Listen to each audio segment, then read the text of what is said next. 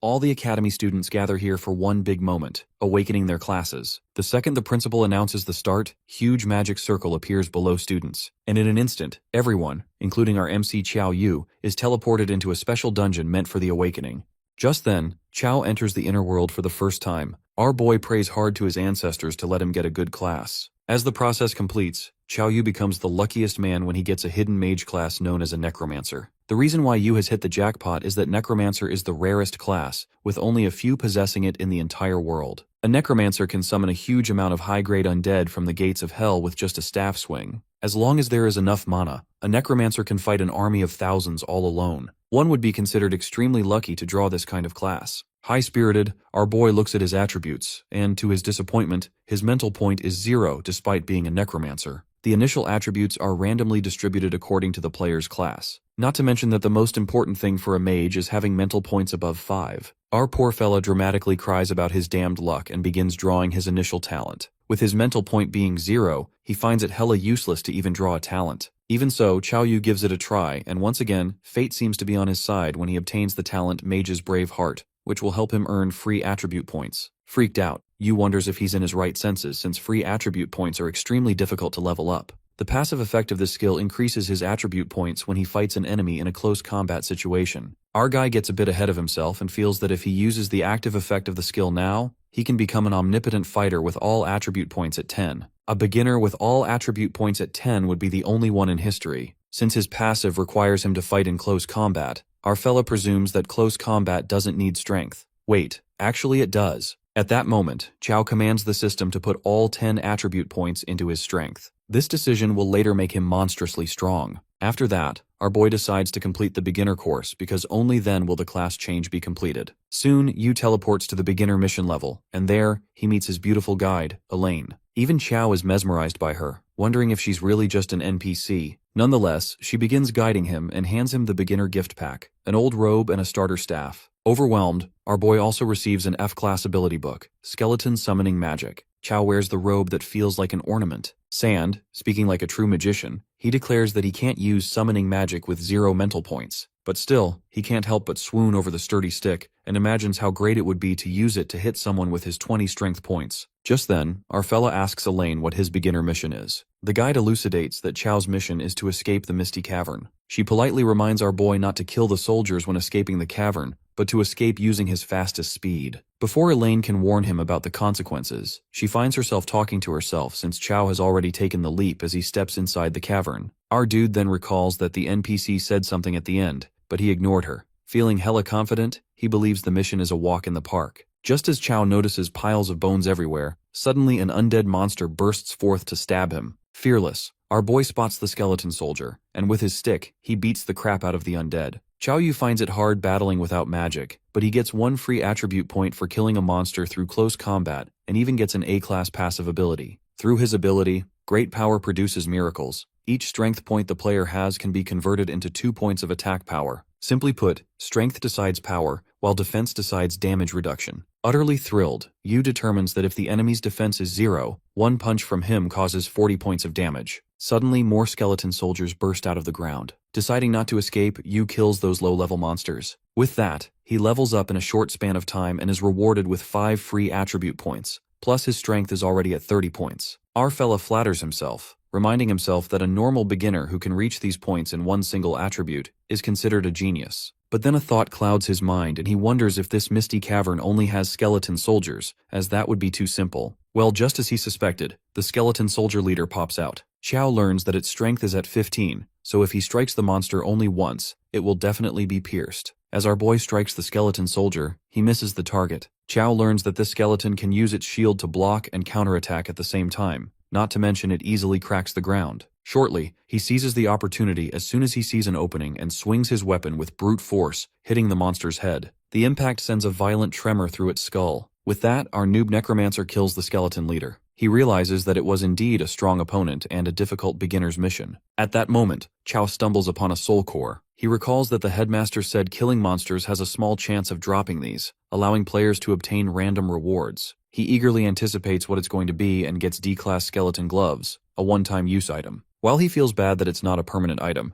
Yu hears some noises and witnesses endless skeletons eager to get him. With his health points decreasing, he realizes that if he gets stabbed even once, he's done for. Chao slashes the low-level skeletons and keeps gaining EXP points. The scene then takes us outside the school, where the students are discussing what classes they got. They are happy that they can finally bring honor to their ancestors. Nonetheless, almost all the students are done with their beginner-level mission. Given that the headmaster hasn't announced the results yet, they assume someone is still inside. One of them even jokes that if someone failed and died inside, he'd laugh his ass off. Among them, a student wonders if something happened to Chao Yu since he isn't out yet. Inside the cavern, our boy believes he has killed all the skeleton soldiers when abruptly, someone warns Chao that he has gone too far. Strangely, all the skulls whirl like a sandstorm, merging to form one giant skeleton king. Furious, Yu thinks that this mission wants the beginners to die by forcing them to fight a boss monster. The Skeleton King fiercely attacks our hero, leaving him dumbstruck. Our guy stands alone against the Skeleton King and dodges the deadly attack. To his luck, the agility of the monster is low, which is Yu's advantage despite the monster being powerful. Given that the monster has 60 defense, our Necromancer questions his abilities, wondering if he can pierce through its shell. Chao attacks the skeleton and analyzes that it did have an effect, although it was only 32 points of damage. This means if he attacks the undead king 10 more times, it'll die. Right at that moment, our boy bombards the monster with relentless strikes. Chao understands that this monster isn't really that scary and, with 200 health points left, he thinks it's time to end this. But before he can proceed, unexpectedly, the Skeleton King speaks up. The monster, being the guard of the Misty Cavern, expresses that he's never met a player like Chao Yu who clears a mission like this. Enraged, the Skeleton King has grown weak since so many of its soldiers died at the hands of our hero. The real threat to the king is that Yu, being a beginner, is able to break through his defenses, so there's no way in hell he'll let our guy out alive. The fierce determination is evident when the skeleton increases both in power and speed, leaving Yu a bit surprised. He realizes that charging up front would be useless, so it's better to restrict its movement. In the meantime, as the skeleton becomes adamant about killing our boy, Chao notices a dangling big boulder behind the monster that's about to fall. Hence, our fella distracts the monster, provoking it to attack him. Just as the skeleton dude leaps at him, Yu bounces and strikes the boulder using his stats. Unfortunately, his health is almost empty, plus the boulder is barely grazed. Things get intense when Chao is caught in the moment, giving the Skeleton King chance to end him. Our boy scampers away while some of the rocks do manage to topple onto the skeleton monster, decreasing its health a bit. With his stamina being so low, Chao decides to act in the heat of the moment before the monster gets up again. While planning to kill it in one hit, our hero uses the skeleton gloves to get a 100% crit rate for the next hit. With that one deadly hit, Chao ends the Skeleton King for good and completes his beginner mission. Mage Chao is rewarded with 30 free attribute points after killing the Misty Cavern's boss, also leveling up consecutively. With a great kill comes a great reward. Our fella is rewarded with a boss item, the Skeleton King's Ring, a C-grade item that enhances the first attack by 50%. Chao seems happy since it's an item he can use repeatedly, even though it can't be compared with the skeleton gloves. He feels hella lucky and plans to sell the C-grade item for at least 10,000. Later, he ponders on his first kill achievement, realizing that no one has ever killed the Skeleton King before. But for now, he decides to check out of the portal. The moment Chao steps out of the portal, his friend Yang Xiangdi aggressively hugs him. Yang lets out his concerns, as he thought Yu had died inside,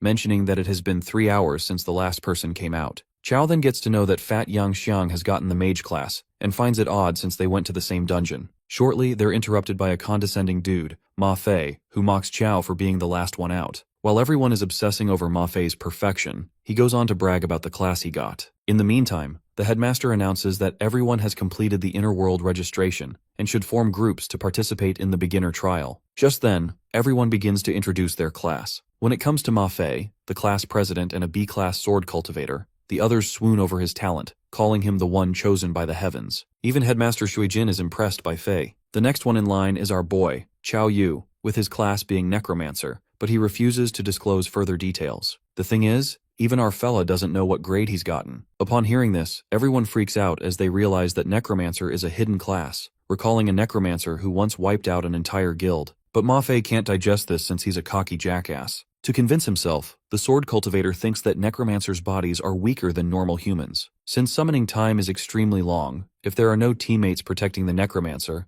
classes like assassins and sword cultivators would be like bosses to them. But the other students seem very fond of our hero and think his silence is the demeanor of a genius, that despite getting a hidden class, he's so humble. They call our fella calm and collected, but inside his mind, Chao feels overwhelmed because the truth is that he can't even cast a spell, let alone summon an undead. It's just that he's stronger than an average human. The headmaster Loki feels proud of Chao Yu and can't wait for him to enter the top academy after the beginner trial ends. With that, the class ends after everyone is done introducing themselves, while Yang Xiang calls our hero a cow standing upside down, over the top cool. Meanwhile, Shangdi brags about having 8 mental points and other attributes. Our fella gives an awkward smile since his 76 attribute points make him invincible compared to Yang. Later, Chao arrives at his home. As he announces his arrival, he realizes the house is empty. His house was left by his parents, who went missing. All he has are memories of his parents when he was 6. During that time, they said they needed to make a trip to Jingdu. After they went missing, Chao became an orphan. It has been 12 years, and our boy still wonders where they have been. He decides to get into the Academy of Jingdu to find the truth about behind his parents' mystery. The scene then switches to the next day at the Sioux City 4th Academy. The headmaster warns the students to exit the dungeon immediately if they feel they can't make it. It's better to fail the trial than to die inside.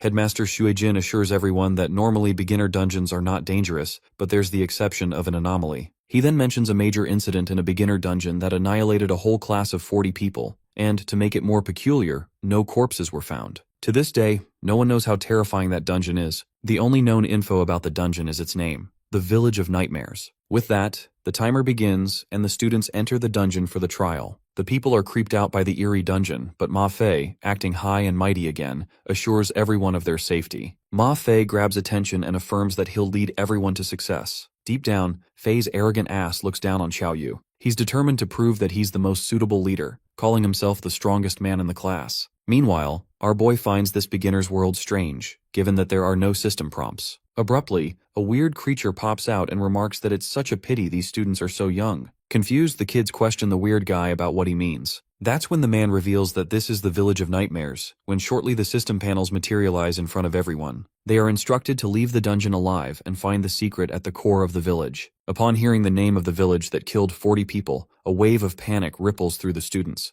They run away and refuse to complete the mission. Ma Fei, on the other hand, takes the spotlight again and assures them he'll lead them out. However, Chao realizes it's not possible to pass easily since an E-level world requires an early stage level, and they are all just disciples between level 1 and 10. As mayhem breaks out, the students find themselves in another dilemma when they bounce back from a translucent wall. The creature of the village tells them to stop struggling because once they enter, they can never leave. This instills fear in everyone, and, in a state of panic, they plead to be let out as they do not wish to die yet. At that moment, it occurs to Chao Yu why that previous class was wiped out. He understands the mission objective is to find the secret at the core of the village. Our boy ponders that this uncle is mysterious, but he doesn't seem malevolent. He believes the man shouldn't be their enemy. The weirdo uncle tells everyone not to get too worried. Since they're here, they might as well get comfortable. Ma Fei, acting like he knows it all, asks the guy if he wants them to relax and face this confidently. But the uncle gives him a death glare and clarifies that since they're here, they must accept the fact that they'll all die. As silence creeps in, the old man stops toying with the young players and asserts that he's the head of the village, Wogan. Wogan bluntly states the 2 requirements for living in this village. First, they can reside in the empty houses, but they cannot touch the black stones on the doors under any circumstances. Secondly, they are warned to return before dusk, also to close all windows and doors. Curious, Chao asks the reason for these precautions, to which Wogan responds that he'll understand once night falls. Therefore, all of them decide to follow the village head's command and form groups. After they all find a house, Chao's group heads to the 2nd floor for safety. Shortly, a girl named Zhao Ziyue comes to our boy. In a seductive manner, asks Chao to protect her since she's a healer who can benefit him. To call out this shameless act, Ziyue's friend, Zuo Yu, comes rushing over and gives her an earful while their classmates watch. It immediately turns into a fight when Zhao tells her friend it's none of her business. The response from Zuo Yu is rather humorous when she asks Ziyue if she thinks looking like a cow is something to be proud of, referring to her bosom. This triggers Ziyue and she fires back, saying anything's better than having nothing at all. In the next moment, one of the students, a boy in the class, is caught in a strange occurrence when he sees his granny's ghost outside the window. The boy is triggered emotionally when his granny asks him to open the window because she feels cold and scared. Being a total dumb fuck, the boy opens the window and Chao screams to let him know it's not his freaking granny. But it's too late. The ghost turns malicious and attacks him.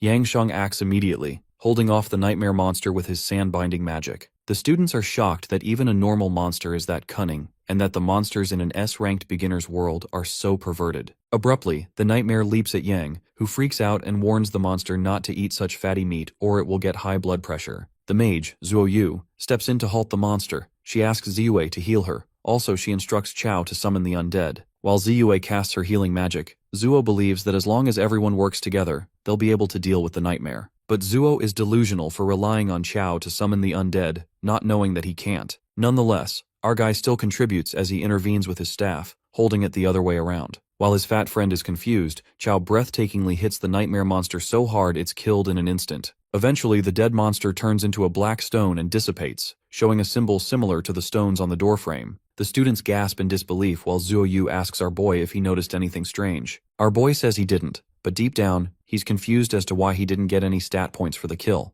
The next day, the students praise Chao Yu and Zuo Yu for killing the monster. The teammates decide to stay close to Chao, given that he dealt with the monster in a split second. Upon hearing these heroic tales, Ma Fei has a hard time digesting them. He ponders that he would never let a girl like Zuo tank the damage. Ma Fei gets into action mode, draws his sword, and decides to defeat the nightmares with a single strike. Promptly, Chao and Yang walk out only to see the determined class monitor training early. While the two of them are being sarcastic, Fei snaps out of his dramatic thoughts. Ma Fei asks Zuo to stay in a house with him tonight, and assures her she won't take any damage. This sounds utterly absurd to Zuo Yu since her role is a tank. Ma Fei, being stupid, promises her he will face a nightmare on his own, trying to throw shade at Chao. While Zuo schools him for his stupid thinking, the village head, Wo Gan, arrives fiercely with his men and weapons. The village head commands his men to kill all the students, tie them to a pyre, and let the flames burn away their sins. Ma Fei intervenes and questions Wo Gan if there has been a misunderstanding. It is then the village head mentions the deed they did last night. Our boy notices the men of the village are the same in number as their class, plus their ages don't differ much either. On the contrary, Ma Fei supposes Wo is talking about them killing a nightmare, but the head corrects him, calling those ghosts the protector spirits of the village. The village head assumes the students broke the rules and the protector spirits tried to punish them. He's afraid the villagers might suffer alongside them. Worried, Ma Fei asks if there's a way to save a spirit if they've accidentally killed one. Nodding, Wo Gan lets out there's a way and dares the person who angered the spirit the most to remain outside when night falls. That's when Chao Yu fearlessly agrees to stay outside until dusk, admitting he killed the spirit. Freaked out, the class monitor thinks Chao is trying to steal the limelight. He apologizes to Wo Gan for his slow-witted classmate, but our boy is serious and tells Fei he needs to verify something that might help them escape the village. Chao Yu is locked up and tied to the pyre while the class monitor asks him to elaborate on how this helps them leave. As Zuo Yu assumes he must have found the secret at the core of the village, our guy decides to wait until night. Later, night falls. Danger creeps in as a nightmare sneakily crawls towards our tied-up Chao. Chao Yu is ready to accept his fate as he's being attacked by the nightmare, when his mates show up in order to protect him. Young Shangdi uses sand binding to slow down the nightmare and signals Ma Fei to act, since he can only control that nightmare for a second. Ma Fei, being overconfident as usual, claims to handle it as a true swordsman. His cocky ass believes that one sword can conquer all enemies in the world, but seeing the monster move faster than he expected, he can't help but wonder if Chao really killed something like this while being just a mage. With that, he uses a technique called a defense-breaking strike, while the others rush to liberate Yu from the chains. They conclude only Fei can break these chains, but to their surprise, our boy gets rid of the chains pretty easily. Their attention is diverted back to Ma Fei, who's struggling to fight the enemy. That's when both the tank and the healer decide to help him. The class president, however, thinks he doesn't need any help, and is confident that he can fight alone. Yang warns him not to fight it one-on-one, suggesting that he tries hitting its head since he believes it's the weak point of a nightmare. Chao, on the other hand, informs Fei that's not the case, but he doesn't believe him and thinks he's doing that because he's scared he'll surpass him. He alerts Yu to watch his next strike carefully as it will be very handsome, but as he strikes the nightmare on the head, it doesn't get affected much. This makes the class president doubt if what his fellow told him was true or not. His mates don't think it's right since they remember how the nightmare was one shot when Yu attacked its head. Shangdi thinks it's an issue with the person as he remarks that Fei isn't as good as Yu. This triggers something inside the class prez, who sprints towards the nightmare while his friends are left warning him to come back. Ma Fei strikes it with a defense-breaking strike, which causes a lot of damage. As soon as he's about to land one last blow to it, Chao steps in to end it. The class prez makes a fuss over his limelight being stolen by our boy as his mates try to calm him down. Yu, on the other hand, is busy inspecting the dead monster when two more nightmares show up. He instructs everyone to go inside the house as there's no need for them to fight them anymore. It seems that Chao has come up with a way of passing. They enter inside and his fellow members are curious as to what's the way to pass. Yu lets them know that they'll get to know it tomorrow when the time comes. The next day we see the head of the nightmare village lashing out at the humans. He calls them despicable outsiders as he gave them the chance to redeem themselves and yet, they killed another protector spirit. He informs them that they all will die today no matter what. That's when Chow calls him out and asks him if they're really the villagers of Nightmare Village. Wogan thinks it's all rubbish since they've been living here for generations and believes our boy is trying to stall the time of his death. Yu decides to reveal the truth of the Nightmare Village now that it has come to this point and points out all the villagers. He tells them that every single one of them are not the original inhabitants of Nightmare Village, but rather, all 40 of them are the class that was wiped out in the village previously. They were all trapped in this fantasy realm ever since they entered. Hence, they had no way of leaving the other world. This makes the villager's head burst into laugh. He's certain that Yu is lying and that he's just scared of death. Nonetheless, he tells him to bring him evidence. That's when Xiao pulls out the so-called Protector Stone. This angers Gan even more since the Protector Stones are high-level holy objects that protect you from being attacked at night. He gets scared that the Lord will lay down heavy punishment if anyone tampers with them. But Yu breaks it to him that this isn't any Protector Stone.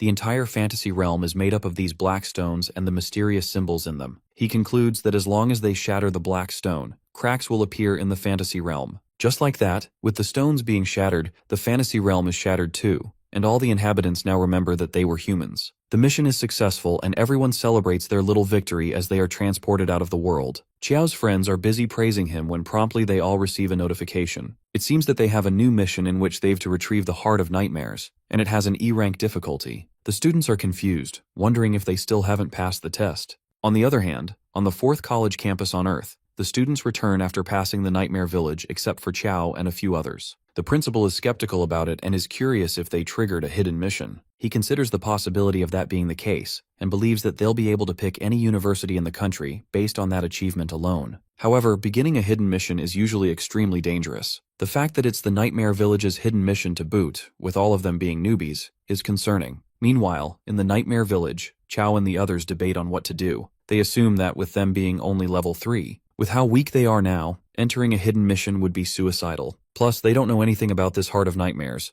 hence they don't know where they would go to retrieve it. Zhu asks Yu if it might be possible that they only need to awaken the village heads who remained. Also, if there's really a need to break the black stones in the first place. Our boy gets nervous and that's when Yang interrupts them, claiming that he knows in the other world, a hidden mission is an opportunity they can only stumble upon but not look for. Hence, he guesses that Qiao must have known all along and wanted them to break the stones along with him. Sheng can't help but admire his friend's effort while Ma Fei is also taken by surprise since he didn't think Qiao would be willing to share this opportunity with them. Nonetheless, he decides to complete the hidden mission before him no matter what. After a while, we see 4 nightmares charging at them at once, and that intimidates the kids. Zhu instructs Ziyue to prepare to heal her and Xiangdi to restrain it while she signals Fei to attack. Fei lands a strike but manages to do only 10 points of damage with 1 hit. The healer struggles to heal as she's running out of mana. It is then when Qiao makes an appearance and defeats 3 nightmares at once. As expected, it gives high rewards for defeating them. He receives a little fairy's necklace that increases skill damage by 5%,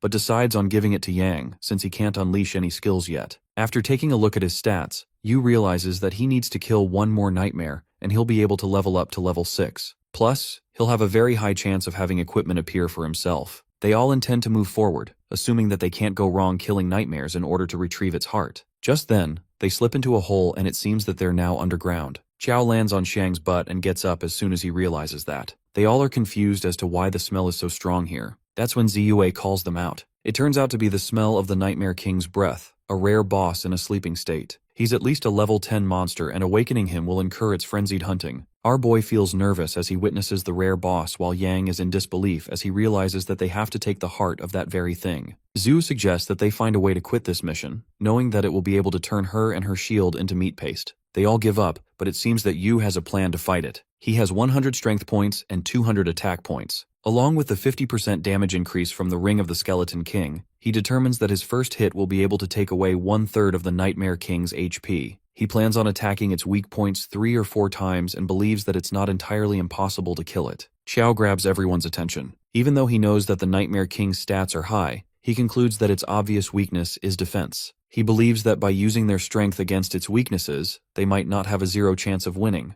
Zhu catches up to his plan, concluding that Yu wants them to draw the Nightmare King's attention. Our boy swears to kill it, even though he's well aware of the risks it comes with. Hence, they have to work together. Ma Fei warns Yu not to show off and recommends running away from it if they can't defeat it. After resting for a bit, Qiao makes the first move and leaps on the asleep Nightmare King. He's aware of the first hit being the most important and looks for the weakest spot on its body. Just then, he spots a point, Assuming that it's the weakest point, he swings his staff and lands a powerful blow to it. Everyone is left shaken as they witness the amount of damage a mage can do. That's when the nightmare wakes up. They all get ready according to the plan they made and face the fearsome monster head-on. Chao signals Ma Fei to attack the Nightmare King and draw its aggro. As he uses his defense-breaking technique, he barely manages to injure it. Nonetheless, Fei stays determined to continue attacking as long as he's doing damage. This angers the Nightmare King as he threatens the class prez that he will be the first one to die. Even then, Ma is confident about not being scared of death as he stands firm. As the Nightmare King is about to attack him, he calls out Yang and Zuo to use their powers. With the help of Yang's sand binding and Zuo's shield of light, the attacks are weakened by 2 levels while Ziyue continues to heal Fei. Even with all that, Ma Fei is barely able to hang on as he signals Chao to show up if he's ready. Chao steps in, landing a powerful blow which lowers the Nightmare King's HP significantly. It seems that it is about to activate the Realm of Nightmares. It casts its spell which reduces the HP of the students, hence, they are unable to block it. Yu knows that he can't give the Nightmare King the chance to use it, because he realizes that Wogan and the rest were stuck here for that long because they got hit by this attack. With the Nightmare King's HP remaining at 128 out of 1,000,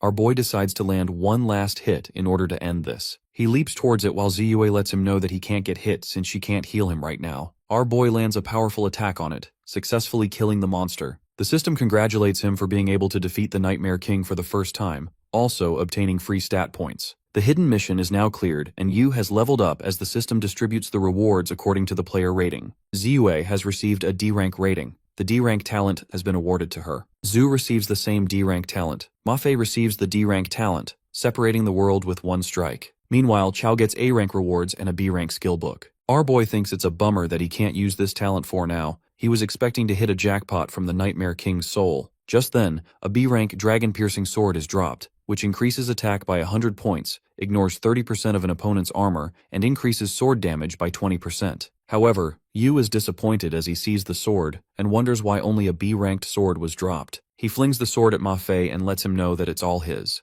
This catches Fei by utter shock, as he is curious as to why he's giving him a B-rank sword just like that. Our boy reminds him that he's the only one using a sword right now. Fei contemplates if he even knows the value of B-rank equipment, because if he were to sell this, he'd be able to get a house in the capital. Yu is busy inspecting the Nightmare King's soul in hopes of finding something good. He clarifies to him that he doesn't care about the sword. At last, he realizes that the monster dropped only one piece of equipment. Nonetheless, he decides to take a look at his stats page. His strength increased, but he finds 70 HP a little too low because if he were to get touched, he would die. Our boy now possesses the talent the Mage's Brave Heart. Now whenever he kills an enemy using melee attacks, he will gain free stat points as a reward. Although there's a restriction that before using the main effect, only one stat can be selected. With that, the players are transported back to the real world, where everyone is so glad to see them safe. The principal rushes towards them and asks them what happened since they've been gone for 2 days. After getting to know everything, Shui lets them know that they're really lucky since all the top universities will be fighting for them. The other classmates are also taken by surprise as they discover that geniuses from their class are now wanted by the top universities. One of them praises Chao, while Ma Fei is determined to defeat him the next time with the sword he gave him. He's confident that with such an OP piece of equipment, he'll definitely be able to beat him once. Just then, the manager comes running in,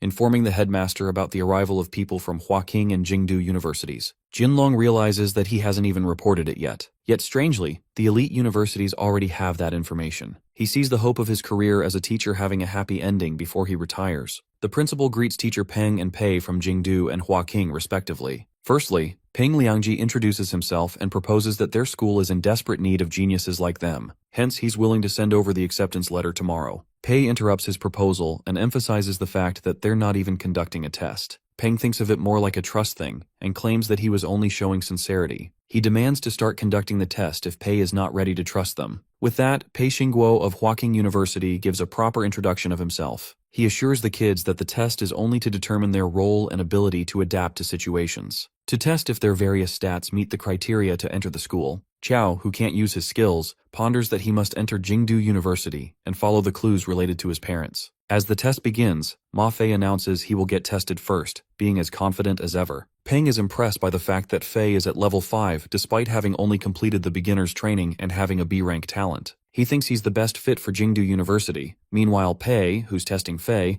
instructs him to hit him. Pei is the disciple of Gum Nam, a level 25 teacher with his strength being 300 and his HP being 500. Fei charges at him using the world-separating strike and manages to break his defense. Even though Shingo's strong suit isn't defense, a kid being able to break through his defense leaves him stunned. He praises Fei for the extremely rare technique he used and believes it can increase the attack power of the tip of his sword. Pang adds that even if his strength were concentrated in one area, his strength stat must be extremely high, at least 35 points. Judging by the speed of his attack, he thinks his agility is quite high too. The students, as they learn that, are mind-blown by the fact that their fellow student is such a great swordsman. Both the teachers desperately want to recruit him, as they offer Fei everything they can. Fei implies that he needs time to think about it, but he actually wants to see where Qiao is going so he can follow him there in order to outclass him. Next up is Ziyue, who can heal the whole party despite only being level 4, which quite impresses Pei. Then we have Zuo, who has such a strong defense despite being level 4. A part of the attack inflicted on her shield will be reflected.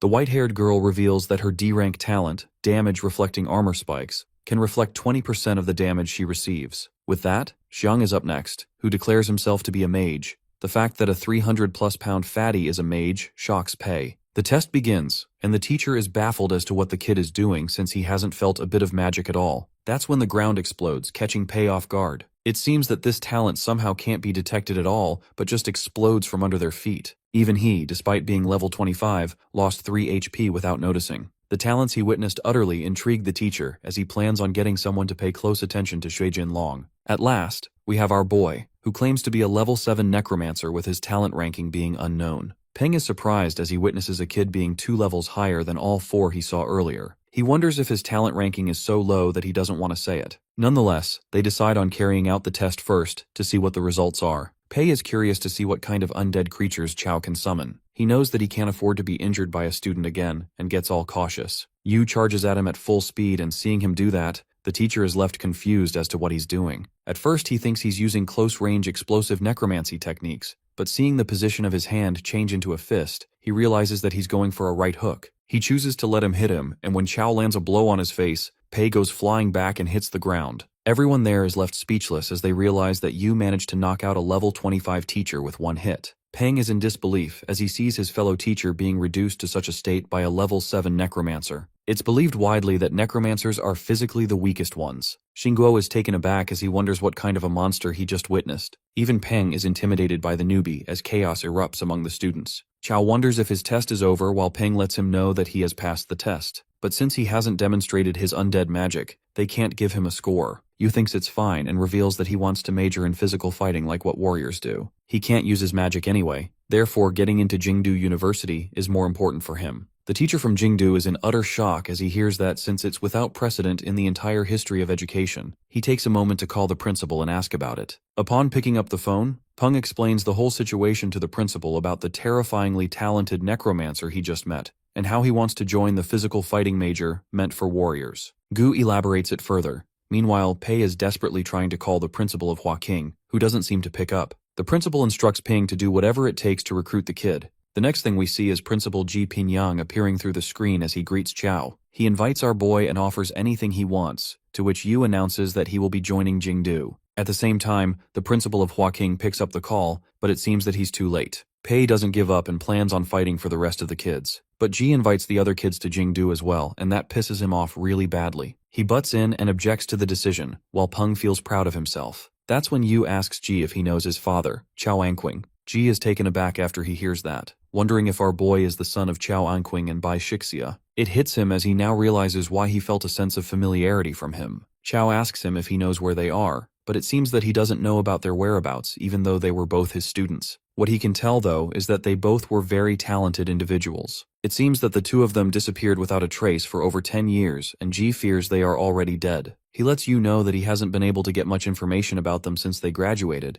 but he does remember that they would often talk about a private world. He thinks that our boy should go to his private world that might contain something his parents have left for him. Principal Ji claims he will send the acceptance letter to all of them once they've created it. He recommends the students should try and pass the worlds related to their roles before school starts. 1 week later, after passing the beginner's training, the 4th college separated its students into classes according to their roles in the other worlds. In the 4th college mages class, the students will be entering a world specially designed for mages. This world is usually a test of their mental ability, basically a logic or riddle-based world. San believes as long as they work together, the sum of their thinking will be more than its parts. He then continues to tell them about the criteria for passing. Meanwhile, we see Yang and Chao, who don't seem so sure about entering the specialized mage's world. Yang is pretty confident about nothing going wrong. According to him, the more people that go, the more dangerous it is. He tries to reassure our boy and informs the lady no that they will be going to a specialized mage's world. The system retrieves a world for 2 players, and it turns out to be the Cave of 10,000 Poisons. Yu is about to enter when Shangdi reminds him that they have to listen to the instructions first. Turns out, our boy didn't know there was such a thing, which makes Yang wonder how he passed the Cave of Skeletons. He realizes that he killed all those skeletons back in the first mission and calls him a simpleton. It's then revealed that the Cave of 10,000 Poisons, an evil tribe in Cheondongnan.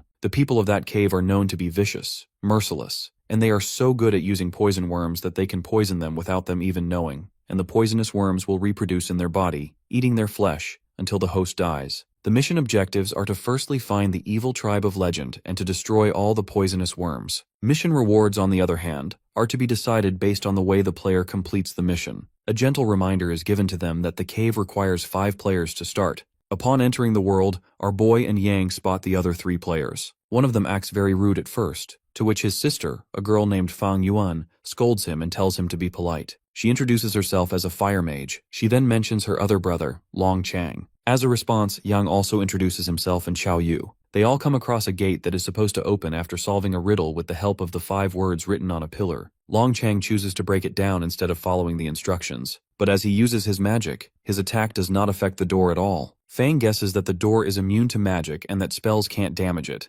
Hence, she suggests that they take a look at those words. The 5-word riddle states that morality and integrity provide peace. It appears that Fang knows the answer to that. She announces the answer, but her words are cut off when Chao breaks open the door using his fist. Chang is in utter disbelief as he witnesses our boy one-shotting the door. At the same time, the system declares that the answer is correct and that the door has opened. Yu clarifies that he wanted to check if he could push open the door physically. However, he did not think it would be so weak. As they enter, they spot another door, and finding themselves surrounded by flowers, they find it kinda strange. Chao warns everyone to be cautious of them since they look unnatural, but it's too late because Shangdi is already affected by them. Turns out, it's not just him, but everyone is poisoned, and that's significantly affecting their HP. Our boy feels the need to get out of there quickly, because if this goes on, his HP won't even last half an hour. He rushes towards the door while Long makes a fuss about having to solve a riddle yet again. They're short on time and can't really solve these riddles. That's when Chao breaks open the door. Luckily, they all manage to escape the poisonous trap.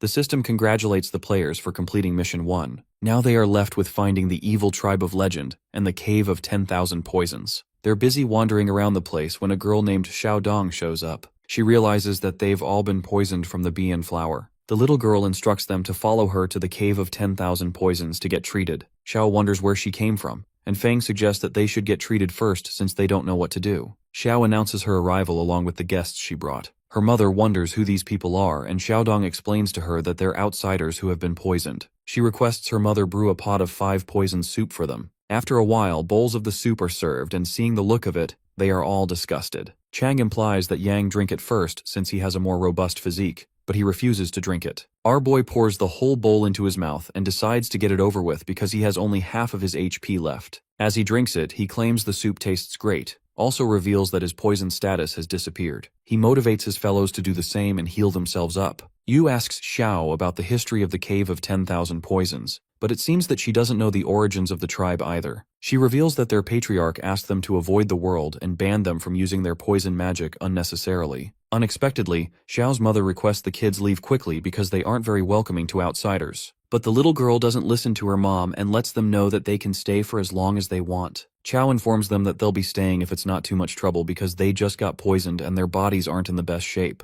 But he's low-key curious about Xiao's parents' behavior. With that, Dong leaves with her parents to let them rest. She anticipates that there's a full moon today, muttering, "It's going to start soon." With that, Xiaodong leaves with her parents, excited to see the full moon. Later, in the middle of the forest, we see the tribesmen praying to the great insect swarm and offering human flesh as a sacrifice in order to be protected from the disease. That is when one of them drips blood on the stone. Suddenly, the swarm of insects comes flying towards those helpless humans, eating their flesh until what's left of them is only their bones. It appears that Xiao Yu and the others discreetly witness this horrific ritual, while our hero thinks that it's best they escape for now, since it'll be difficult to fight the poisonous insects on top of so many tribespeople. But the real trouble is that our boy doesn't have a single AoE track despite having high attack power. The moment of danger arrives when the matriarch of that tribe, who reeks of malice, somehow detects Chao and his team. She orders her man Zhu Xi to play nice and keep them alive. On the other hand, Fang Yuan gets concerned about what they should do next, given that the tribe's people who are acting so pious have evil intentions towards them. Plus, if they get to know that they are here to exterminate the insects, best believe they will be served as food to these insects immediately. Suddenly they're disrupted by a noise, and the next thing they see is that they are surrounded by countless insects crawling up to them. The Fire Mage siblings use fiery enhancements to deal with the insects, while our boy goes for melee attacks to kill the insects. He's aware of the fact that he won't gain any stat points by killing these weak opponents. Yang Xiangdi combines his two talents together, ground explosion magic and sandbinding, to get rid of the insects so effectively that even Chao is impressed by him. But using these talents in succession uses up almost all of his mana. In the meantime, the tribesman Zhu Xi sneaks up on them and gets furious at them for using their demonic magic to kill the insects of their cave of 10,000 poisons. She warns them that they'll become feed for the insect larvae and die with insects eating them alive. Nonetheless, Yang uses his ground explosion magic with the intention to harm Zhu Xie, but he remains rather unaffected and thinks how arrogant they are to use such petty tricks against him. It is then known to them that Zhu Xie is a normal NPC with outstanding stats. Unlike a wild monster boss, NPCs in the other world will have their personal stats hidden unless they take damage. Fang Shun concludes that this mission can't be accomplished by newbies.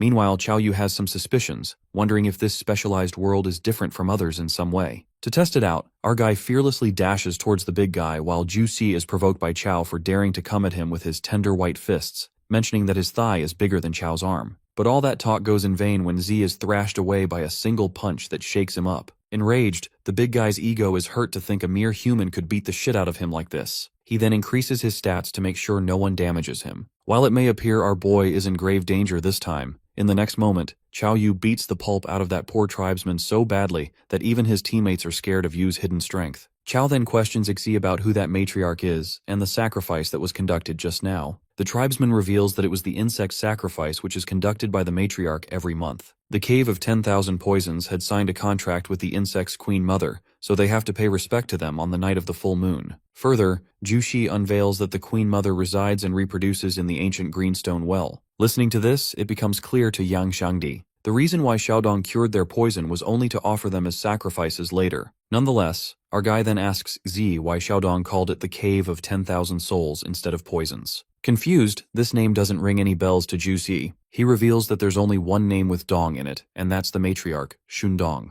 With that, Chao finishes the interrogation and kills that NPC for good. Our fella is rewarded with stat points and even levels up. To his surprise, he gets an S-rank item, Sage's Protection, for killing an NPC for the first time with melee attacks. Sage's Protection is a one-time use item that negates one fatal blow, and our fella couldn't be happier to get such a high-ranked OP item in the other world. Fangshen lets out his concerns that the tribespeople will eventually know that they've killed the NPC, while Long Chang thinks they can't just rely on Chao to take them all on. That's when our boy reminds them that their only mission is to exterminate the insects, so there's no need for them to fight the villagers head-on. Chao believes that the best thing to do is to blow up the greenstone well where the insect's nest is, emphasizing that they must act before the matriarch realizes what's happened. They make their way to the well when they find the dead bodies of Xiaodong's parents, realizing that they are killing their own tribespeople. Our fella understands why these people were acting so strange and feels bad for them. Without wasting any time, they head towards the greenstone well to destroy it. All the mages use their talents to destroy the insect's nest and successfully blow the well underground,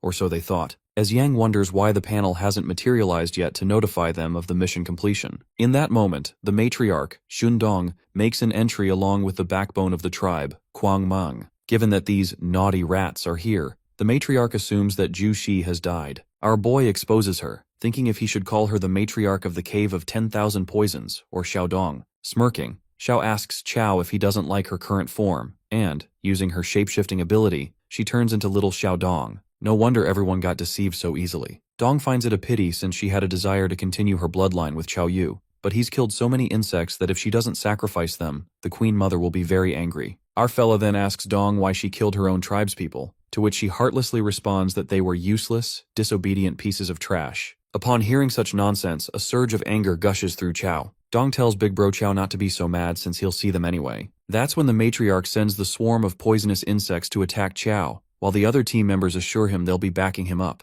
Quang Mang, Dong's bodyguard, launches an attack that hurts Long Chang, and he warns them not to interrupt the matriarch, but to fight him instead. Meanwhile, our boy struggles with fighting against too many insects. If they keep fighting, it'll be a suicide mission. He decides to increase his agility and defense to make it through with ease, using the active talent of the brave heart, but remembering that he can still revive once using Sage's protection. This means killing Zhendong, because if he succeeds, these insects won't be controlled. With that, Chao Yu leaps forth and manages to create a hole in the matriarch's stomach. Dong is left wide-eyed and the panel shows up, revealing that she's a rare NPC. Chao wonders why Jun is a rare NPC even though her stats are lower than Ju Shi's, and gets convinced that she's mad. Dong's agility increases in no time, while Yu's attack doesn't do as much damage as she fervently stabs her fingers into his chest. Our fella is caught off guard as he didn't know agility could increase in a split second. While his HP decreases drastically, Dong wishes to skin him and keep him as a souvenir once he dies. At that moment, Yang Xiangdi witnesses his friend Chao's life in jeopardy and runs to help him. However, he's halted by Quang Mang, who doesn't let anyone interrupt the matriarch's fight in any way. Quang is sick of their useless tricks that don't work against him when, strangely, red sand whirls around him, scaring the hell out of him of that tough guy. It turns out to be Yang's ground explosion magic in his fat-burning state. Fat Xiangdi turns into a handsome boy after the fat-burning state, and without wasting any time, he dashes to save Chao Yu. Even our fella is surprised to see Thin Yang and asks him what the hell happened to him. It is then that the mage reveals that the moment he got anxious, all the fat on his body burned away, and now he has almost 300 spirit. Chao then tells Xiangdi to use his ground explosion magic to deal with him and Sun Dong together. Suddenly, our hero grips tightly onto the matriarch, while Yang opposes the idea since there's a high chance that Chao is going to die in the process. However, the Necromancer assures his friend to do as he says. Gripped by fear, Shundong begs him to let her go as she doesn't want to die yet. But it gets too late when an explosion occurs and the atmosphere charges with suspense. Well, it turns out that Chao activated the S-rank equipment, Sage's protection, and the intensity of the damage was negated. Thanks to Yu's courage in the face of death, he is rewarded with an A-rank passive talent, Strong Contract, in which every point of strength increases HP by 10 points, and vice versa. Our fella hits the jackpot with the items again, and gets convinced that this system doesn't really want him to die. Now, Chao's HP increases to nearly 1800, which means he shouldn't worry about being killed in one hit by a boss now. In the meantime, Xiangdi is left in utter disbelief since his powerful attack didn't affect Chao. Our Necromancer sarcastically asks Yang if he's sad that he's not dead, and wonders if Zhendong dropped anything after he killed her. Baffled, Mage Yang realizes that the system didn't notify them that he'd killed her, which can only mean one thing, that the matriarch is still alive. Well, it turns out to be true when Zhendong shows herself in her true insect form. Our guy believes that she's gotten stronger, and requests Xiangdi to cast ground explosion magic on her again. However, the mage's spirit is back at 48 points, which makes him unable to cast the magic. It appears that the increase in spirit due to fat burning was temporary. Suddenly, the system warns the players to leave this world immediately. It appears that the players have not defeated the Queen Mother of the Cave of Thousand Poisons. Our fellow recalls that Principal Jiping Yang especially told him to pass the custom world. He gets adamant to kill Zhendong once and for all. Smirking, the vicious insect monster says confidently that these disgusting humans can't injure this body, threatening to skin them alive. Chao, stout-hearted, bursts forth to attack while this bravery instills fear in Shundong, who thought he'd died. The fact that our guy is only level 8 and he can do more damage than her makes Dong question who's the boss here. She wonders how the hell a mage like him is so freaking strong. That's when it occurs to her that only Bai Zhe can create a monster like Chao, since he created Dong after all. Meanwhile, our guy reveals his name. In that split second, he slashes her. Upon hearing this, Dong's death flashes before her eyes while she ponders on Yu's surname that sounds familiar. That's how Chao successfully defeats that insect through melee attacks and gets rewarded with stat points. The Cave of 10,000 Poisons anomaly gets resolved and the 5 players complete the specialized world for mages. The system then assesses the players' ranking. Our guy, who contributed the most, levels up to S rank. While Chang can't believe they passed, Chao Yu is rewarded with 100 plus EXP, 10 free stat points, and the A-rank talent book, Door to Acre. All the other players are rewarded with free stat points and EXP. Our fella has now reached level 10, but only after entering the early stage can he say that he's an otherworldly player who can go solo. Soon after, he stumbles upon the soul's core. When opened, it gives out a B-rank Wild Spider's breastplate that increases a player's HP by 800. Secondly, there's also a mysterious Rubik's Cube that activates as soon as it's bound to its host, who is Chao. Our guy then obtains the ability to assess the abilities of humans within 10 levels of himself. There's also an unknown locked ability, and the Necromancer is astonished since he never thought the cube would bind to him. Shortly, the beautiful elf guide appears through the gate. As an extra reward, she increases all the players' spirit by 20%. While Shangdi's eyes light up after getting an amazing reward, it appears useless for Chao since his spirit is already at 0. After that, Fang Yuan thanks our Necromancer for carrying them through the specialized world. It is then decided by Chao Yu and Shangdi that they've secured their spots in Jingdu University. The scene then takes us to the college canteen, where Ma Fei learns the shocking truth that our Necromancer has reached level 10,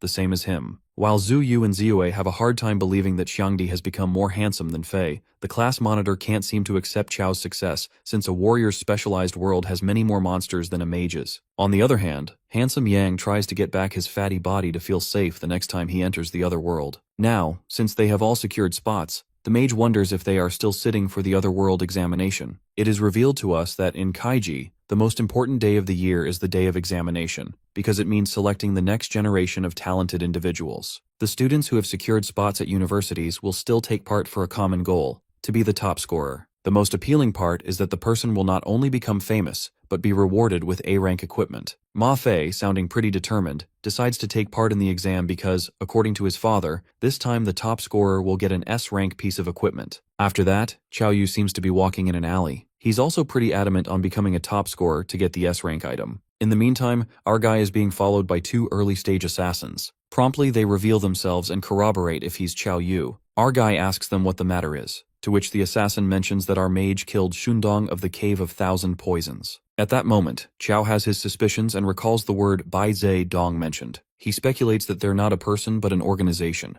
Although our guy feels like a simpleton for not questioning Dong about this back then, he cunningly bamboozles the assassins into believing that he's Ma Fei. The dumbass assassin falls for it since he believes that Chao isn't strong enough to be a mage. The fellow assassin slaps his teammate for buying this bullshit. The two of them then leap towards our fella, who remains firm without even flinching. While they suspect that Chao is lying since he's not even dodging, our guy knocks right at the level 16 assassin's gut so hard that even the wall bears a crack. Witnessing such strength and defense, the level 18 assassin is left slack-jawed and gets convinced that our guy isn't a mage. As Chao thinks it's time for round 2, that assassin justifies that they bear no ill will towards him, and they've mistaken him for someone else, calling him Ma Fei. The assassin reveals that he's just a cog in an organization ranked somewhere in the 7,000s in terms of strength. Chao is astonished to hear that a level 18 assassin is ranked that low. Anyways, he plans to let the assassins report back to the organization, or else the revenge will be harsher. Also, our guy does succeed in fooling them into believing that he's Ma Fei. It is then known to us that Bai Zhe is a legendary divine beast with a snow-white coat and a horned head. It's as strong as a lion and flames run along its 4 limbs. It has been worshipped as the divine beast of demons for a long time. Later, our guy tries to find some info regarding the organization Bai Zhe but fails to find anything about them. He's aware that his identity is going to be exposed sooner or later, so he can't stay in the house much longer. Therefore, to save himself, Chao gets more eager to take part in the examination, knowing that an organization like Bai Zhe wouldn't dare to act against an examinee. It would be a heinous crime. He thinks that he'll be safe once he gets into Jingdu University, since Principal Ji Pingyang, who's the best swordsman in the world, is there, known as the sword god Pingyang. Nonetheless, he comes across that mysterious Rubik's Cube again from the soul core he found in the Cave of Thousand Poisons. He wonders if this is the part that makes the specialized world different from a normal one. Questions flood his mind. He dwells on the possibility that they left this cube for him, and knew that he was going to pass that world. The scene flips to the roof of a building where a senior member questions the 2 assassins who went to find Chao Yu, the person who killed Shundong. The level 18 assassin confesses that their info was wrong and that person was very strong. It turns out he was not a mage. Nonetheless, that woman calls them useless. She accentuates that they'll be focusing on organizing their actions in Sioux City. Several days later at the 4th college, our boy goes to speak with the principal and shows him the Rubik's Cube he found in a specialized world, which seems to have been sealed. He asks Headmaster Xuejin if there's any way to open it. In case they don't have the password, Xuejin supposes they can only use the key of all locks to open it. Baffled, Chao asks the headmaster where he could find that key. As a response, he learns that the seal on the cube is not that strong. Hence, the key will be able to remove the seal without damaging the content. Su Jin reveals that he can find that key in the E-rank world, Kingdom of Machines, but he warns you to be careful of the people there who might try to sabotage him. The scene takes us to the Kingdom of Machines, where Chao arrives and remembers what the principal told him. A huge war occurred between humans and machines because the latter gained sentience. The two ended up signing a peace treaty, and the area they lived in became known as the Kingdom of Machines. Our fella seems to have arrived in the human area known as the City of Machines. He first decides to meet up with landlord Hua Jun to get a hidden mission from him in order to get the key of all locks, as instructed by the principal. Just as Chow wonders how he'll find that guy, a crazy old scientist bumps into a muscular guy. It appears the hoodlum was looking for a fight and demands compensation from the scientist for injuring him, even though there's no injury to be seen. Things get intense when that big guy holds the old man upside down, trying to pull money out of him, because to them, this old fogey surely doesn't look broke. It is then that our boy enters the scene. He calls out the two gangsters for extorting the old man in broad daylight, calling himself an upstanding young man who can't bear to watch this. That bastard warns Chow to mind his own business, but our fella states that evil cannot escape the law. That's when our fella gets into action and teaches those hoodlums a lesson. Those guys even agree to make amends with him and the old man. After that, the old man thanks Chow and reveals that he doesn't have much money to pay him. But our fella requests him not to speak of him in the same breath as those gangsters. Our boy straightforwardly reveals that he's looking for the city's landlord to get the key. The old man agrees to help him in that matter, adding that it won't be easy to get equipment from the landlord. Chow assures the old man that he hasn't seen his power yet, admitting that he only used 1% of his power just now. Later, the big guy from earlier talks about Chow Yu's strength, claiming that he's never met such a strong young man before. Meanwhile, in the Kingdom of Machines, Lady Mond commands her servant Blitz to bring Professor Hua Jun to her. Later, the old man arrives at the landlord's mansion along with Chow. In the next second, the old man escapes the scene and Chow bangs open the mansion's door to find the landlord by himself. What our boy witnesses next makes his jaw drop, as that old man turns out to be the landlord of the City of Machines, Hua Jun. Moreover, the two gangsters from earlier were his strongest bodyguards. Well, it appears the landlord put on a show to find someone stronger than his bodyguards, and that person is Chow Yu. Landlord Jun agrees to give our boy the key of all locks on the condition that he helps him with something. It is then that the hidden mission is issued. Hua Jun unravels that he'll hold an academic seminar tomorrow to publicize his research on machines and organic life. It is speculated that the robots in the kingdom want to steal his research and won't let this chance slip away. While Chow assumes that the landlord wants him to protect him, Hanagun wants Chow Yu to defeat the queen of the kingdom of machines and destroy her mechanical heart.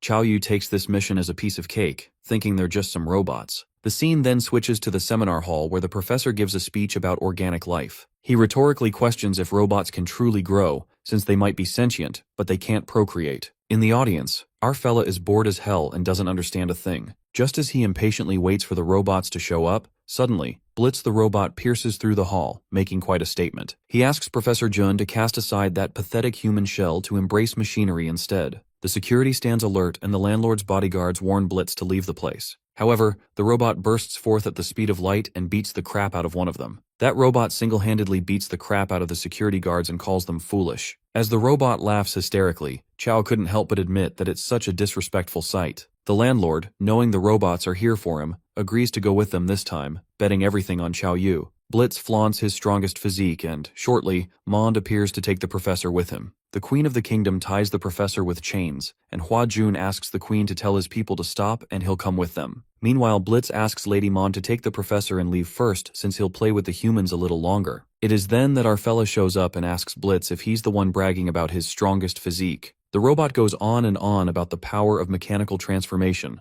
offering Chow if he wants to join the glorious mechanic evolution. Our guy ignores that bullshit and goes to attack first. With a single punch, Chow creates a hole in Blitz's wholly mechanical body that leaves him in absolute shambles. A mere human was able to punch through his biochemical physique. Being sassy, our fella simply responds that he raised his hand and punched him. That's all. Blitz's cocky ass gets humbled real quick. He asks our boy how his mortal physique is as strong as a mechanical one. Chow plays around and reveals that he possesses the ancient holy physique of the human race. Our guy, who clearly has the upper hand, tramples over the robot and commands him to take him to the kingdom of machines. Chiao travels on Blitz like a rocket, while pondering that Lord Hua Jun got caught on purpose. It appears that he wanted Blitz to guide Chiao to the kingdom to destroy the mechanical heart. Meanwhile, the robot is confused that Chow had such terrifying power but still let the professor be taken away. Nonetheless, Blitz wishes to report this urgently to Lady Mond. On the contrary, in the kingdom of machines, the professor is held captive. He takes a vows in front of the queen of the kingdom that he'll never betray the human race to join the robots. Mond asks the landlord not to be so stubborn and shows him the mechanical heart. It can be said that its biology is engineered. The queen emphasizes that this heart with biological functions combines the human spirit and the power of the machine. It's safe to say that it can no longer be called a robot. Lady Mond calls it ascension, stating that flesh is weak and the machine is elevated.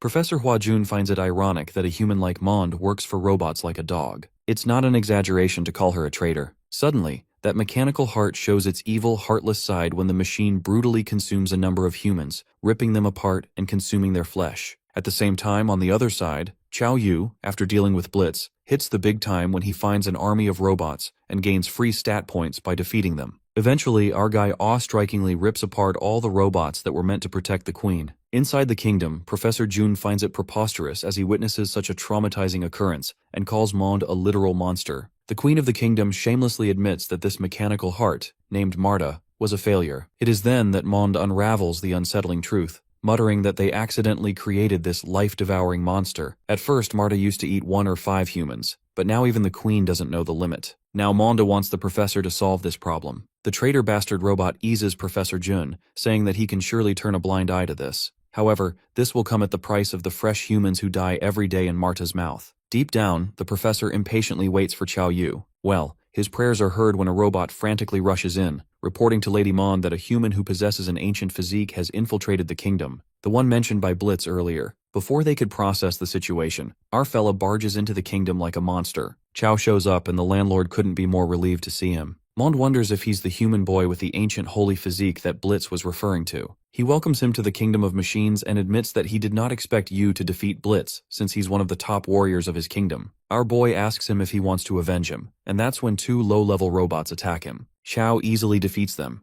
and as Monde witnesses this, he realizes that what Blitz said was actually true. He plans on persuading him to join their side and undergo mechanical changes. Yu checks up on the old man, and he shows him the mechanical heart, Marta. The landlord reveals that they're using humans to feed the machines. Our boy is determined to destroy the mechanical heart, even if he hadn't gotten his commission. Monde, on the other hand, is ready to win over the ancient holy physique at all costs. He proposes to Yu to abandon his weak body and join the glorious evolution. But seeing him not listening, he wonders what he's planning to do. Just then, Chao leaps onto the mechanical heart and starts demolishing it. Monde warns him to stop and tries to butt in, but our boy lands a powerful blow to him. As a result, he's sent flying back and smashes into the wall. As he witnesses this amazing strength, Monde's decision to keep Yu in the kingdom of machines strengthens. Chao continues to smash Marta, and at last, he manages to successfully destroy it. The system awards him with free stat points for defeating Marta via melee attacks. This makes Monde furious as he sprints towards Yu. Our boy, seeing the amount of blood, is curious as to how many humans he's fed this machine, and informs him that it's his turn next. Monde tries to convince him to give up and become a part of their kingdom. He brings up Her Majesty the Queen, and reveals that even if he destroyed Marta, the Queen won't blame him for it. Instead, she's going to give him a chance to redeem himself. He wants Chao to follow him to meet Her Majesty the Queen and join them. Yu wonders if Monde himself isn't the leader of the kingdom. That's when the old man butts in, warning him not to be fooled. Our boy assures the landlord, while Monde is confident that he will change his mind once he meets the Queen. Chao agrees to meet the Queen. He follows Monde, who secretly installs a mechanical bug on our hero, which infects humans and gradually transforms them into machines. Monde conspires to infect this ancient holy physique, Qiao, with the parasite in order to be rewarded by the Queen. His plans are ruined when Yu spots the bug and whacks it. He then punches Monde as he realizes that he was corrupt. Our boy is aware that his opponent is hard to deal with since Monde is a level 15 NPC. Monde wonders if he doesn't want to meet the Queen, while Chao lets him know that he doesn't need him to lead the way. The wicked human warns Yu of the outcomes if he refuses and threatens to break his limbs to get him to Her Majesty the Queen if he has to. He uses the mechanical fist but takes a critical hit from Chao, who wonders if he hasn't had enough yet. Monde is taken aback as his full-on attack was utterly useless against him. That's when Yu lands another powerful hit and headbutts him, leaving the guy unable to move. After being hit severely, Monde takes on his true mechanical form and decides to make him pay. He uses the mechanical Lord Fist and Chao gets serious, utilizing an ordinary fist strike. This lands a critical hit on Monde.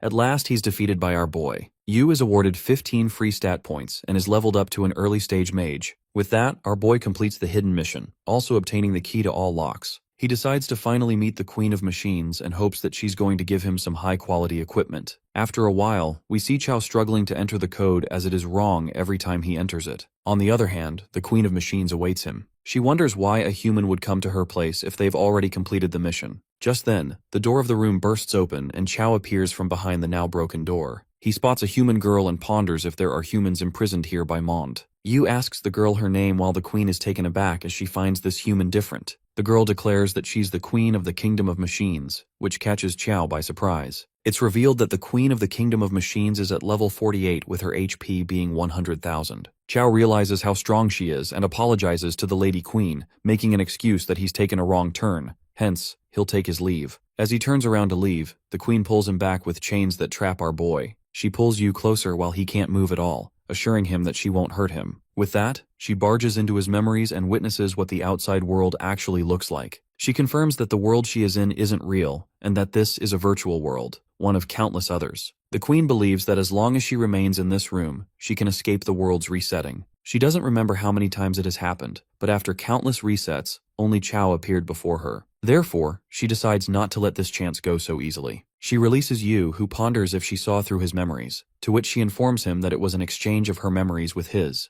Our boy now understands why she had such a high level and stats, even as a boss in a D-rank world. He asks her if she wants to leave, and that's when the queen reveals that she indeed does. Chao tells her that she might as well kill him since he's a level 11 nobody. There's no way he can go against the rules of the world. The queen ensures that there's no need for him to go against the rules. With that, she pulls her heart out through her chest. Yu is baffled as to what she's doing, to which the queen implies that they can use the rules of the other world he spoke of. The kingdom's queen requests our boy take her heart with him, and as long as he carries it, it will grow into another version of her. She reveals that once it grows, she will have a clone that can experience the outside world. Chao is curious if she isn't worried about him going back on his word, since he's aware that she can't control what he does outside of the other world. The queen refuses to worry, confessing that she didn't find a single instance of him breaking a promise in his memories. She adds that she wants to see for herself what the outside world is like. After giving him a moment, she asks Chao if he has made his decision, and he gives in, admitting that he has no choice. She thanks him and gives him permission to leave. The system congratulates Yu on passing the world, the kingdom of machines. Our boy is awarded 50 plus EXP, a B-rank talent book, a C-rank mechanical tool, and lastly, knuckle dusters. The mechanical knuckle dusters increase the critical hit rate, which makes Yu delighted. With that, he decides to return to the principal and open that Rubik's Cube. He returns to the original world, but after finding no one in the principal's office, he uses the key to all locks to open the Rubik's Cube. The cube opens. To his surprise, it turns out to be an evolved weapon called the Green Dragon Crescent Blade that unlocks. Yu wonders if this is what they left for him, and is curious why it is a weapon with no attributes at all. Just then, Principal Shui bursts into the room, who catches Chao off guard. Our boy informs him that he just opened the Rubik's Cube,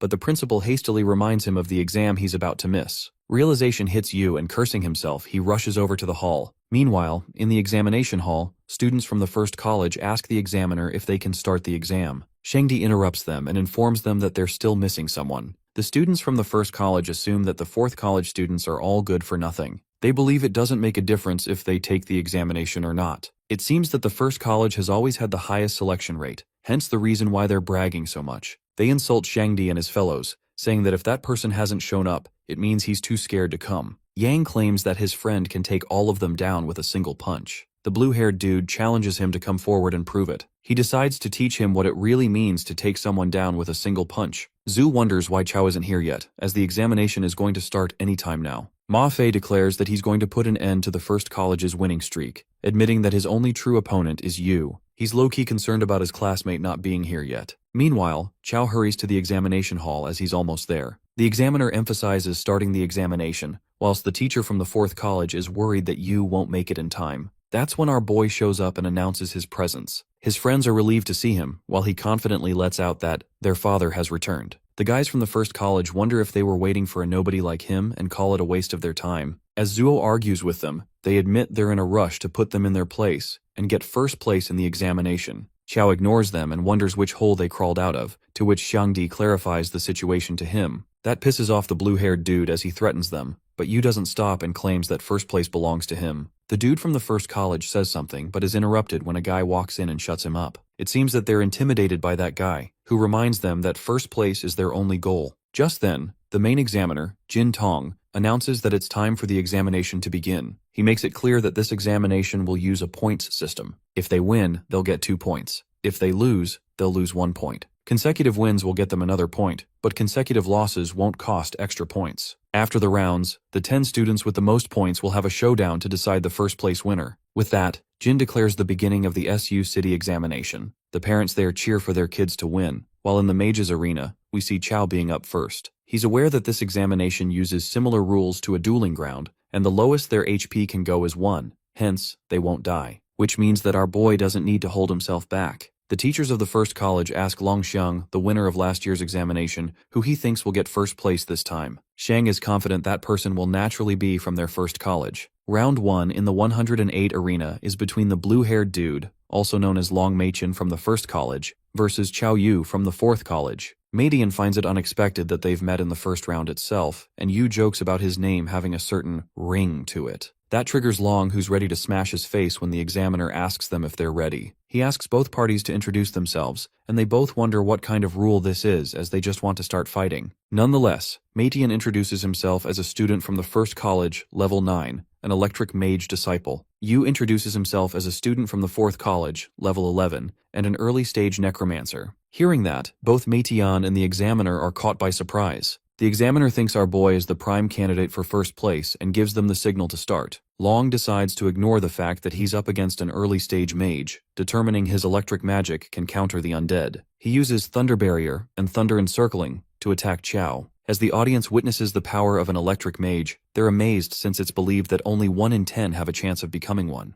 Plus, they're known to be the strongest type of mage. However, they notice that Meidian is using his powers for defense, and electric mages are usually not good at defense. They wonder if Yu is really a match for him, seeing an electric mage do that. Long is ready to face the true power of a necromancer, but he's baffled as to why Chao hasn't taken out his staff yet. The principal of the first college asks Shuijin Long if his student, the one Jingdu University offered a spot at that time, does not intend to act. He remarks that Yu is a bit overconfident, and even though he's of a higher level, electricity is more effective against the undead. He concludes that our boy might lose if he doesn't start summoning the undead, but Yu is confident and quotes that one does not simply predict the action of gods. He reminds himself that Chao is an anomaly who sent a teacher from Jingdu flying with 1 punch. Shang also looks forward to seeing how Yu's necromancy matches up to an electric mage's power. Meanwhile, Meidian is confused why our boy hasn't started summoning the undead. He witnesses Chao walking in through his thunder barrier, and that catches him by utter shock. Long is taken aback, and this makes him wonder what kind of monster he's dealing with. Yu continues to walk through the electric barrier, which continues to reduce his HP. Everyone there is surprised to catch sight of the scene since they were expecting an exchange of spells between mages. Our boy pulls out the mechanical knuckle duster, thrilled to use his new toy on his opponent. With that, he lands a critical hit on the blue-haired guy that wildly reduces his HP. The effect of the punch makes Meidian go flying back and smash into the wall. An uproar is caused among the audience as they witness a necromancer being able to withstand an electric attack by himself. Meanwhile, the principal of the first college lashes out on Xue. He understands the fact that Chao endured the electric attack and is ready to ignore the fact that he pulled out a knuckle duster, but he can't digest that our boy did over 1,000 damage with a single punch. He's convinced that Yu is not a necromancer, but Jin Long clarifies to him that he's been training since he was young and is exceptional at what he does, hence he finds it completely reasonable. That doesn't satisfy the old man, but his student, Xiang, seems to be quite intrigued to think that a necromancer could do that. He's curious about how strong his necromancy would be if he's that powerful alone. On the other hand, one of the students of the first college informs a guy that Meidian has been defeated. The mysterious fella seems to be expecting that. He decides to give a little trouble to Chao since the winner must belong to the first college. The people start gossiping about Yu, and he just thanks everyone for the support. Just then, the examiner shows up and asks our boy to take a walk with them. Cal wonders what's the matter when shortly it's revealed that his actions just now were so impressive that someone accused him of cheating, hence they need to conduct some tests. Our boy is in disbelief as he hears that he's going to be tested just because he performed too well. He questions which law allows that, and the examiner asks him if he can explain how he, a mage, could do that much critical hit damage. He reasons that he's naturally strong, but that doesn't convince the guy as he orders his men to take him away. The people wonder why the necromancer kid is being taken away while the old man from the first college mocks Xue, but Jinlong is satisfied because he knows what will happen. Meanwhile, Ma Fei couldn't help but consider the possibility that Chao was also cheating in the Nightmare Village. The students are confident that our guy had been cheating, and are looking forward to hearing the announcement about it after they conduct the tests. Shangdi warns them to wait and watch since they'll be crying when not only his friend comes back, but also snatching the title of the valedictorian. On the other hand, Chao is given a test to pass, and he confidently walks in, knowing that people only ever doubt a true genius. The examiner instructs Yu to firstly pass through the detection array. As he walks through it, no anomalies are detected, but Jin insists that he do it again. Again, Nothing is detected, but the old man doesn't seem to be satisfied, as he orders his men to check if the detection gate is malfunctioning. It's revealed that the detection gate is working properly, and Jin finally starts to acknowledge the fact that our boy can actually deliver over 1,000 points of critical damage with his bare hands. He's shocked since the birth of the Otherworld. There's never been such a mage. The other examiners contemplate if they should send Chao back to take the major exam. Tong suggests that they send him for a drug test first, now that the data check is clear. They need to check if he's taken any banned substances, and if the drug test is clean, he orders them to send him back for the major exam. The scene is then shifted to the examination hall, where the second round of the exam begins. Gusu assumes that our boy won't be back for a while. As soon as the time is up, he'll automatically be disqualified. The waiting contestant wonders why his opponent hasn't shown up yet and asks the examiner what would happen if he doesn't come. It's revealed that his opponent will be declared the loser and he'll win if Chao doesn't show up. The audience realizes that the missing contestant is the Necromancer kid, and that makes them wonder if he actually cheated. On the other hand, one of the supervisors follows Chao into the restroom and he's confused about why he's following him inside. The examiner informs him that according to the rules, he must supervise the entire sampling process. Yu warns the guy that he'll scare him, but the guy is pretty confident since they've all undergone professional training. After a while, we find the examiner completely traumatized while Chao tries to console him, saying that he warned him and that he shouldn't cry as he can't be blamed for this. The supervisor informs Jin that our boy's drug test came back clean. Given the results, the old man allows them to send him back to the major exam. Tong discovers that he's the son of Chaoan King and concludes that a mage with an attack power over 500 is guaranteed admission to Kyoto University. Conversely, Shangdi is worried because if Chao doesn't show up soon, he'll really be declared the loser. The guys from the first college see this as an opportunity to mock them and remark that Yu might have been expelled from the exam. Zhu remembers that the examiner told them that someone had reported Chao and asks them if it were them who reported him. The males act clueless and wonder if she has any evidence of the allegation she's putting on them. Plus, they state that even if it were them who reported him, they wonder what she can do about it. They don't stop there and continue to insult them when Yang shuts them up. He defends his friend, knowing that he'll be back soon. Ma Fei realizes that they're really scared of Chao stealing the first spot in the exam. His cocky ass announces that their plan will fail since even without our fella, the top spot in the exam will be his. At that moment, our main character makes an appearance, catching everyone by surprise, including Fei. The examiner is about to announce the winner when Chao shows up, and the battle begins. His appearance makes it clear that he didn't cheat, and the audience is impressed as they realize how strong he is. The fellas from the first college are speechless as they see him, while the contestant who has been waiting refuses to introduce himself because, since Chao has arrived, he pretty casually admits that he gives up. The guy confesses that he doesn't want to get hit with a punch dealing over 1,000 damage. Chao tries to convince him to get punched just once, but the guy leaves and the examiner announces that the 4th Academy's Yu wins 3 points. Our boy wins 2 consecutive matches and now has 5 points. The scene shifts to the Shadow Mage as his underlings inform him about our Necromancer's return. Gusu states that reporting him was just to annoy him a little since he did not cheat. His return was expected, but it seems that he has plenty of ways planned to make Yu fail during the major exam because they have to take the top spot in the exam no matter what. Just like that, a series of contestant fails against our hero, until the 8th round, when the guy from the first college points out Chao's consecutive 8 victories. That's when Gusu tells him to use their connections and make it so that the 2nd Academy's student Xiaorong will face Chao in the 9th round. The guy wonders if she'll do what they say, and the Shadow Mage lets him know that it's the major exam, hence it's not up to her, because as long as she wants to score well, she must give it her all. In the 9th round, student Xiaorong from the 2nd Academy is up against Yu. The men go crazy as they see the pretty student while Xiaorong makes a proper introduction. She declares to be from the 2nd Academy, a level 11 early stage ice mage. The principal of the 2nd Academy assumes that since Yu is up against Xiaorong, he's in trouble. Xu Jinlong informs him that they all really don't understand his student. As Chao introduces himself, he's surprised to see his opponent not giving up. He gets all thrilled to finally fight someone who won't give up, while the males from the audience threaten him that if he hurts Xiaorong and used the same trick from earlier, they'll not let it slide. Our boy assures them that he won't be using that trick against someone so pretty. With that, he pulls out a spear and leaps towards the purple-haired mage. The ice mage feels intimidated since she's never seen a mage like him. She uses Ice Wall Prison to keep distance from Chao, and believes that her abilities should be able to trap him even if it's just for a moment. Yu jumps over the Ice Wall Prison, and Xiaorong sees this as an opportunity to stop his winning streaks. She draws Eternal Ice Wall and our boy is stuck in it as he freezes. All the contestants who gave up fighting Chao witness him losing and regret giving up.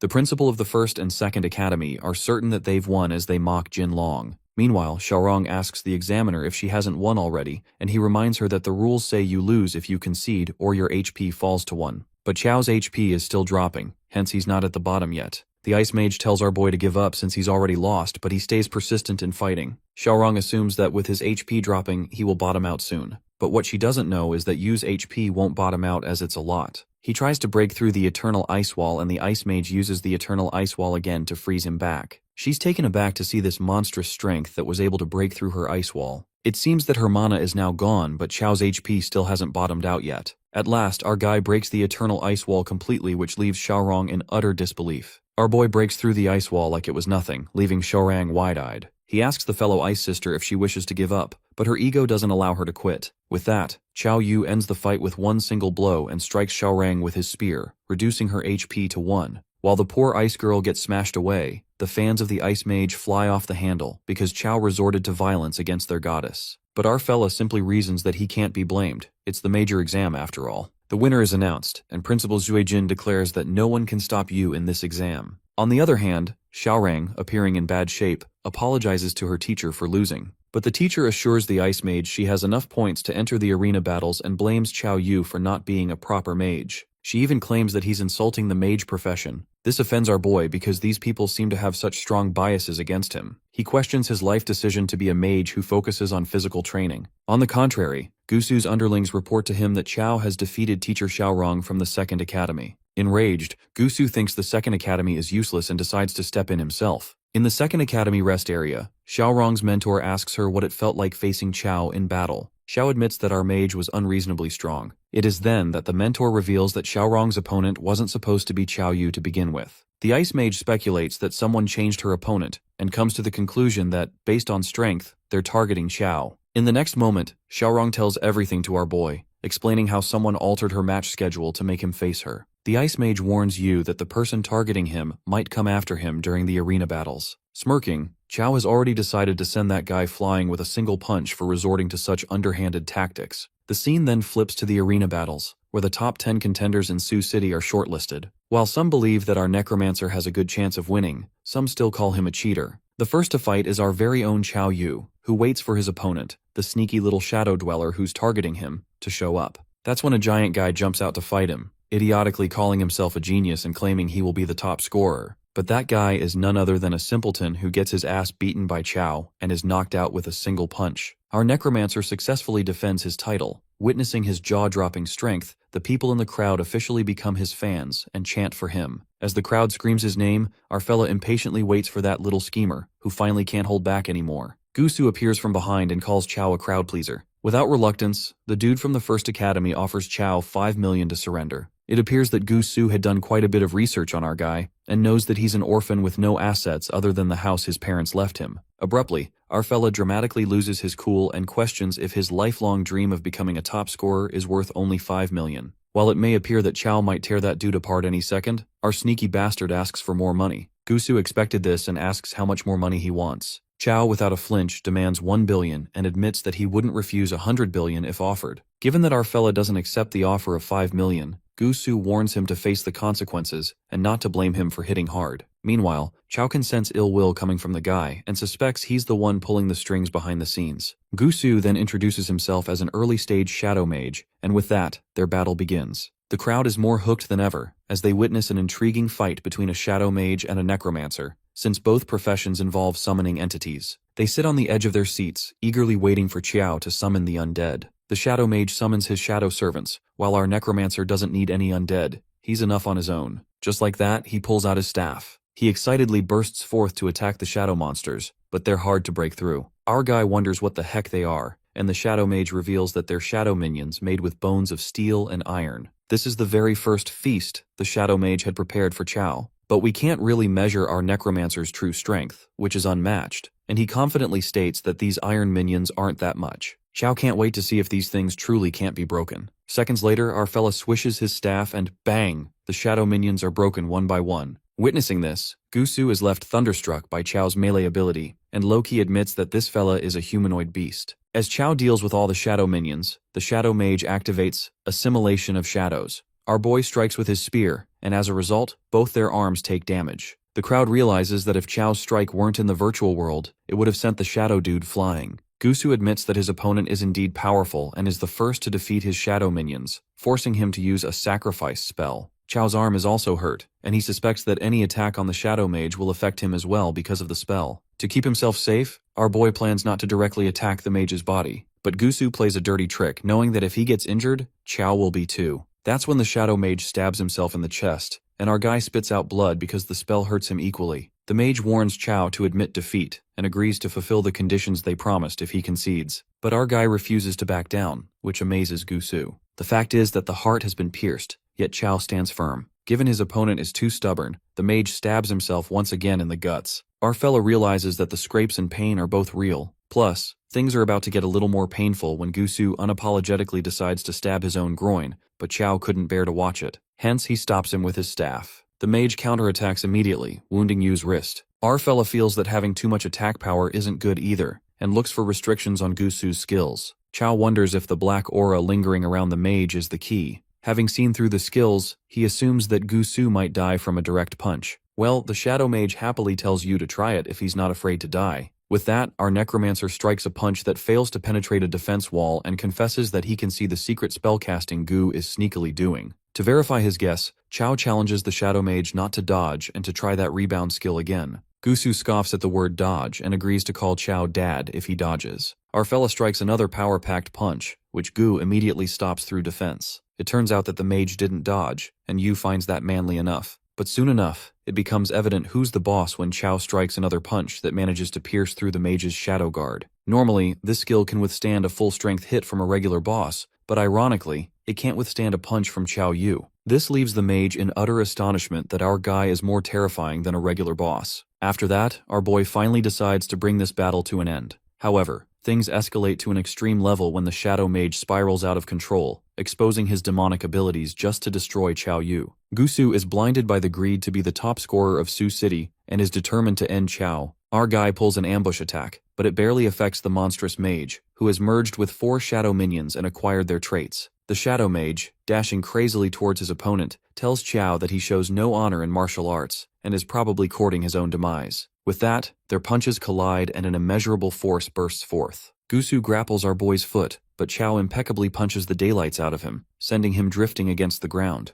The crowd is left utterly baffled, wondering if they came to watch a SmackDown show with all that grappling or a fight between 2 mages. Amongst the crowd, the assassins who tried to capture the real Chao Yu seem to be witnessing the gripping fight. They appear confused as to which one is their target. Nonetheless, the level 18 assassin is so impressed by the fight that he wishes for both of the mages to join Bai Zi. On the battlefield, the shadow mage asks Chao what magic he used. The fact that he's matching his strength is not acceptable to him. While our fella thinks it's a draw, Gusu is on a time crunch since his devouring shadow is time-bound. This leaves him with no choice but to go all out and use sacrifice devouring shadows. However, this calls for immediate action as the principal commands the mage to halt at once. It seems to be too late as the shadow mage spirals out of control, fueled by the desire to be the top scorer. That fella burns in his own agony, wishing to be at the same strength as his brother. Scoffing, Chao gets it now and provokes the shadow mage, saying if there's something so precious it's worth risking his life for, he should charge. Consumed by rage, Gusu strikes him, followed by a counterattack by Chao. Both of them seem unstoppable, and the principal can't seem to stop this battle since it seems inevitable that those two will clash. As urgent orders come in to stop them both, Gusu wonders why Chao isn't defeated yet, and our hero wonders the same, admitting that Gusu is the most resilient boss he's encountered. Chao deflects the attack and throws one final punch that breaks Gu's devouring shadow. It is then concluded by the principal that Chao Yu has a slight edge, announcing that our necromancer is the top mage. Principal Jin shouts at Gusu and calls him a reckless fool for seeking his own doom. Suddenly, in that split second, someone ambushes Chao and knocks him out. The next thing he knows, he opens his eyes in a confined place along with all the other students, including Xiaorong, Gusu, and everyone else. Our fella comes to his senses and, witnessing that they have all been captured, he wonders if this is a deliberate abduction of skilled individuals. It is then that the head of the Baize organization comes forward. While Chao doesn't like the idea of an invitation, the girl clarifies that she means no harm. It was his skills that brought him here. She introduces herself as the head of Baize in Sioux City, Huazi. As the other students regain consciousness, our guy is surprised to think they have the audacity to abduct students during the major exam, which he finds brazen. Teacher Xiaorang warns Huazi of the repercussions and asks her to release them this instant. The head of Baize tells them to rest assured since they'll be freed once they arrive. However, she ghastly threatens the students, saying that if they attempt to flee, they will mournfully be sent to their demise. Zhu Yu then asks the head the reason for dragging them there.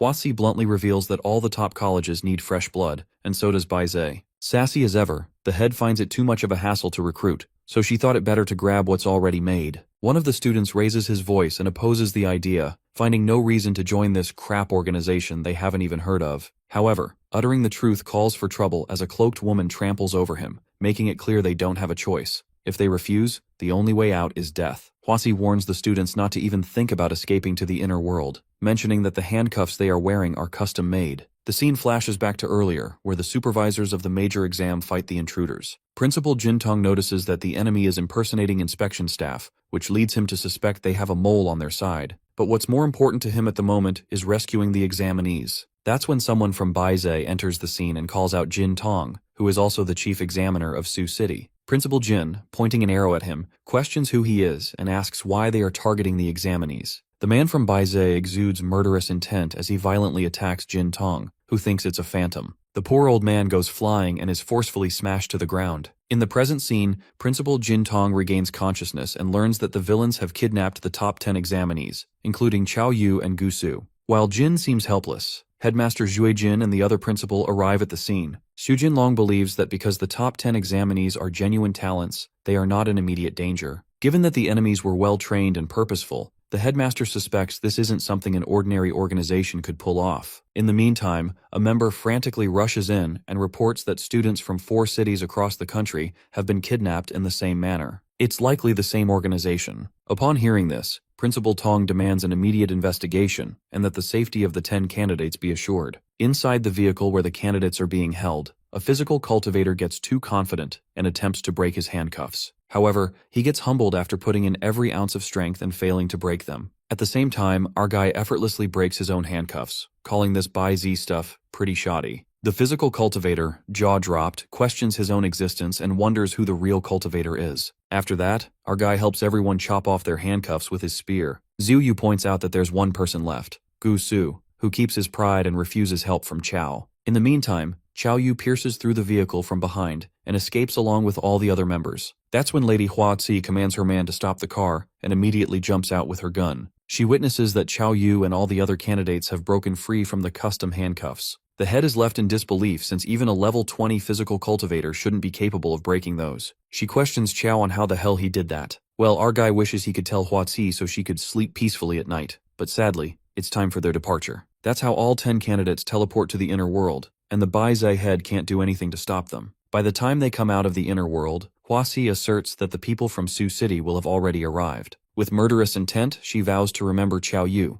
The scene then takes us to an inner world, and it appears that Chao has been separated from the rest, meaning this dungeon is randomly teleporting them. Our guy is given a mission: head to Coffin Mountain to stop the resurrection of the drought demon. He walks behind corpse herders as a spirit and dwells on the possibility that if he destroys that NPC's bronze gong and shatters the soul-capturing bell, he might be able to move freely. Just as our guy loses his composure, his eyes meet with a young boy's. The boy freaks out and calls his master, claiming that the deity of joy has risen from the dead. The master scolds the boy for uttering nonsense in the middle of the night, and reminds the kid that when a corpse turns malevolent, it grows fur and its nails and teeth elongate. While the master believes his teachings have gone to the dogs, the boy insists the deity of joy had a big knife in his hand. The corpse herder doesn't buy it and states that the stiff body of the deity can't perform any actions. After that, Chao assumes these corpse herders are NPCs and decides to follow them to get into the storyline quickly. With that, our boy's phantom moves along with them until they reach a temple. The old man heads out for a bit and warns the boy to keep an eye on the deity of joy. As the boy begs the deity not to rise from the dead, abruptly, the temple's door bangs open. Another old man barges in with a coffin and asks the boy about his relationship with the corpse herder, Gu Xiu Xuan. The young corpse herder confesses that Gu Xiu is his master and learns that this old man is a coffin bearer. The coffin bearer remarks that Gu Xiu's disciple has some discernment and discovers that Master Gu had stepped out for a bit. Just then, the coffin bearer diverts his attention to Chao's spirit and notices that the body isn't decaying. The old man assumes the body must have passed away recently. Suddenly, the young corpse herder warns the coffin bearer not to disrespect the deity of joy. The moment he says this, Feng Li, the masculine boy with the coffin bearer, frantically throws away the coffin. He refuses to believe such a thing and says it's just a corpse. The young boy strictly warns them that it's a great disrespect to the deity. The old man examines Chao Yu's corpse, Given how handsome our boy is, the coffin bearer plans to sell it to a wealthy family for a good price and asks Feng Li to take the body away. The boy, however, jumps to save the corpse and tries to knock some conscience into them for literally robbing a dead body. He clarifies that Master Gu Shu won't let them get away with this. Feng Li, being more powerful, slaps the boy across the face. But the boy remains firm and declares he will fight Feng with his life if he dares to take one more step. That's when the big guy kicks the boy in the gut, smashing him away. He mocks the kid for having so little ability yet still acting tough. It is then that the story takes a surprising turn. Chao Yu's corpse lets out a sigh, signaling that he has had enough. Our guy removes the tag on his head, freezing everyone in their tracks. The young boy, in a frenzy, states that the deity of joy has risen from the dead. Meanwhile, our boy switches to action mode and responds that he didn't intend to intervene. However, he can't let these bastards sell his body since he still needs to go to Coffin Mountain. With that, Chao dashes towards the old man, who casts a spell, Falling Phoenix Demon Plague, to see if he's actually alive. While our guy hits the old man, he doesn't realize that Feng Li is racing towards him. At that moment, Feng forcefully hits Chao with his morning stick, and strangely, that shakes our guy to the core. Baffled, Feng wonders if he's a corpse or a human, and Chao seems to have the same question. In the meantime, the system materializes, Chao's corpse state is activated, and he gains an extra 100 defense points. The realization then hits Chao. He understands that's how he was being controlled by that soul-capturing bell. Moreover, this negative state doesn't affect Chao at all since he has enough HP and mana. On the other hand, the coffin bearer commands Feng Li to hold off the corpse so he can use a suppression technique to subdue the monster. Feng strikes Chao with the stick as their weapons clash. The big guy calls out to the old man because he can't hold Chao off much longer. As Feng turns back, the old bastard, Pu Tianrui, runs away to save his own ass, betraying his partner. But without Chao's permission, Pu can't escape. Chao launches his spear, cutting the old man in half. After defeating the NPC, our boy also deals with Feng in hand-to-hand combat and finds a spirit-suppressing coffin. Chao decides to open the coffin, and to his surprise, he witnesses Zhu Yu lying in there. Zhao Yu wakes up immediately and gets mad at Chao for recognizing her in the worst way possible. Later, Zhu can't understand why she was sleeping in the coffin, but our guy unravels the mystery, predicting that the 10 of them who entered the dungeon turned into corpses, becoming part of the mission. Meanwhile, the young corpse herder is left slack-jawed when he finds another deity of joy rising from the dead. He asks Chao what he can do, and our necromancer instructs the boy to take them to Coffin Mountain. Just then, Master Gu Shu arrives, and the young herder informs him that he captured this deity of joy all by himself. The master is amazed by his capability and shrugs it off since they have other important matters. Moments later, at Coffin Mountain in Shaoxing Village, a priest is praying and orders Gu Shu to go inside. The master commands his young disciple to take care of these deities of joy. As soon as he begins swinging the bell, Chao Yu witnesses his other friends' corpses, and they're all glad to see him. The bell awakens all the members while the poor boy is totally freaked out, witnessing numerous deities rising and becoming convinced he's gone crazy. The talismans gather and prepare for the deities of joy. It appears it's the 5th time they're calling spirits, and the senior brother instructs them not to make any mistakes. They're all prepared to venture into the emperor's tomb. After night falls, they march toward the tomb. While everything does seem spooky, Master Gu Shu informs the senior talisman that they have brought the deities of joy and asks permission to leave. However, the senior talisman asks Gu where he's planning to go, which catches him by surprise. Well, there turns out to be a preposterous plot twist. The old man kneels to the ground in order to call the supreme ruler, the spirit of the heavenly emperor. That bastard talisman uses the yin corpses, which are Chao and the others, as a medium and human blood as a sacrifice. Perplexed, Master Gu asks the senior if he's trying to sacrifice them. The others realize there's no time to talk, and they need to escape this instant.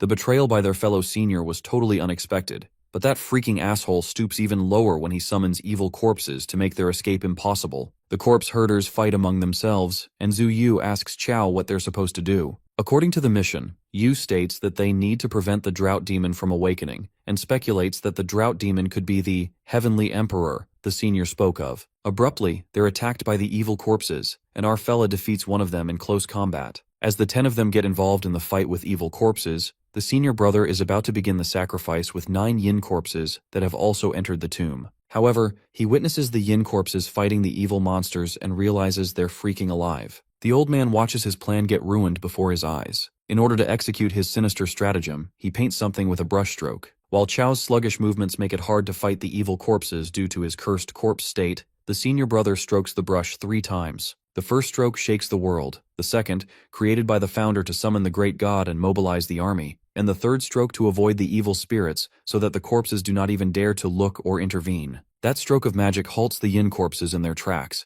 and the old man finds them to be perfect nourishment for his master. Tension hangs heavy, and Xiao senses that if this continues, that old man might bring the drought demon to life. As the dust settles, Master Gushu turns out to be alive, which our boy immediately notices. Xiao reveals they're here to stop the drought demon from being revived, and asks Gu if he has a way to lift the restrictions on them. That's when Gu unravels that when the drought demon shows up, it burns everything within 1,000 miles. Not to mention that the drought demon is one of the 4 great corpse ancestors, which means if he emerges, not only will they all die, but the entire world's populace will find no peace. The master urges that the most important thing is to stop the drought demon's resurrection. Gushu immediately removes the forbidden curse with talisman magic by drawing his own blood. With the help of this magic, the corpse-controlling method will be ineffective on Qiao and the others for a short time. Our guy assures the master that as long as he's here, he won't let the drought demon leave the tomb. Gushu then commands all other brothers to cast the talisman magic, Release, on all the members. The evil senior brother prepares to resurrect the master, but our fella intervenes in his malicious scheme and punches the old dude so hard that he goes flying. The senior mage crashes right onto the coffin, but the worst is yet to come. His blood spills on it. It turns out that the old man himself becomes the sacrifice, washing the coffin with the descendant's bloodline, hence invoking the heavenly emperor. And then the inevitable happens, what everyone was terrified of. The drought demon bursts out of the coffin, and the players fail in their first mission. The drought demon resurrects, and the player's task is modified.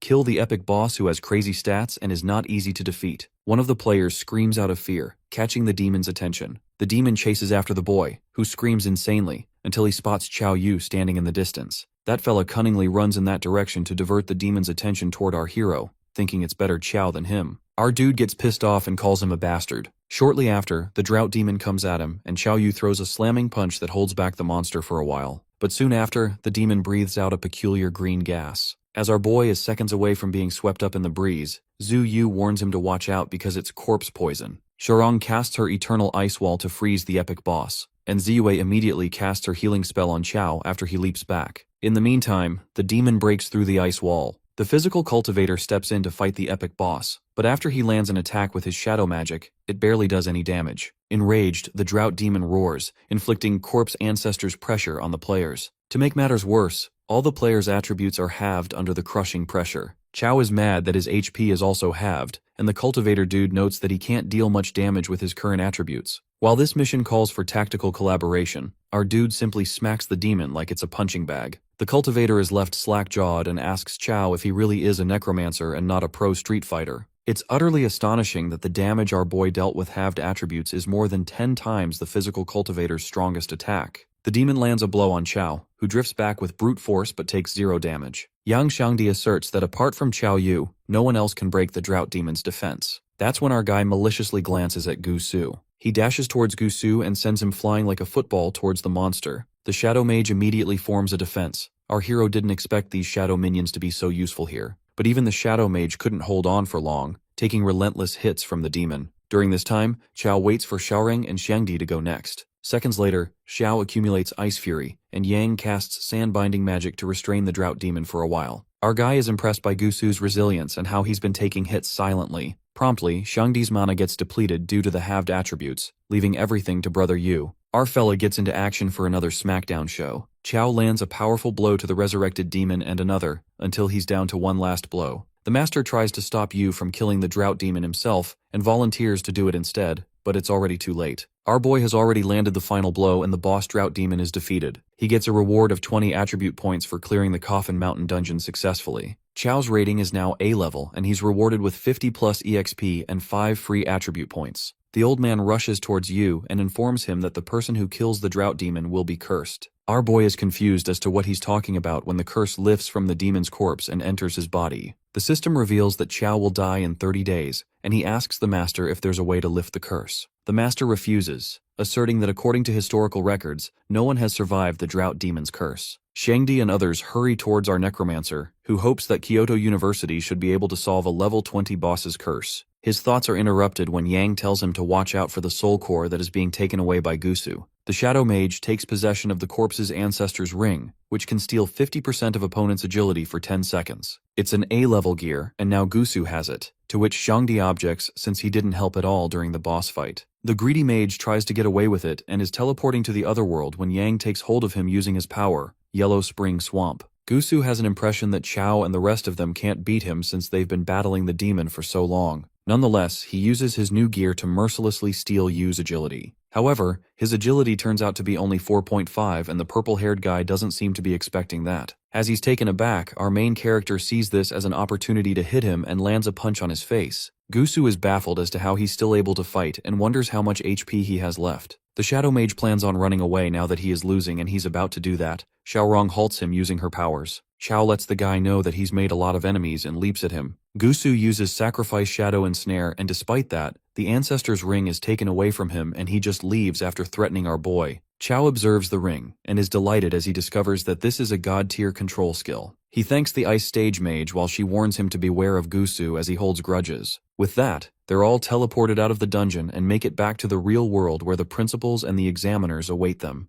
As they return, Jin Tong assures them that Sioux City will give them an explanation for this incident. They claim not to let any of those responsible go since this incident was very serious, and the higher-ups are already angry. The major exam is revealed to have been suspended, hence they decide to escort the students directly to their respective universities. Teacher Xiaorong warns Chao to be careful since Gusu holds grudges and will definitely try to get back at him. Yu ensures her that the Shadow Mage can't cause any trouble in his hands. On the other hand, we see Hua Qi in a rough state, reporting to her higher-up that they've all escaped from the inner world. The higher-up, who's met Chao once, admits that he didn't think he had anything special back then. He realizes that Yu is truly the son of Qiao Anqing and is getting more and more interested in him. The scene is then shifted to Kyoto University, where we see admission teacher Peng Liangji welcoming our boy to the university. Chao requests Peng to take him to Principal Ji Pinyang since he has something very important. In the principal's office, Yu shows Ji the curse that the demon boss did on him before he died. Pinyang is taken aback as he hears that because he's aware that anyone with the curse will die within 30 days. This catches Peng by surprise as well, and he desperately asks the principal if there's a way to lift the curse. The old man, after thinking for a bit, confesses that the most reliable way is to find a sage's protection item. But since it's an S-rank item, he guesses that it probably won't be available on the market. At that moment, Chao recalls that he used the sage's protection during the battle with Shundong,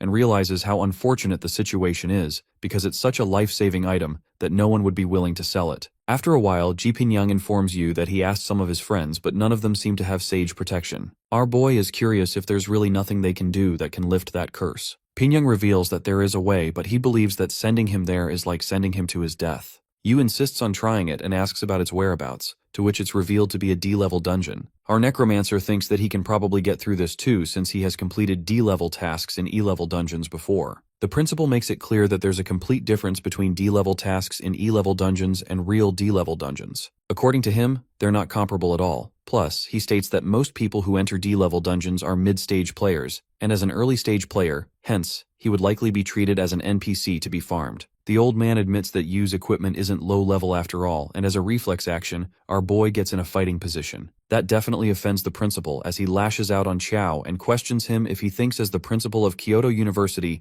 he would covet a student's equipment. Our boy excuses himself, saying that it was just a reflex. He doesn't give up and asks Ji the name of that dungeon as he still wants to try it. Principal Ji calls him a brat as he activates his powers and that affects him significantly. Chao's eyes hurt and it's like there's a sword stirring inside. This makes our boy wonder if this is the strength of the top swordsman in the inner world. Pinyang is taken by surprise as he sees Yu still standing when even Peng sits down, not being able to withstand the immense aura. Our Necromancer asks the old man if he can give that dungeon a try, and that seems to have been enough to convince him. Ji heals Chao and lets him know that the name of that D-level dungeon is Lake of Purification. Entering the Lake of Purification can wash away all negative statuses from players, but he warns him that there are hardly any early-stage players inside. Qiao reassures the principal and tells him not to worry, and as he's about to head out, Ji gives him an item that would help him a lot in the dungeon. The item is a Chunky Pendant, an A-level item that increases skill power by 30%, casting speed by 20%, and even has special effects like resisting mental control. Yu objects that the item is too valuable, and Pinyang lets him know that he's lending it to him, and that he would have to return it when he comes back. Chao thanks him, and with that, he enters the Lake of Purification without a second thought. The system welcomes the players to the Purification Rainforest and instructs them to follow the rules of it. Rule number 1 says that if they hear someone calling them from behind, do not turn around. Rule 2 states that if any of their companions are out of everyone's sight for more than a minute, be cautious of them. Rule 3 states that they should quickly familiarize themselves with and remember their companions' behavior and habits. Rule 4 says that if they suddenly hear strange singing or murmuring in their ear, they should immediately start cursing with the most vicious language until it stops. Rule 5 states that if any strange people appear in the rainforest and ask them questions, do not answer. Rule 6 says that according to players, the Purification Rainforest is very safe, and no accidents occur. Chow Xiao, level 22 mid-stage Blademaster objects on the fact that the system is calling it safe because everyone who encounters danger dies here and can't report back. A white-haired girl named Qin Qianshui, a level 22 mid-stage water mage, introduces herself to her teammates. Following that, Mi Yuan, Tang Lan, and Wu Chengfu do the same, with all of them being mid-stage sword, wood, and blade master, respectively. At last, Chao introduces himself and reveals being a level 13 early-stage necromancer. Chao complains as he discovers that the system matched him up with an early-stage teammate. But Mi Wen believes that even though our boy is an early-stage mage, as long as he can summon enough undead, he can perform at a mid-stage level. Xiao wonders if they're all attracted by his looks or something when Mi draws her sword out and holds it against his mouth. She warns to cut his tongue out if he keeps talking nonsense. Xiao, on the other hand, makes a flattering pose and questions if being handsome is a crime. Ma Yuan instructs Yu to follow them while Xiao plans on taking revenge for being disgraced. Qin informs everyone that the Lake of Purification is said to be in the center of the Purification Rainforest, hence she suggests that they don't break any of the system's taboos. She gets curious as to why an early-stage mage like Yu would come to a D-level dungeon, and as he's about to respond to her, he notices that there are two of him. Everyone witnesses there being two Chaos, but they can't seem to tell which one is real. Chao suggests that they kill them both, and Qin remembers that he's a necromancer, hence, as long as he can use his necromancy, then he's the real one. Yu's doppelganger declares to summon the undead, a trick the doppelganger performs which our boy didn't expect the fake to have. Knowing that no one would believe that he's the real one since he can't use that specific trick yet, he still decides to fight. Chao decides to beat his doppelganger to death, and the fake is taken by surprise as he witnesses his strength. At last, our boy manages to defeat the fake, and it seems that killing it might trigger something special. Yu wonders if something got into his green dragon crescent blade,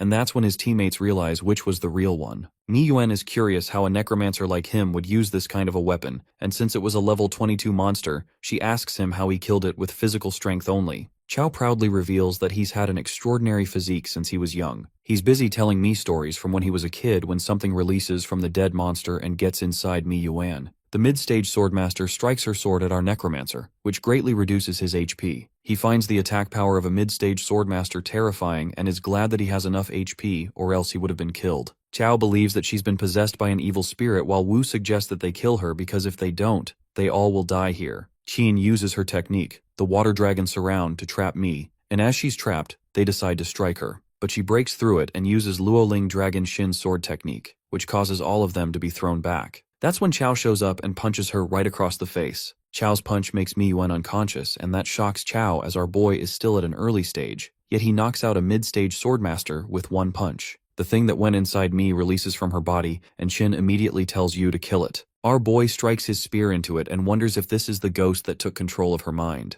Changshu confesses that Mi is the strongest among them, and yet she couldn't resist, which makes her wonder what would happen to them. She asks her if she's alright, but the swordmaster doesn't look so good. Hence she heals her with the blessing of water. Mai thanks Qin, and with that, they continue their journey again. Qiao warns everyone to be careful, and Yuan thanks him for saving her, because if it weren't for him, the two of her mates would have killed her while she was controlled. Yu gets all confident as he hears that when she confesses that his punch really hurt. She wonders how a necromancer has such strength, and our boy just lets out that he was born strong. After a while, Cao and Wu are left behind, and they blame the ladies for not checking if everyone is keeping up. As they're thinking about what to do, a rare monster named Yellow Weasel shows up in front of them. The monster is level 29, and it seems that he's seeking a title. He questions the two humans if he looks like a human or a god. Qiao Xiao draws his middle finger at it and insults him when the weasel aggressively attacks them. Chengfu tells his teammate not to talk to it and reminds him that the dungeon warned them not to answer random questions. Xiao leaps towards the monster, not being scared of him, but is hit by it with his sword being shattered. The weasel then exhales something out, and that makes the surrounding all stinky, and it turns out to be poisonous. Both Cao and Wu are beaten by the rare monster. Meanwhile, Qiao hears someone fighting as he stops walking, and as they look back, they realize the two blade masters are missing. They find them both severely injured on the ground and spot the yellow weasel as well. The ugly monster asks them if he looks like a human or god to them, and Yu tells him that he looks like a 4'11", white-haired, red-eyed, delicate, beast-eared little lowly. The weasel manifests that description, and that pisses him off as he sprints towards our boy. Qin warns Yu to beware since it beat those two blade masters. The wood mage uses her power vine bind to stop the weasel, but her vines are destroyed. The monster attacks Qiao, but he's not affected by it at all and asks him if he didn't eat his veggies. With that, He hits the weasel with ridiculous strength, and that leaves both the ladies in utter disbelief. Chung Fu finds it impossible for an early-stage mage to have this much strength, and Chow is baffled as to what the deal is with this guy. Chow steps on the weasel, inspecting it, and remarks that this dungeon has all sorts of weird stuff. Meanwhile, all his team members look at him with shock, as they wonder if he's possessed by something. While Chiao is busy inspecting the weasel's dead body, Chow and Wu get suspicious of him. They consider the possibility that the real Chow was killed, and the Chow they're with is the fake one. Our boy walks towards them when Chow stops him and pulls out his sword. He questions him if he's a monster because the fact that he killed an early-stage necromancer and defeated a level 20 monster with his bare hands is unbelievable to him. Yu wonders what he's talking about and asks him why would a monster save him in the first place. Chow believes he's putting on a show for them since this purification forest is so creepy, they can't help but be cautious. He tells Chow to prove to them that he's not a monster, or else he wants him to leave the team. Sheen doesn't think our boy is a monster, and Mi agrees with her, but Wu Chengfu finds it suspicious for an early-stage necromancer to have such strength. In order to prove that he's not a monster, Chow reveals all the items he has and questions if monsters have these. That is enough to satisfy all of them, but the Blade Masters are disappointed as they find that out. Just then, their eyes land on the A-level item Chow is wearing. They both make excuses for their suspicious behavior and suggest that they move on their way. Yu feels that they're up to something. Meanwhile, they both have their eyes on his items. They believe that he has at least 2 A-level items, and that makes them wonder how an early stage has so many A-level items. Chow admits that he did not expect to run into such a lucky break in this dungeon. They assume that since Chow is an early stage mage, they can handle him and decide to split his items 50-50. Chengfu seems unsure about being able to beat him since he killed that yellow weasel so easily. They contemplate on when they should make their move, and Cao Xiao instructs Wu to wait for his signal. They all stop in their tracks as they witness the sight in front of them. On the Lake of Purification, they see what they assume to be souls of the players who tried to complete the Lake of Purification dungeon and failed. This terrifies them, and then they spot an altar with a stone that has something written on it. It's an ancient script, and Mi translates it that only by sacrificing a living being can they complete their dungeon tasks. It's revealed that those wandering by the lake are lake slaves, and those who are sacrificed will become lake slaves, trapped here forever. As Chow and Wu hear that, they see this as a perfect opportunity to take Chow down. They leap onto Yu, leaving everyone baffled while Chow reminds them that he even saved them. They corner him onto the altar, but they don't know how to activate the altar. Chow asks Mi how to activate the altar, but she doesn't tell him that. Nonetheless, the Blade Masters decide to kill our Necromancer since it's a sacrifice. Xiao remembers Principal Ji's words, but he didn't expect to run into people like them in the dungeon. Chengfu tries to make Yu give up fighting by telling him that he's a necromancer who can't even summon undead. He questions him if he thinks he can challenge 2 mid-stage players with just his physical strength. Xin wonders what they should do now, and Yuan lets her know that since our boy helped her, she's going to help him. Chow and Wu attack Chow simultaneously, while he defends himself from their vicious attacks. Chengfu tells our boy to surrender and hand over his items and claims to spare his life if he did.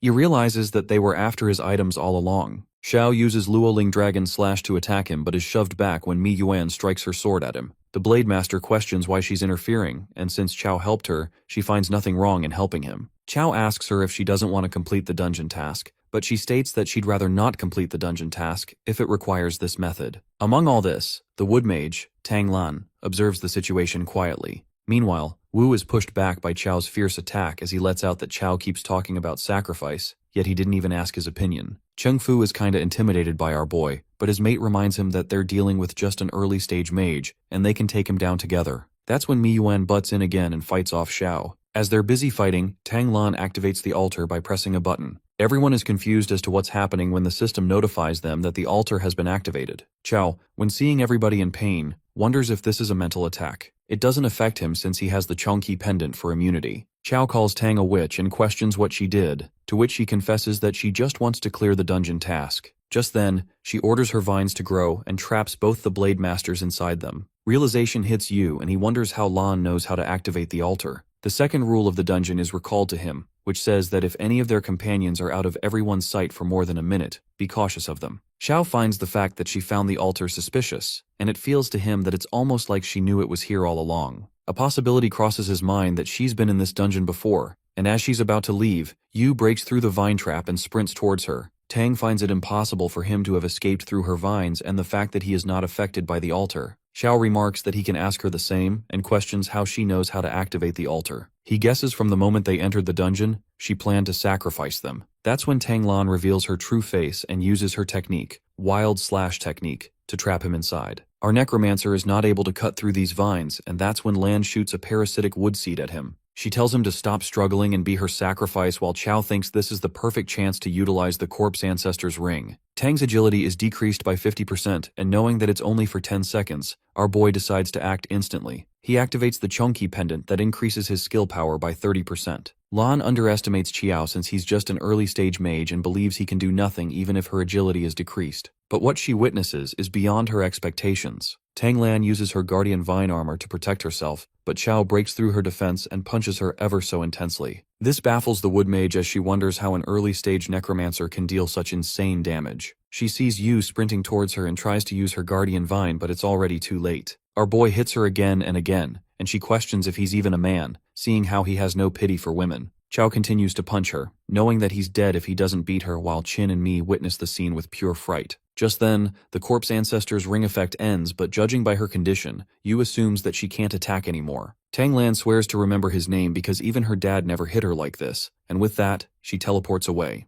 Our boy feels thankful to have the principal's Chunky pendant because if it weren't for it, he'd be toast. He turns towards the ladies and lets them know that they're safe, but they tell him to stay away from them. While Chao assures them that he really doesn't hit women. They go back to the altar and realize that the two teammates, the Blade Masters, were sacrificed. Mai asks Yu about what he's going to do, and it seems that he plans on destroying the altar. He believes it shouldn't exist, and with his blade, he eradicates the altar. The system congratulates him for successfully absorbing the life energy of the purification altar. Chao is notified to level up and is rewarded 10 free attribute points. He's amazed by the fact that the leftover energy gave him so many attribute points and leveled him up. However, he's still thinking about the energy that went into the Green Dragon Crescent Blade. Qin thanks our boy for saving them, as they might have also been sacrificed by that evil altar. They declare to have decided to give up on the dungeon task, while Yu lets them know that it's no problem. With that, he decides to head to the Lake of Purification. As Qin witnesses the Purification Lake, she guesses that the souls of those wandering players must have been freed when the altar was destroyed. Chao is about to take his shirt off when Mi freaks out and draws her sword at him. She questions what he's doing, and our boy quickly clarifies that he's been cursed, hence he's here to remove it. He shows them the curse on his body in order to prove himself. The Swordmaster confesses that she thought Yu was about to go wild. Our necromancer dives straight into the water, and Qin suggests that they soak themselves too, since she believes in this creepy place. They might have some unknown curses on them. Chao witnesses the curse fading, but the wood seed Tang planted, he can't seem to get rid of it. Nonetheless, he decides to deal with it as time comes. Meanwhile, the water mages, as they're soaking, thank God for our boy because of how creepy this dungeon was. Mi, however, doesn't think he's exactly a saint, and that's exactly when Chao bumps into them. They panic and hit him while the poor guy justifies that it was they who swam over to him. Before they leave, Qin takes contact info of both her dungeon mates. And as they're exiting the dungeon, the system notifies that the dungeon isn't cleared yet, and exiting it now will forfeit any rewards. Chao decides to come back and explore this dungeon later as it's too weird. With that, he returns to Principal G's office, who is very happy to see his student making it back alive. The principal can't help but admit that Chao is no joke, given that an early-stage necromancer made it out of a D-level dungeon alive. Well, now that he's back, the principal asks Yu to give back his item, and our guy couldn't be more grateful for the pendant, since he managed to survive the Lake of Purification because of it. Honestly, our fella doesn't wish to return the pendant, gripping tightly to it, while the principal yanks it, trying to snatch what's his. Only after a good beating, our guy gives back the pendant. With a bumpy head and broken teeth, Yu asks him about the number on the pendant, to which Principal G answers that it's an enhancement. These enhancement stones are used to increase its power since it's a high-level grade. Deep down, our boy feels like the Green Dragon Crescent Blade's enhancement seems different from what the principal mentioned.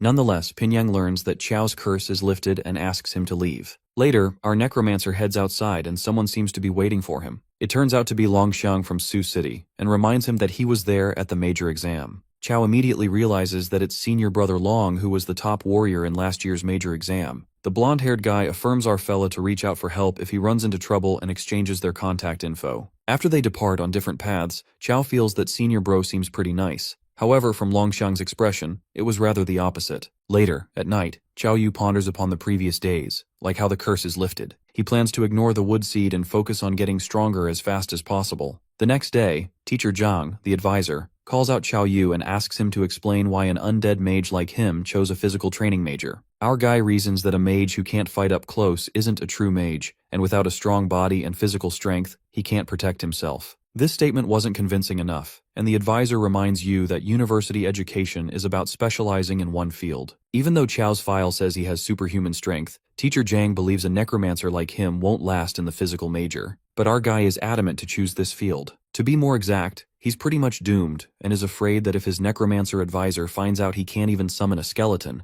he might want to just freaking kill him. Nonetheless, the advisor gives up the argument and hands the student IDs to everyone. Teacher Zhang elaborates that at Kyoto University, everything from food, drinks, to exchanging gear and skills requires credits. Smirking, Ma Fei asks the advisor how much it costs to get 1 credit, daydreaming that he can trade for like 1,000,000 credits. At that moment, the teacher slaps a reality check across Ma Fei's face when he uncovers that credits can only be earned by taking school-issued tasks and passing their assignments. Poor Fei breaks down when he realizes his wealth is totally useless here. Just then, the physical training instructor calls out the students to gather, and Chao rushes there. Strangely, a necromancy professor, Shen Jianshu, discreetly observes Chao, who's creeped out as he feels that someone shady is watching him. The physical training class begins with teacher Wan Li Hao, a level 35 late-stage instructor. While the instructor looks grumpy, surprisingly, he's also super blunt when he makes it clear that he doesn't accept trash in his class. Wan Li Hao gives his students a tough task and states that he's unleashing his aura.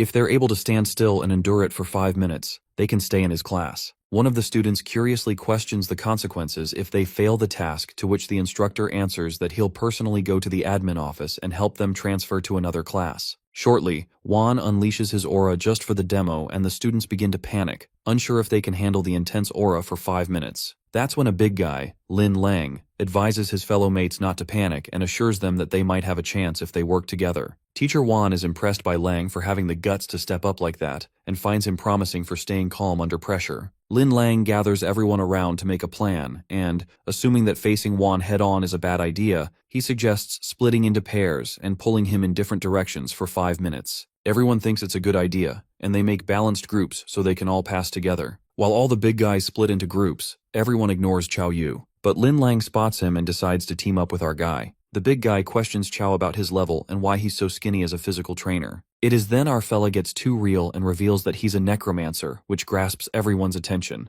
Lin Lang thinks he might have misheard, but unfortunately, that's the truth. As Chao says that he's a level 14 necromancer, poor Lin wishes to bump his head into a wall since our guy puts him in a tough spot. Our hero assures Lin that his strength is stronger than most early-stage physical trainers, but nobody believes him. The fellow students begin gossiping about Chao, calling him a scrawny necromancer, and feel bad for Lin Lang. Meanwhile, our poor fella is hella pissed because nobody believes him after he spills the truth. Nonetheless, Lin decides to protect Chao and buy him some time to summon the undead. Just then, the time ends, and teacher Wan Li Hao releases his aura, 10 times stronger than the demo. The fierce aura bursts forth, targeted at our boy. Chao feels nervous since Wan is aiming his first punch at him. However, Lin jumps in front of him and takes the hit. The other students find it surprising Lin was knocked back like that, and get scared by the tough entrance exam. They wonder what will happen to Chao Yu if Lin couldn't take it either. Instructor Wan was hard on them on purpose, as he thought the freshmen needed a good beating so they won't get too full of themselves later on. The punch wind glides further, and while our boy stands prepared, he's shocked that just the wind from Wan's punch took off that much HP. He assumes that it's the power of a late-stage physical trainer and manages to block the punch. But this doesn't settle well with Wan. The reason he targeted Chao was that he was a necromancer, and the fact that he survived his punch hurts his pride. That's when Wan plans to hinder Chao somehow and strikes a punch wind, 10 times stronger, that moves towards him at crazy speed. Using his HP, our guy resists the force jaw-droppingly, and other students can't help but admire Chao's strength for withstanding 2 rounds of teacher Wan's punch wind that even Lin Lang couldn't handle. Shortly, our hero is able to defeat the teacher once again as the punch wind scatters. He wonders if Li Hao is using him as an example. Well, our guy triggers Wan and asks him if he didn't have enough for breakfast. Gasping, Lin Lang warns Yu not to piss off the teacher, or else he's gonna get hurt. On the other hand, teacher Li Hao admits that Necromancer Punk has got some guts. He wonders how the hell he survived his 2 punches and assures Chao Yu that if he can take the next hit, he'll make sure to look out for him at Kyoto University. The teacher and Chao come face to face, and Wan unleashes his strength to its full extent, which is clashed by our guy's punch. Well, what happens next leaves everyone wide-eyed.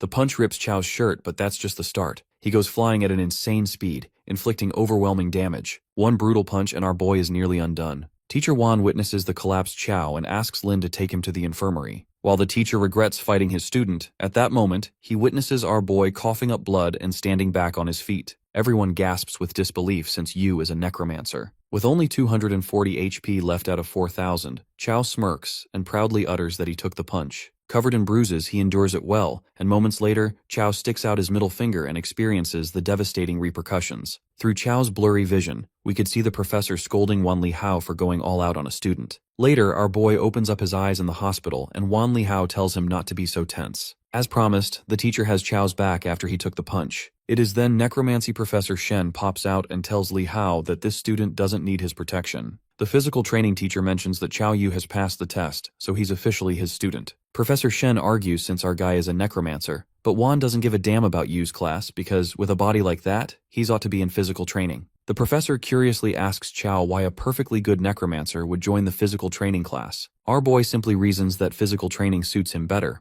Not to mention he has had superhuman strength ever since he was a kid. This angers the necromancy professor, and he abruptly summons a dragon. Shen Jianshu demonstrates what it's like to wipe out armies with a wave of his hand, taking on hundreds single-handedly. He believes that it's way cooler than charging in like some meathead, and promises to teach Chao all the techniques if he joins necromancy, so that one day he could be like him, summoning a dark dragon with a flick. Our poor fella doesn't have the courage to tell the professor that he has zero spirit power, let alone the ability to summon a skeleton. Chao finalizes that he'd like to stay in the physical training class, but still Professor Shen hands him his card in case he changes his mind in the future. With that, the professor leaves through the magic portal while our boy is amused that necromancy can be used like that too. After that, teacher Wan Lihao informs Yu that his injuries have healed and tells him to show up at the class tomorrow since he's taking everyone to a great place. The next day, Instructor Lihao takes them to a sea-level dungeon and gives them a task to sit in meditation in the dark forest until sunset. While the students wonder how hard it can be, Wan tosses a rock, and it is broken into pieces by the wind blade. This scares the fuck out of some students, and they assume they're gonna die in this creepy place. But the teacher assures them that nobody is going to die since he's with them, but the suffering is inevitable. Teacher Wan explains that the point of meditation is to train their willpower, and secondly, they'll find out once they go inside the dark forest. The first one to go is Lin Lang, and the moment he enters the dark forest, he's startled by the speedy wind blade and starts meditating after settling in. The teacher is impressed to see Lang's grit and courage, wondering how long he'll last. Given that Lin is already experiencing the wonders of the dark forest, Wan encourages other students to go in as well, and believes that none of them has defense stats below 100. Concerned, Chao asks the teacher what happens if their defense is below 100. Wan nonchalantly answers that the person might die and, judging by Yu's face, he thinks his defense stat is low. Well, Chao's defense stat points turn out to be 6, and he assures Wan that it's not that low. His teacher is shocked to know that our guy has got the strength but not the defense. This makes him question Chao how the hell he's been fighting people, not to mention how incredibly he took 3 of his punches. That's when our hero reveals that his HP is a bit higher than normal, 4,000 to be exact. The first time Li Hao doesn't grasp what he said, but seconds later, he realizes the depth of his words. He wonders if Chao Yu is a necromancer or a freaking humanoid boss. With that, our boy enters the dark forest. As the wind blade strikes him, Yu smiles and it dawns on him that this place actually boosts defense stats. Later on, our guy notices everyone's focused on boosting their defense. While he also meditates, Teacher Wan worries about Chao since his defense stat is low and decides to keep an eye on him. Everyone is fully immersed in meditating when suddenly a dark spider with 5,000 HP comes attacking them. Wan Lihao immediately rushes to protect the students and lands a destructive punch that squeezes the life out of the spider. Our fellow witnesses the true strength of a physical training teacher at Kyoto University and finds himself lucky as Wan went easy on him that day. The teacher assures the students it's over and stresses to focus on their training cause they ain't leaving until they reach their limits. Xiao meditates and realizes the prerogative of learning at a top-tier university. If it weren't for Teacher Wan, they wouldn't be able to train in a sea-level dungeon with such peace of mind. 2 hours later, most of the students reach their limits, and Chao Yu believes he will also give up soon, since his defense stat is too low. Suddenly, the wood seed planted in him activates and even absorbs energy from roots deep within the soil. Our guy assumes it's the seed Tang Lan planted in him, and it's absorbing energy from this forest. Smiling, Chao owes it all to that woman because if it weren't for this seed, he would have missed out on the dark forest's unique opportunities. On the contrary, Tang Lan stands at a building. With her seed planted inside Chao, she knows exactly where our fella is. In the forest, 3 students including Lin and Chao manage to withstand an entire day of wind blades, and the others admire our boy because word is he's just a fragile necromancer, yet he lasted this long. Wan has to admit that there's some promising students, and he didn't expect Chao Yu to last this long. He wonders how this kid managed to do this, assuming he's reached his limits. The fact is that Lin Lang's got a great talent, so our boy should be no match for him. Just then, another student chooses to withdraw while Lin ponders that he's not even as good as that necromancer. The students anticipated who would drop out first, and everyone settled that our boy was going to drop out first, given that he's not a true physical trainer. But from Chao's position, they could tell he's not about to give up anytime soon. Shortly, Lin Lang reaches his limits and withdraws. After that, the teacher waits to see how long Yu can push himself. Well, it's almost night, and our guy impeccably sits there, meditating. When Li Hao realizes Chao is really quite something, and asks him to come out since it's getting dark. Once the sun sets, they can't stay in the dark forest anymore. Even Teacher Wan can't protect them. Our guy comes out of the forest and is struck by its insane result. His defense stats increase to 23, and the students predict Chao would have stayed longer if it weren't getting dark, wondering if he has any limits. Just then, the teacher dismisses the class and lets out they'll continue tomorrow. A few days later, Chao's defense has skyrocketed over the past few days, thanks to the wood seed. As he's about to head for more training, Zhu Yu and the others meet Xiao Yu and suggest to him that they should start a guild. His friends find it a good idea, given that there are many benefits of forming a guild like entering exclusive dungeons and guild wars. Zhao Yu adds that guild members can't kill each other, or they'll be hunted by the underworld. Our guy is cool about the idea, but first he heads to the physical training class for a bit. Zhao Yu tells him to come over soon after he's done. Ma Fei says that he's fine with starting a guild, but on one condition, that he has to be the guild leader. In the dungeon, someone is talking to Wan Li Hao about Xiao Yu and mentions that he's a physical training prodigy. Li Hao low-key agrees with that,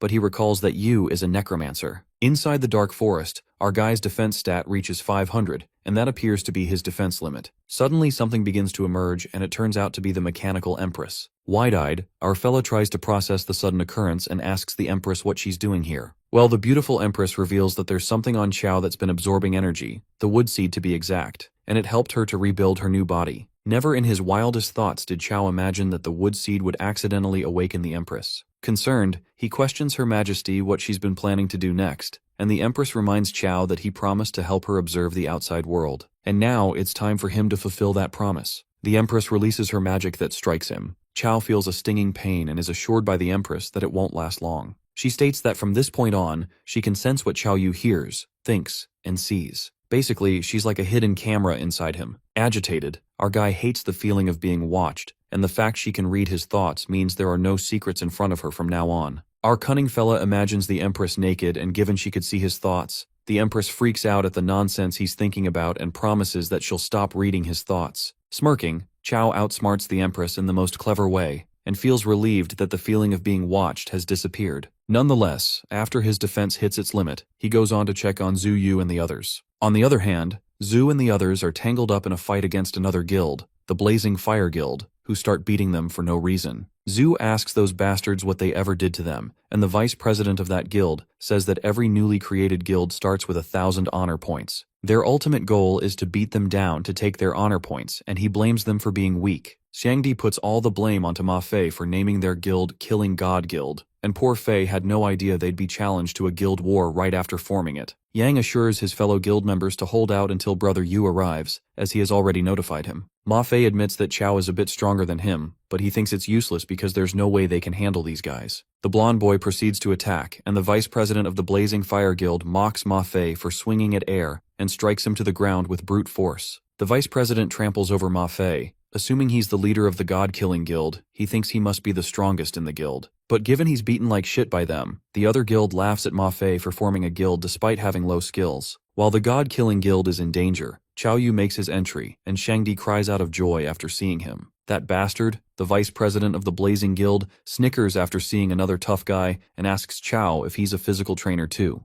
That guy tells him to stop playing mystery and proceeds to punch Chao. He lands the punch with crushing force, which leaves us anticipating what happens next. That punch was supposed to leave Chao broken. However, he appears unscathed and unfazed. Our guy mockingly questions the vice president why his hits are so weak and offers him to order some takeout in case he didn't eat. The vice president simmers with anger, but low-key this guy used 80% of his strength in that punch, and still it failed miserably to break through our guy's defense. He ignores how freaking weak he is and proceeds to strike with the skill, 7 killing fists. While Zhu screams at Chao to dodge, the Blazing Fire Guild members anticipate that Chao is dead for sure, since no one can withstand the vice president's 7 killing fists. However, that rather doesn't seem to be happening. Chao incredibly dodges the relentless punches launched by his opponent. Even the vice president starts to feel anxious, wondering what kind of terrifying defense this kid has. Shangdi roots for Brother Yu, who's got even stronger, and the Blazing Fire Guild members observe that the vice president's punches didn't do a thing to that kid. The president of the Fire Guild witnesses all this.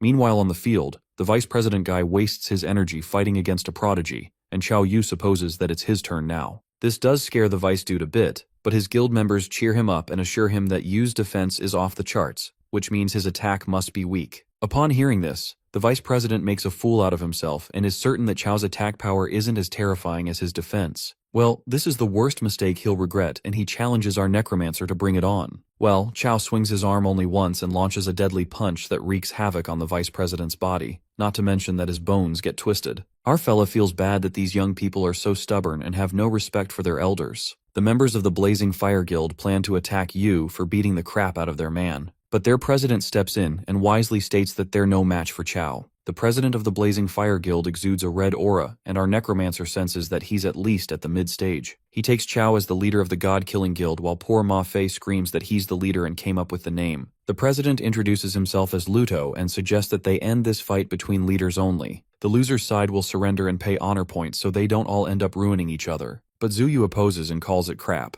She asks Ludo if he, being a mid-stage, challenging an early stage is okay. She tells Ludo that his face is thicker than young Shangdi's belly. But none of their objections matter when both the leaders agree to the fight. Seconds later, Ludo makes the first move and Chao assumes that he's a mid-stage physical trainer. However, our guy falls to his petty tricks when Ludo strikes him with a poisonous dagger, hurting his eyes. Only then our fella gets to know that the president is an assassin. Zhu and Shangdi call Ludo a despicable and low-life fella who resorts to hidden weapons. Well, Ludo states that the goal of this combat is to win, which means any method is just a means to that end. He simply thinks getting hit is getting careless. Ludo activates Gale Fist, and with Chao's eyes getting wounded, our poor boy becomes vulnerable and fails to dodge the punches. Ludo seizes the perfect opportunity to stab the dagger in Chao's head, given that his eyes are shut. This scary moment leaves everyone at the edge. Just as the dagger is about to pierce through our guy, a mysterious glitch materializes, and Ludo is sent hurtling back like a falling star. Freaked out, Ludo is completely shaken after that thing hits him and drops his HP to half instantly. Well, it turns out to be the mechanical empress that secretly comes to Chao's help. The president, scared as fuck, admits defeat and tells Chao that he won. But our boy refuses to retreat like this. He activates the corpse ancestor's ring and reminds Ludo that he hurt his friends, so he can't just admit defeat and walk away as he pleases. With that, our fella dashes towards Ludo. Terrified, the president asks Yu if he's really trying to push him into a corner and our guy smashes the fuck out of him. The Blazing Fire Guild members gasp at Ludo being banged like that, and the president loses his shit completely. Ludo notices that the strange thing from before has gone and feels that using that move took a heavy toll on Chao. That's when the president spits out poisonous little darts at our boy that he halts with his bare hands. Furious, Chao Yu charges at Ludo since this despicable guy even poisoned him and thrashes him insanely. Ludo gets beaten to a pulp and his pride is ruined to shatters. He finds it hard to digest that a mid-stage assassin like him is being humiliated by an early-stage kid. Ludo activates Gale Fist, and to hinder our boy's movement, he launches hundreds of blasting darts from his mouth. While Chao is already struggling to dodge those, the president traps our boy into an insight bind. The black strap-like binds snare him, and the president confidently claims that evil will always triumph over good. So once Yu is hit by his insight bind, any warrior-type player loses their ability to move, becoming nothing but a helpless sheep for him to slaughter. Ludo thinks that this punk Yu had fooled him and asks him how it feels to be completely immobilized. The president lightly slaps his face and mocks Chao for acting tough a moment ago. He's certain that our boy's body is stiff, or so he thought. Meanwhile, the guild members of the Blazing Fire cheer for the president and call Chao Yu naive for going against a mid-stage assassin. Yang Shangdi can't believe that Brother Yu has lost. Ludo, on the other hand, admits that our guy is the strongest early-stage player he's ever met. Moments later, Chao Yu flips the cards when he speaks up. He questions Ludo if he has considered that he might not be a warrior at all. The president is left speechless for a second, but after recalling his attacking and defense technique, he's convinced that our fella is a warrior. Ludo feels there's no point in talking anymore and proceeds to smash Chao. The Blazing Fire Guild believes Chao is going down to their boss while the God-Killing Guild gasps with shock, worried that their leader is about to get hit. That's when our hero impeccably halts Ludo's punch and makes him believe that he's not a damn warrior. Chao delivers brutal blows to the president, who is still in disbelief that our boy can keep moving after clearly being struck by his insight bind. Gur reminds him that he's not a warrior, but rather a necromancer with a slightly stronger body. With that, he lands a critical hit on the president, thus defeating him. With that, the guild members surrender, and Chios Guild, now called the Killing God Guild, wins the guild war. and the Blazing Fire Guild's honor points are transferred to them. Yu checks up on his friends to see if they're okay, and Shangdi lets him know that they have some minor injuries, and they're all fine except for Zuo Yu. It's revealed that her shield broke and our boy starts summing up his stats. He concludes that he doesn't need to train in the Dark Forest anymore for now. Hence, he decides to run a new dungeon and farm a shield. Yu, in his subconscious mind, asks the Queen of Mechanical Heart if she knows which dungeon drops shield-type equipment daily since she's a boss in the underworld. The Queen reveals that there is one such dungeon, but she advises him not to go as he probably won't be able to beat the dogs in that dungeon. Chao believes that's not possible and asks her for the intel anyway. Returning back to the real world, he assures Zuo to leave the shield on him as he claims to know a dungeon that, if they manage to clear it, will definitely drop a shield. Zuo insists that she'll come with him, and the Queen lets our boy know that the dungeon requires at least 2 people, hence he agrees to it. As they both are about to leave, Zhangdi makes fun of them by saying that it will be just the 2 of them at night, and who knows what could happen. Zuo lashes out at him and threatens to tear that mouth of his apart when she returns. Later, Chao and Zuo arrive at the D-level dungeon called the Suedo Underworld. The white-haired girl asks him if he is sure he wants to go in, since it's a D-rank dungeon. Our Necromancer recalls the last D-rank dungeon he went into, which was soul-cleansing and almost wiped them out. He witnesses the dog dungeon that the Queen was talking about and feels kinda nervous. Zuo confesses that she's only worried because he's here. It seems that she's afraid she'll hold him back because without her shield, she's useless in a fight. Chao pats her head as he tells her to chill, and with that, they enter the dungeon. The underworld was said to be created by Hades as the world where all living beings go after death. The pseudo-underworld is the copy of the real underworld. Yu and Zuo find themselves unconscious, and upon waking up, they're in the underworld. Zuo wonders if they're dead, just like what happened in the Coffin Mountain dungeon. But Chao doesn't think that's the case because if they were, they'd get a warning saying that they're in a special state. Just then, he spots a necklace on Zuo that she wasn't wearing before entering the dungeon, and he tells her not to move while he inspects it. The white-haired girl misunderstands the situation for a moment and turns red. Chao checks himself and turns out he has the necklace too. He assumes that it's a quest item, and that's when the system notifies them about the underworld quest. Quest 1 is that they have to cross the Gate of Hell, reach the Acheron River, and protect the cross from being lost. It's revealed that they have to complete Quest 1 to unlock Quest 2, and after completing all stage quests, they will be awarded with a dungeon clearance prize. The system advises them to trust their teammate completely. They spot a gate and Zuo reveals that she's heard that this gate is the entrance to the underworld. It's said that the dead walk through the Gate of Hell to reach the real underworld, but once they enter, they can't leave. Since the quest requires it, Chao thinks they should get going, but they're unsure of which way they should go. Yu spots a wandering soul and decides to follow him to find the way. Chou and Zuo witness the souls of the dead gathering around what they assume to be the legendary Gate of Hell. Just then, an epic monster, Cerberus, the Hellhound, appears out of the gate and attacks the souls. The system gives them a friendly reminder that the 3-headed Hellhound guards the gate, devouring passing souls. Hence, anyone who tries to force their way through the Gate of Hell will be swallowed by Cerberus. Chao realizes that this is the dog the Queen meant, and she informs him that Cerberus is literally the native dog of Hell. Their quest says that they just have to cross the Gate of Hell, but Zuo isn't so sure if they can really make it there. Our boy assures her not to worry and is confident about his luck not being that bad. Since the 3-headed dog eats randomly, he finds the chances of him being eaten very low with all these souls here. His words are cut off when he's eaten by Cerberus while Zuo is splashed with venom.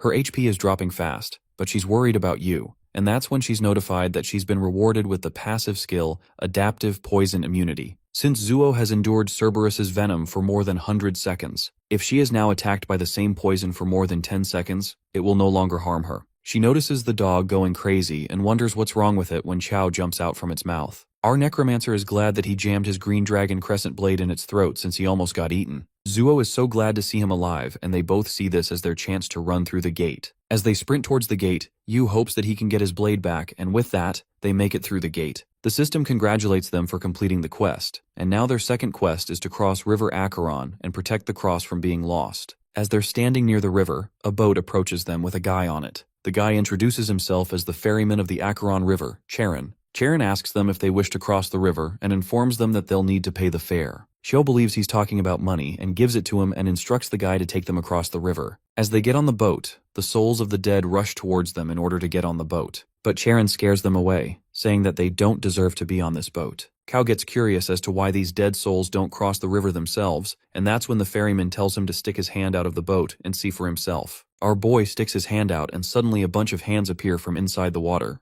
It's revealed that those are the unlucky ones who tried to cross the Acheron River and failed. Karen believes they're doomed to spend eternity sinking in the dark, icy water of the river. He further reveals that anything that enters the river will be dragged down by them and become one of them. Suddenly he raises his shovel and informs them that they're also about to join the bottom of the Acheron River themselves. The ferrymen believe they tricked him using money from the living world to deceive him, and with that, he throws Chao into the river. As Chao touches the Acheron River, his first sensation is that it is cold, dark, and rotten. He's about to be dragged away when Zuo pulls him by his hand. Sharon is ready to push her into the water as well when Yu activates the corpse ancestor's ring. While the ring does its job, our boy quickly jumps on the boat and punches the ferryman with immense strength. He's surprised to find Charon so weak, and that's when Charon informs him that he's done for. He reveals to him that as a living person sneaking into the underworld, and the fact that he even dared to kill the ferryman, he's going to face the judgment. Chao doesn't listen to him and kicks him into the Acheron River, where he's dragged down. Zua asks Yu if killing the ferryman will cause them a problem, but he thinks it's fine because even though it's the underworld, it's still a dungeon, hence he believes they can clear it. After a while they reach the shore, and upon getting closer,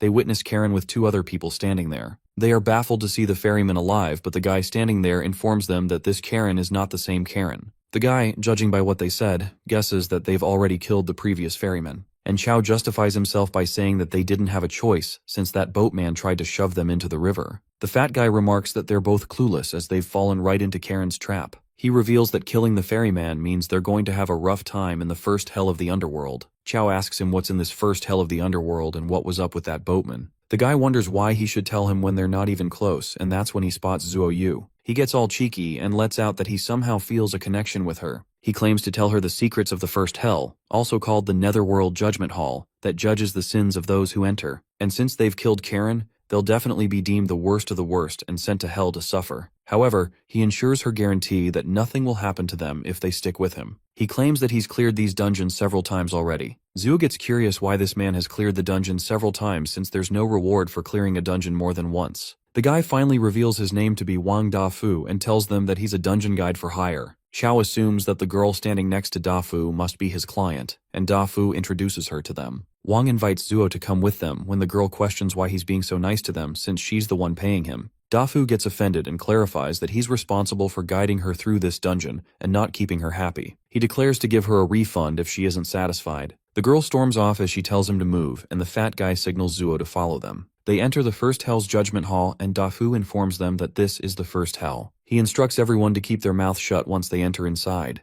They enter inside and everyone is left shaken as they witness the judge of the netherworld, Yin Yu. Yin introduces himself as the judge of the first hell and decides to begin the judgment of their... Wang Dafu instructs everyone to watch closely and do as he says. He introduces himself to the judge and claims that he's committed no sins in his life. He uses a stone to deceive the judge, and Judge Yin sees no criminal record in his book of deeds. He declares Dafu innocent, and next up is the girl, who's his client. She does the same and claims that she's innocent, and just like that, she's declared innocent as well. Dafu apologizes to Chiao and reveals that the item they're using can only be used one more time. He offers the item to Zuo and invites her to join his side, and he'll let her use it for the last time. Zuo refuses his offer, and as the judge calls out the next person, Yu addresses the judge and announces that he didn't have a choice before, but now he wants to be a good person. Dafu, as he hears that, claims to burn Yu some offerings next year, as he's aware that just the crime of killing the ferryman is enough to send him to hell. Judge Yin takes a look at Chao's deed book and finds him to be an unforgivable sinner. He points out his first sin, disrespecting the remains of the dead. Sin 2, disrupting their peaceful existence. Sin 3, cruelly abusing small animals. Sin 4, drilling corpses. Sin 5, the most serious one, is the fact that he killed one of the heads of Cerberus, the Hellhound, and murdered the ferryman Karen. With that, Yin sentences Chiao to fall into the first valley of the seventh hell, the blood pool. Our necromancer is lifted in the air as the pool of blood emerges beneath him. The judge orders him to fall into the pool and let the boiling sea of blood scorch his skin, melt his flesh, and cleanse him of his sins. Just then, the corpse ancestor's ring is activated, and that's when Yu dashes towards Yin, punching him right across the face. Chao questions what blood pool Yin is talking about, and confesses that he now has one more sin to add to his list, and that is assaulting the judge. This leaves Wang absolutely blown away, and he's displeased to see our boy having the guts to attack the judge. The judge admits that it's been ages since anyone had the courage or power to do that. He announces to sentence Chao to eternal damnation in hell. He witnesses Yu stealing his speed, and he admits that his agility is quite useful. Yin violently attacks our boy, who barely manages to dodge it. Dafu remarks that he's going to get hurt, and the girl is curious as to why he didn't dodge it. Chao didn't expect just the shockwave to injure him so badly. His current defense is a solid 500. He is convinced that he would have been crushed if he was still a guy with only 6 defense points.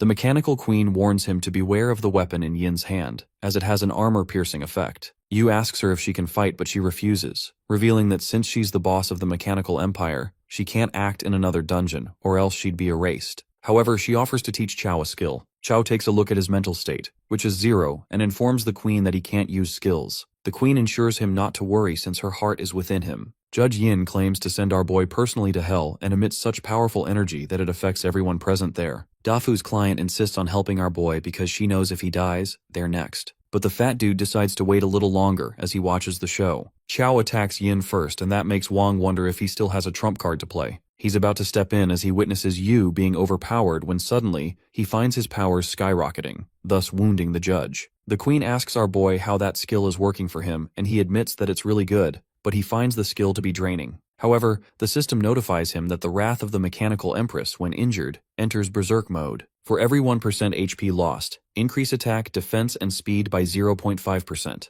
A friendly reminder is also given that if Chao stays in the berserk mode too long, it may have mysterious side effects. Our boy finds this skill to suit him perfectly, while the judge finds it really intriguing that a heinous criminal manages to wound him. The system gives Yu a reminder that the Netherworld judge possesses one of the coldest hearts in the world. Judge Yin stands up again and Chao pulls out mechanical knuckles. They dash towards each other, boosting their power to the max. While Zuo blames herself for being useless when she's supposed to be blocking attacks as the tank of the guild, Yin, as the judge of the Netherworld, sentences Yu to death and strikes him with a deadly attack. The attack causes huge damage to our boy as he lays on the ground with his mechanical knuckles being damaged. The judge assumes that he's dead and turns towards Dafu and others in order to kill them as well. When Chao stands up yet again and declares that since he damaged all his equipment, if he doesn't drop something good, he won't let this slide. The berserk mode of Yu's skill is activated, and the judge calls him an ignorant fool for getting back up. He strikes his staff, but our necromancer stops it with his bare hands. With that, he lands a vicious blow to the judge, who goes flying back from the impact.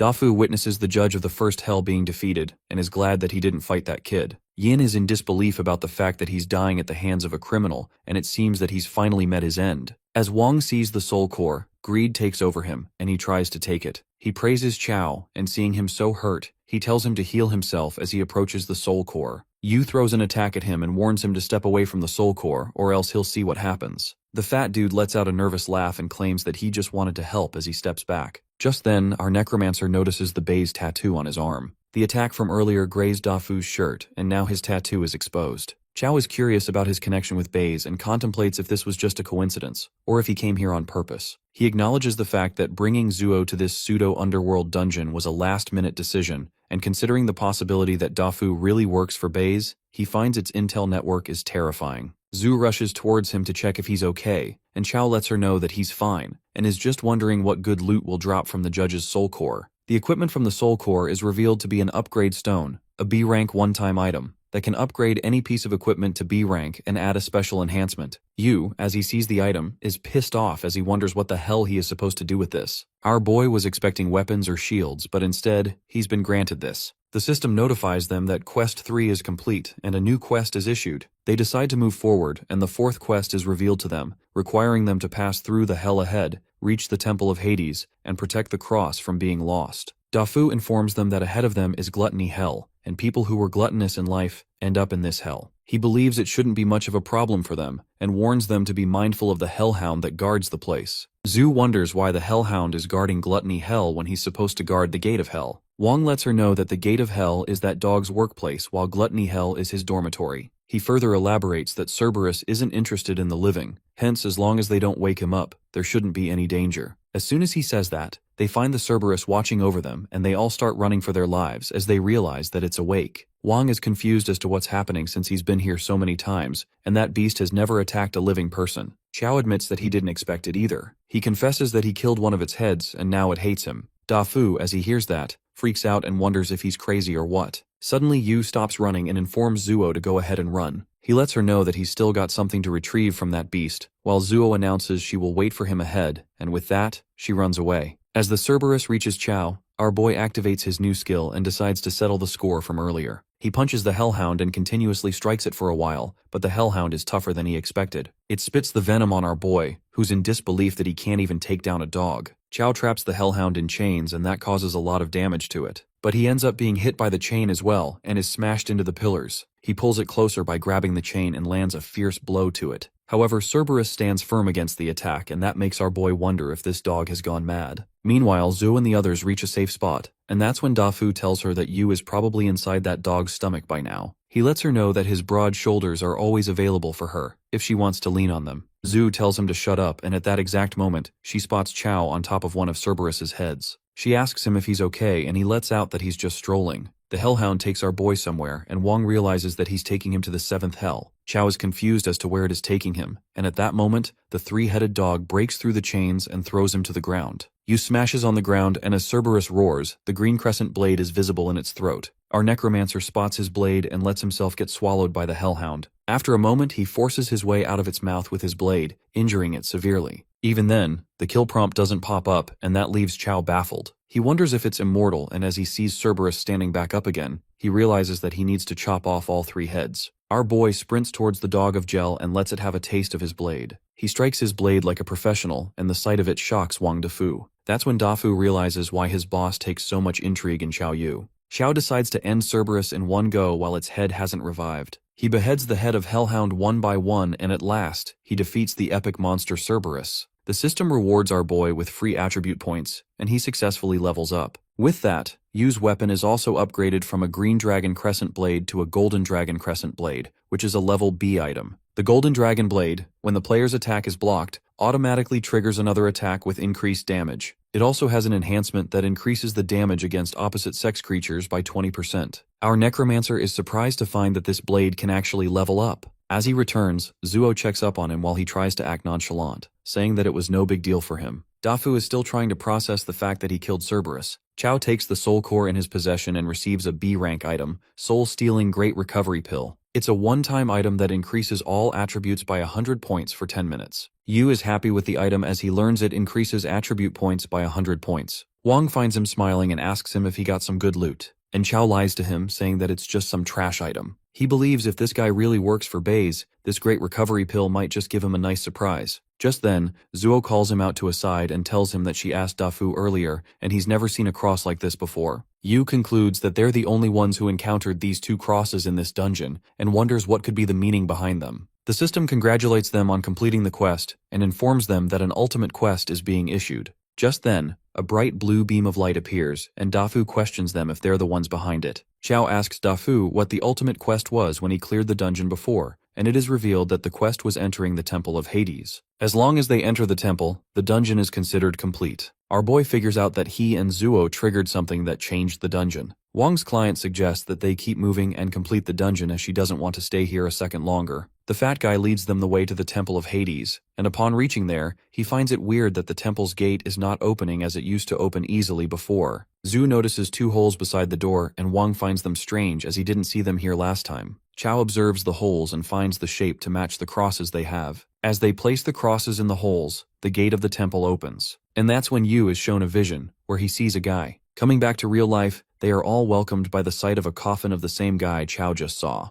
Zhu notices his face and asks him if he's okay, to which he asks her if she saw any strange images just now. But she refuses, and that makes our boy consider the possibility that he might be the only one seeing these visions. Dafu is baffled, and this doesn't make any sense to him. He's been to the temple so many times and it's always been empty, but this time, there's a huge coffin. Just then, the dude from the coffin rises from the dead and leaps towards Yu. That horrifying spirit penetrates through Xiao Yu's body, and the system congratulates him for obtaining the Seeds of Hades, an S-rank one-time item. Our guy is lost in thought about the item, but he's distracted by a concerned Zhu Yu, who explains that Xiao froze after touching the crystal coffin. He remained unresponsive no matter how much they called him. Yu learns what happened and realizes that the vision he saw might have been deliberately created for him by that man. That explains why no one else could see the spirit. Chao witnesses that the man has disappeared and glances at the stone coffin, where the corpse loses the ability to move but never decays. It is then that Wang Dafu reveals it is the coffin of Hades. He adds that there's a legend.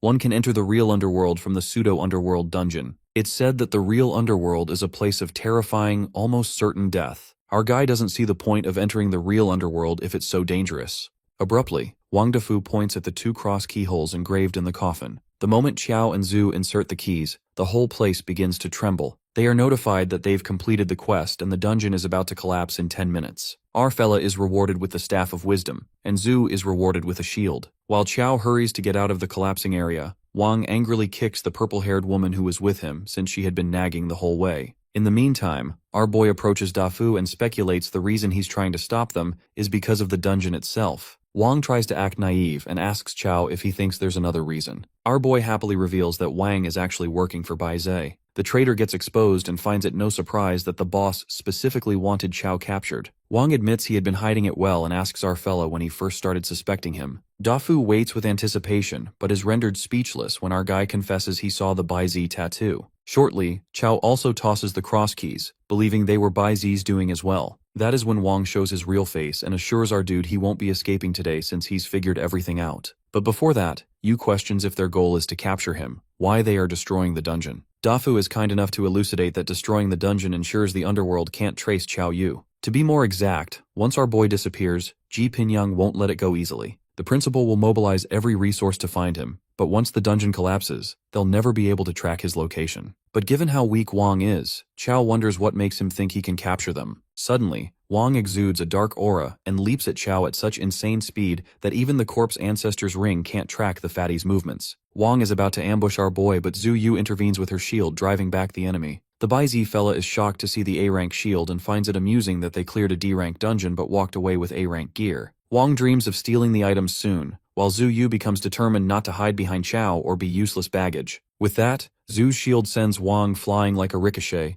and even Chao didn't expect Zhu Yu to be that strong. Fatas Wang's pride is hurt after getting beaten by two early stagers, and he vows to teach them a lesson for standing up to a mid-stage player like him. Wang comes back stronger to ensure Zhu won't be able to block the next attack. Zhao Yu fails to keep up with Dafu's speed, convinced that he's a damn assassin. The Baizo fella blames Zhu for her refusal to yield, showing no mercy since she's so determined to protect Qiao, and she gets hurt pretty badly. Our guy immediately swallows the soul-stealing Great Recovery Pill, which increases all stats to 100 and smashes him with brute force. As our fella asks Zhu if she's alright, they're attacked by Wang once again, and Zhu, despite her injured arm, holds up the shield. Chao switches places with her and tells her to rest because from this point on, he'll be taking charge. With that, our fella summons the Staff of Wisdom, which increases skill damage by 30%. The moment he holds the staff, energy violently revolves around him. Wang Dafu is baffled by his outfit, recalling that he was supposed to be a necromancer. Well, our fella is anything but a typical necromancer. Chao strikes with an ambush attack, which the Bai Zhe dude dodges, scoffing that a necromancer wants to sneak attack an assassin. Chao finds nothing wrong with his class and activates Dragon Roar Slash to put that bastard in his place. Wang Dafu gets startled as he senses a drastic increase in Chao's speed and strength. He finds it absurd, since necromancers are supposed to have the weakest bodies in the underworld. He's thunderstruck that our boy could unleash such heavy attacks. Meanwhile, Chao Yu plans on suppressing this bastard with the help of his skills, equipment, and the recovery pill. On top of that,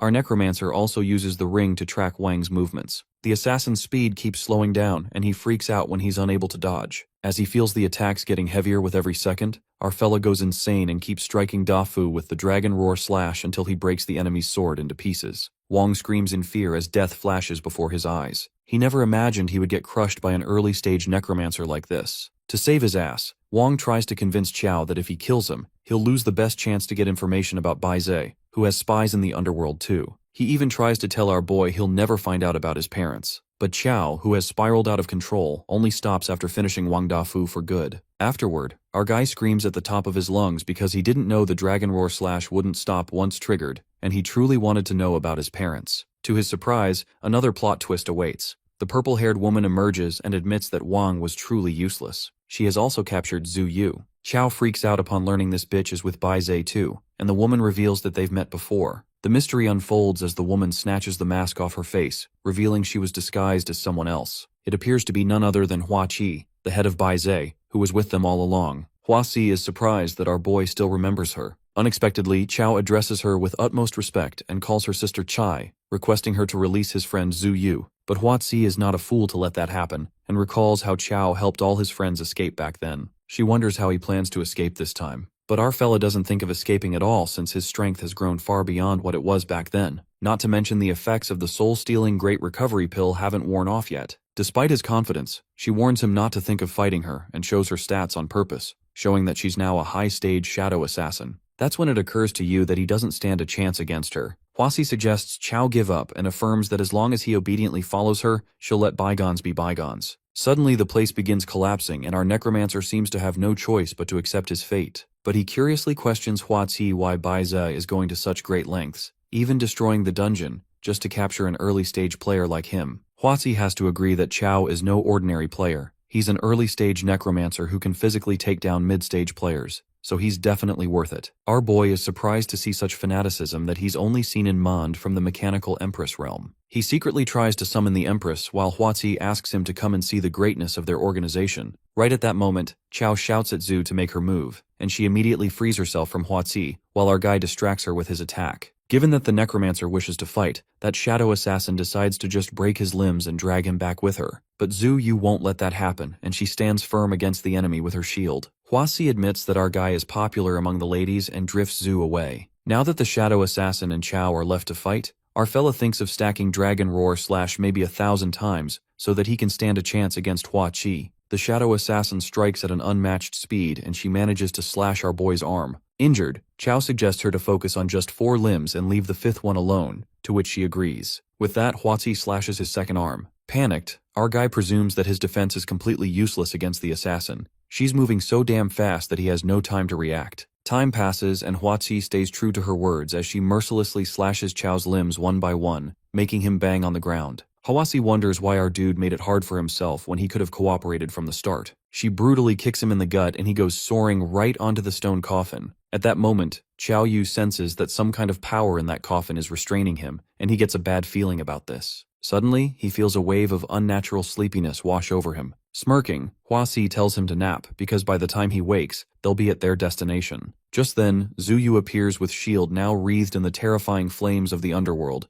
and she asks Huazi to put Chao down. The assassin is left in disbelief when she witnesses the flames of the underworld on Zhu's shield. She seems to have become powerful all of a sudden. Trapped in a daze, Chao can hear Zhu's voice but cannot move. He wonders how Zhu Yu, an early-stage player, is holding up against Huazi, a high-stage player. The shadow assassin is gravely injured and she calls Zhu a complete madwoman. It's as if she had become a possessed psycho. Our guy keeps screaming as he's worried sick about Zhu. She then appears near the coffin and assures Chao that she's fine. He asks her about Huazi and learns that she ran away. Half awake, Chao Yu suggests to Zhu that they should get out of here since the dungeon is about to collapse. She then places her hand on his forehead and confesses that she can't leave with him. While Zhu apologizes, our guy questions her about what's going on. Chao, trapped inside the dark place, frantically asks her to get him out of the coffin first and to stop crying. Tears stream down Zhu's face as she kisses Chao's forehead and expresses that she has so much to tell him. But there's no time, and since the dungeon is about to collapse, she sends him out first. Our guy screams hysterically, unable to grasp the situation. To save him, she uses the blue flames to shatter the ground and sends Chao out in a protective shield. That's when our boy gets out of the coffin and finds himself drifting away. He watches helplessly as Zhu smiles and withers away. Chao can't process this and his mind floods with questions,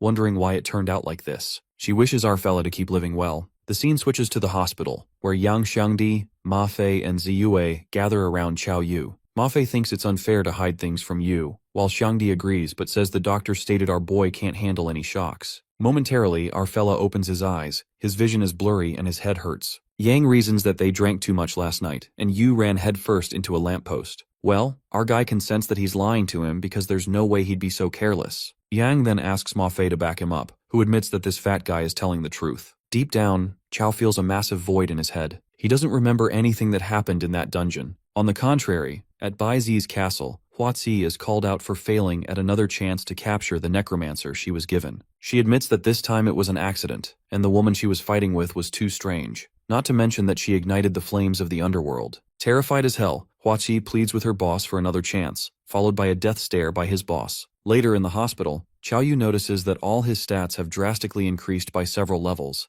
Even the green dragon blade turned into the golden dragon crescent blade, but something doesn't sit right with him. He's certain that he's missing out on some really important memories that he's forgotten. In the meantime, Longshang arrives with some fruits and our guy asks him if he needs something from him. Xiang mentions the global underworld combat tournament for universities, a grand event held once every 4 years jointly by Eastern and Western alliances. It's the biggest stage for young talents to showcase their skills. Longshang states all the details, which makes Chao think that he's inviting him to participate in the tournament. However, Shang invites our fella to run a dungeon with him. Xing's eyes look mischievous and he says only those who complete this dungeon can qualify for the tournament. But he doesn't force Chao, given that he's injured, and asks him to reach out later if he's interested. After the guy leaves, our fella finds it very odd that Long is inviting a first-year student to run a dungeon with him. He feels like this blondie is trying to set him up. Abruptly, Yang and Ma Fei enter the room with their faces swollen, and our guy can't help but ask why there are two Xiangdes. Shangdi clarifies that the other one is Ma Fei, and Chao frantically questions how he ended up like this. That's when Yang decides to unfold the truth and tells Yu that he didn't hit a lamppost. He reveals that Chao went into a dungeon, but not a single soul knows what happened inside. When they found Chao Yu, he was lying by the road, unconscious. Our fella discovers the name of the dungeon was the pseudo-underworld, which doesn't really ring any bells. But he knows one thing for sure, his memories of that dungeon are really gone. After this, Shangdi explains that he went with Ma Fei to investigate and figure out what happened. In the process, they came across the Hunters Guild, which was also investigating that dungeon. That guild has a group of dungeon guides who make a living helping others clear dungeons, and one of their members, Wang Dafu, also disappeared in the pseudo-underworld. The guild sent a leader who demanded they explain the reason behind exploring that dungeon, and that's how Ma Fei tangled up in a fight with them. After our boy listens to the whole story, he decides to confront that guild since his friends took a beating because of him, so he can't just let those guys off easy. But Shangdi opposes the idea as the guild has over 100 members who are all high-stage players, and they can't beat them all up. But Chao doesn't buy this bullshit. Even if that's the case, he is determined to handle the early and mid-stage ones. Ma Fei totally agrees with him because this poor boy hasn't been humiliated like that before. The scene then flips to the Hunters Guild, where the members praise young Master Huang for beating those two punks who dared to mess with him. Huang tells them to stop bragging about roughing up two nobodies and mentions that it's more important to find Wang Dafu. One of the members asks Huang if he needs protection, but the leader takes this as an insult. The member laughs it off, assuming that they're overthinking it. Shortly, Huang crosses paths with the two punks he beat up earlier, and they're now back with another one. They turn out to be Ma Fei, Yang, and Chao Yu. Leader Huang suggests they figure out who they are before they even think about revenge. But our hero, cocky as ever, asks Huang to apologize so that he might go easy on him. The leader bursts into laughter and thinks they should be grateful that he beat them up. Huang advises them that when he hits, they ought to take it quietly because his dad is the head of the Hunters Guild, so whatever he says is the law. While Huang flaunts his power, Chao Yu is impressed by him showing off and tells Ma Fei that he has a lot to learn. But Ma Fei calls that flattery too forced, nowhere near as smooth as him. Huang gets mocked real bad and gets pissed off. Without any reluctance, Chao Yu pulls a move and smacks him in the face, assuring Huang that he'll make him fatter than Shangdi. The cocky leader gets humbled real quick and fails to process that someone dared to attack him, the young master, like this. Yang Shangdi assumes that his brain got fried from all that flaunting while young Master Huang gets hopping mad. He attacks Chao with a giant hammer that clashes with his staff. Chao discovers that this arrogant young master's strength is not weak. While Huang is low-key impressed by Chao's strength, Ma Fei, using his sword technique, manages to injure Huang so that he starts to bleed. The young master starts laughing after seeing his blood and tells a story. He narrates that when he was 18, he was clearing a dungeon when a player injured him. After exiting the dungeon, he sent people to capture him. He then sliced his flesh piece by piece and made him eat it. That guy went insane afterward. The point being that since no one has ever dared to injure Huang Ying, he promises to treat them well. The murderous intent coming from that guy is insane.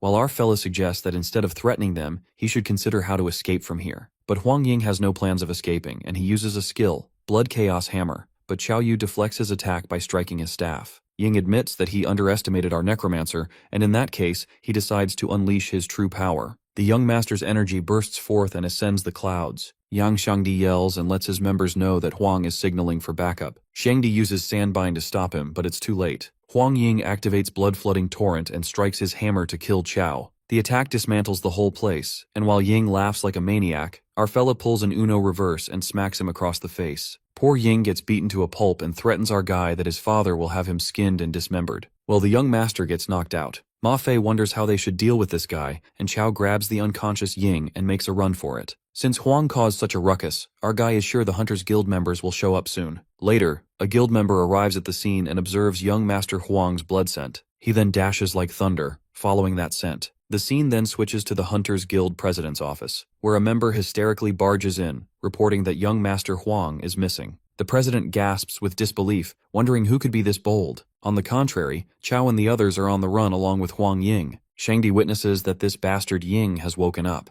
The young master praises their skills but suggests they release him, or else they will suffer the unending retaliation of the Hunters Guild. Our boy thrashes that bastard on the ground and asks Huang to behave since he's a prisoner now. Poor young master groans in pain and warns them that his father will kill them. Ma Fei and Shangdi, on the other hand, are ready to take their revenge, and Fei has been waiting for this moment to beat him up. Just as young Shangdi plans to rough him up and enjoy beating Huang Ying, their revenge is interrupted by a sudden lightning strike that aggressively cascades. As everyone gets startled and wonders who this light-type mage is, it turns out to be Charles, Huang's butler. The butler really did search high and low for his young master. Just as Huang Ying spots his butler, he immediately commands him to kill them. The butler assures his young master that he won't let 3 cunning evildoers escape. He asks them to surrender so perhaps they'll suffer less. But Xiangdi refuses to surrender and attacks with his earth explosion technique. There is an explosion, but the butler remains unaffected. Chao Yu realizes that this old man may not be top tier, but he's definitely close. Since they wish to resist, the butler warns them not to blame him for making a move. With that, Chao, Ma Fei, and Yang rush to attack while that butler commands a holy attack to spot the enemies. Suddenly, the 3 of them are unable to move as the light shines on them,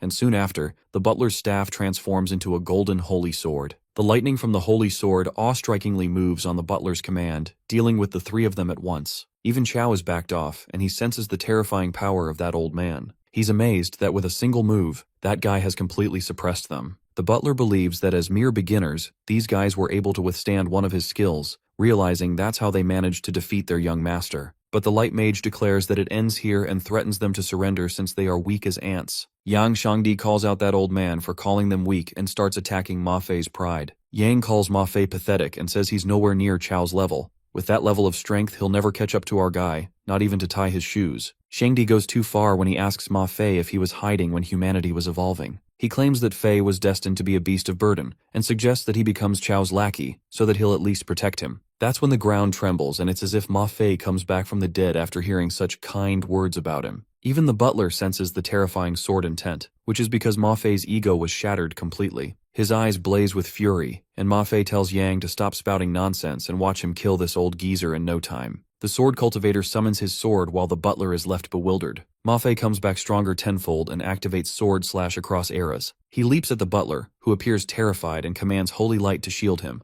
The old man's trick is halted by Xiangdi, whose fat burns once again, and he strikes with the earth explosion technique. With 2 of their great moves combined, the energy manages to penetrate through the old man's holy shield, more like pierces through him. After the butler goes flying away, Yang questions if the old man is dead, but Ma Fei is not certain. However, their suspicions turn out wrong when the old man sneakily strikes with the holy light, and Chao jumps in to take the damage. The butler is about to go on a rampage as Chao sees through him, presuming that he's about to explode. Suddenly, our boy suffers from a severe headache, and it appears that the dungeon memories are flooding back. The flashbacks of Zhu Yu fill his head. Our fella is flustered, and he feels like someone has been shielding them from damage all along. He can't remember who it is. Dazed by the flashbacks, our boy gets struck by the butler's golden holy sword. Yang Shangdi grabs Chao and advises Ma Fei that they better run if they can't handle this, given that the butler is terrifying. Ma Fei seems to be in the mood to fight the old geezer, but when he looks behind, he witnesses Yang scampering from the scene with Chao Yu on his back. Ma Fei, freaked out, asks them to wait for him. Abruptly, he grabs Huang Ying to drag him along.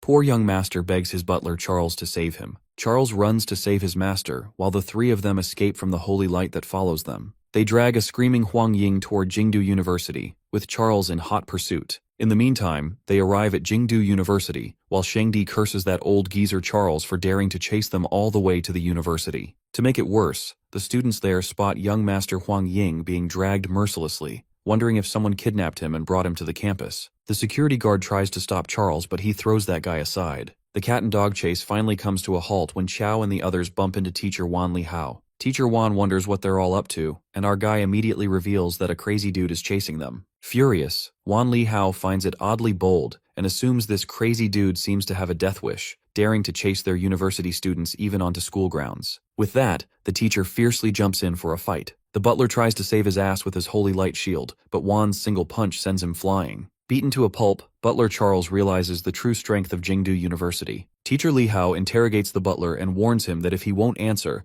he'll make sure to send him to his next life. That fierce punch scares the shit out of Charles. Shortly, things take an unexpected turn when the president of the Hunters Guild, along with the guild members, makes a surprising entry at the university. The president threatens Wan to let go of the butler, or else he'll join the butler in the afterlife today. This triggers something in Wan, and he lands a deadly punch right across the butler's face, uttering that he'd love to see how the president plans to make him die. The guild leader then orders his members to kill Wan, and they all leap towards him, not knowing that they are calling for their own trouble. Wan strikes a power-packed smash that blows away most of the guild members at once. After witnessing the menace, the guild members recognize Wan as the Battle King. He'd been missing for so long that they thought he was dead, but he's actually become a teacher at Jingdu. While others wonder if the battle maniac is really that famous, it is unraveled that Li Hao was born for battle. At the peak of the intermediate level, this guy once single-handedly defeated a high-tier swordmaster. Li Hao is the real deal, a ruthless powerhouse. The president of the guild discovers that Li Hao is the battle maniac and is surprised that he's still alive. The teacher thanks the president because ever since he became this lousy teacher, he hasn't had the chance to fight to his heart's content. He thanks the guild for causing trouble. The president gets infuriated by Wan's arrogance and pulls out his hammer. The hammer brutally hits the teacher as he's drifted away, but he remains unaffected.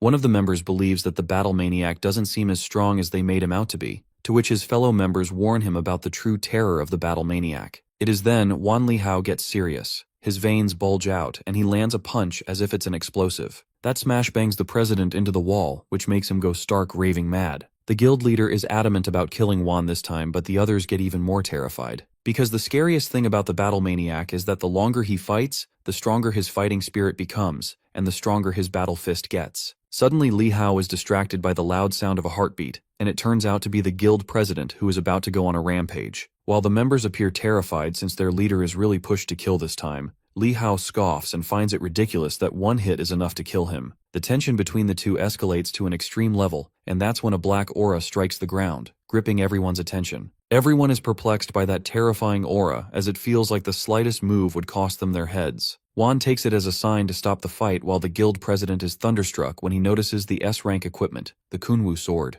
And the only master of that sword is the #1 swordsman in the world, Principal Ji Pingyang. The sword majestically rests on the ground, and Ji Pingyang makes quite a grand entry. He immediately demands an explanation from the Hunters Guild, or else he threatens to annihilate them. It is then Butler Charles calls for his own death, and makes things fucked up when he boldly throws a rope towards Pingyang and calls him an old geezer. The president screams at that stupid butler to stop, but things get out of hand when his rope swirls around the principal. But Charles is too busy bounding that old man with his immortal-breaking whip to make his escape impossible. Little did he know that he wished for his own death, and the whip sets on fire as Pingyang lightly slams his sword on the ground. That swish carries the command, and Charles's B-rank whip disintegrates, eventually resulting in his own painful death. Everyone present there is rendered speechless. With a casual strike, Pingyang killed a high-level player. This exudes the power of the #1 swordsman in the world. Disgruntled, the principal demands an explanation, and the guild's president reveals that some students from Jingdu University had kidnapped his son, Huang Ying. He reasons that he was forced to come here to rescue him. The principal appears displeased while the president just asks Pingyang to return his son and promises not to pursue this matter further. The old principal exudes a murderous intent and leaves the president with two choices, to either leave or die. Ma Fei is totally smitten by the principal, praising the true mastery of a true swordsman. The president lashes out and questions the headmaster if he's being unreasonable despite having some status.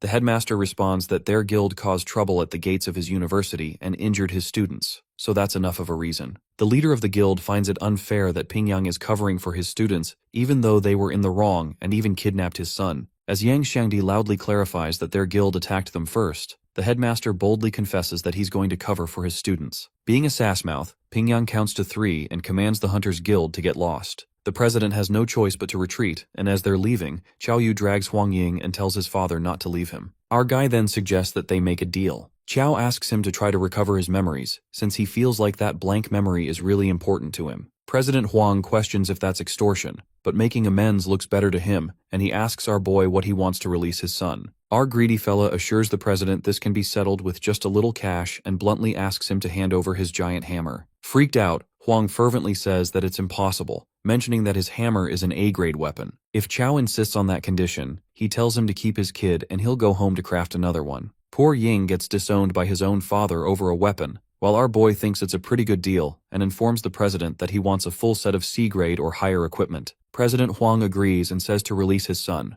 However, our boy asks for the equipment first in order to let Ying go. After a while, the president brings all the equipment and Qiao Yu releases the young master. Later, when all the drama ends, Principal Ji scolds Qiao and the others for acting recklessly this time. The headmaster reminds them that their strength is lacking and provoking such a powerful guild, especially the Hunters Guild that specializes in taking people through dungeons, was not in their best interest. Ma Fei tries to reason that the Hunters Guild attacked them first, but Headmaster Pingyang states that it doesn't matter even if they were in the right. It won't stop the Hunters Guild from targeting them. Chao curiously asks Pingyang if they did something wrong, to which he answers that the only mistake they made was not being thorough enough, letting them track them back here. If it were the headmaster himself in his younger days pulling a stunt like this, he confidently states that Huang Xuqiang wouldn't just be extorted, he'd never know who did it even until his death. Sighing, Pingyang is well aware these kids are still far from his younger self. Chao, Mafei, and Xiangdi glance at the principal with utter admiration. Later, at the dormitory, Yang's eyes are fixated on the equipment given by President Huang, and agrees that the Hunters Guild really is loaded. Our guy tells him to stop blabbing and pick 2 pieces of equipment for themselves. While Xiaoyu goes through the item descriptions to see what best fits him, Xiangdi loves the idea of extorting and asks Yu about his next plan. Our fella plans to continue his classes and try to recover his memories as they feel blank. This low-key worries Ma Fei and Yang because the truth is better when hidden. The next day, at the physical training class, Wan Lihao asks his students about their thoughts on Principal Ji's true strength. One of the students believes that a true powerhouse must be able to solo kill the world serpent, Jormungandr. 5 years ago, the headmaster took down that giant serpent in just 5 strikes. After that, Teacher Wan appreciates his students for doing well on the first stage of training and moves on to the second session. The second training session will focus on their agility training. He teaches that strength and defense alone aren't enough. Without agility, they're just a lumbering target, destined to get kited to death. For this reason, Body Refiner is the hardest class to succeed in the inner world. Our Necromancer feels good about this, since his agility is too low, and he doesn't plan on relying on the Corpse Ancestor Ring's effect all the time. After that, they all teleport to a sea-level dungeon, the abyss of the deep sea. The students wonder if Teacher Wan is planning to have them dodge the ocean waves. The instructor elaborates that the second part of their training is to cross over those pillars. The real challenge is that if they reach the peak of the opposite mountain within 5 minutes, they pass. Chao Yu observes that these stone pillars are constantly battered by waves, which makes them super slippery, so standing firm on them is tough. Moreover, some of the pillars are severely corroded by seawater, so one wrong step could make them completely collapse. Wan Lihao wonders who'll be the first to go, and Lin Lang willingly responds. Lin begins jumping on the pillars, and seconds later, he gets the hang of staying balanced. Watching Lin, everyone assumes that it's pretty easy, but shortly, it becomes certain that this test will get the best of them, when suddenly a fish pops out of the ocean, and Lin Lang loses balance, hence falling into the water. Poor Lang swims back to the shore 15 minutes later. That's when Li Hao opens up about the strange fish called the gray swordfish, which are unique to this dungeon. Any creature attempting to reach the opposite mountain will face an attack from the gray swordfish.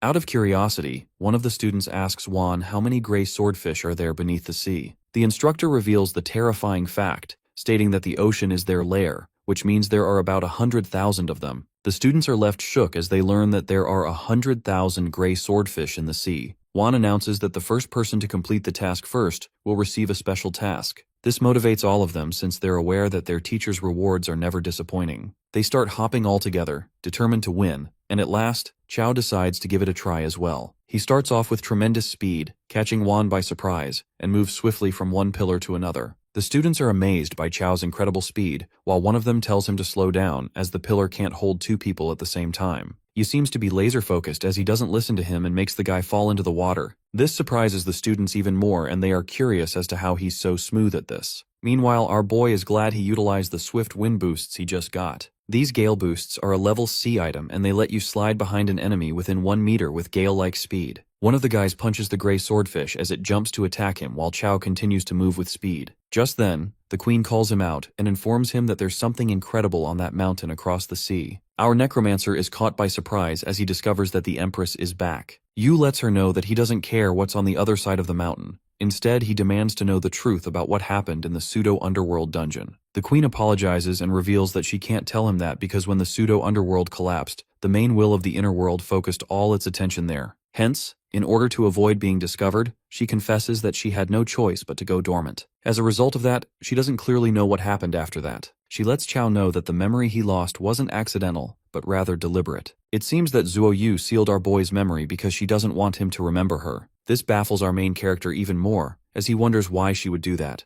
This triggers something inside him and he starts punching the gray swordfish like a madman. Everyone is astounded to see this side of him while Wan contemplates what's gotten into this kid. Chao is deep in his thoughts and continues to clear the task. He asks the Empress if she has a way to break the seal, and she tells him that she does have a way, but before that, she wants him to obtain one thing. Yu desperately asks her what that thing is, and she informs him that it's the ghost eye. Suddenly something starts happening to him, but he's determined to know where he can get it. The queen notices that there's something wrong, but before anything could be done, our boy falls into the sea of the gray swordfish. As Qiao falls into the water, Zuo Yu appears there, and after that, he finds himself in a hospital, yet again. Teacher Xiaorong shows up at his room door and gives him something to drink as she tells him that his friends told her about him. Suddenly, a guy bursts into the room and questions Xiaorong if Yu is the pretty boy she came all the way to see. Xiaorong questions the guy about what he's trying to do and tells him to get out. But he continues to ask her what is so good about our boy, who doesn't even have thighs as thick as his arm. She tries to shut him up, and he challenges Qiao to a duel in the duel grounds, with a condition that whoever loses will stay away from Xiaorong. Our boy wonders who this noisy guy is, and that's when the guy reveals that he's Lu Yanhang, the strongest male genius from Jingdu Azure Dragon Normal University. Yu, as he hears the name Jingdu Azure Dragon University, recalls that this school has a 1:9 male-to-female ratio, mostly girls. The teacher whispers to Qiao not to argue with him, because even though he has issues, his strength is formidable. Our necromancer gets out of his bed and lets Lu know that he never went out of his way to approach teacher Xiaorong. Yanheng feels satisfied to see that he has some sense of awareness as he tries to gaslight Xiaorong that this coward isn't suitable for her and he's the only one worthy of her. That's when Yu interrupts him and tells him that he's misunderstood him, and what he actually meant was that the teacher came to him on her own. He further adds that she also poured water for him and took care of him day and night, and that she even told him that he's not as handsome as he is and shorter too. This provokes Lu, to the point that he tries to hit Qiao, but the purple-haired lady interrupts and protects him with her shield. Yanheng challenges our boy in a one-on-one fight in the duel ground while Yu calls the security to drag him away. The guy is dragged away while he continues to provoke him to fight. After he's been taken away, Xiaorong apologizes to Qiao and tells him not to listen to his nonsense. She rants about him pestering her and her not being able to get rid of him. Yu assures her not to worry, and declares to take care of him for her. The scene is then shifted to the duel ground. The audience in the ground gossip about the fight that's going to happen today, between Lu Yanhang from Jingdu Azure Dragon University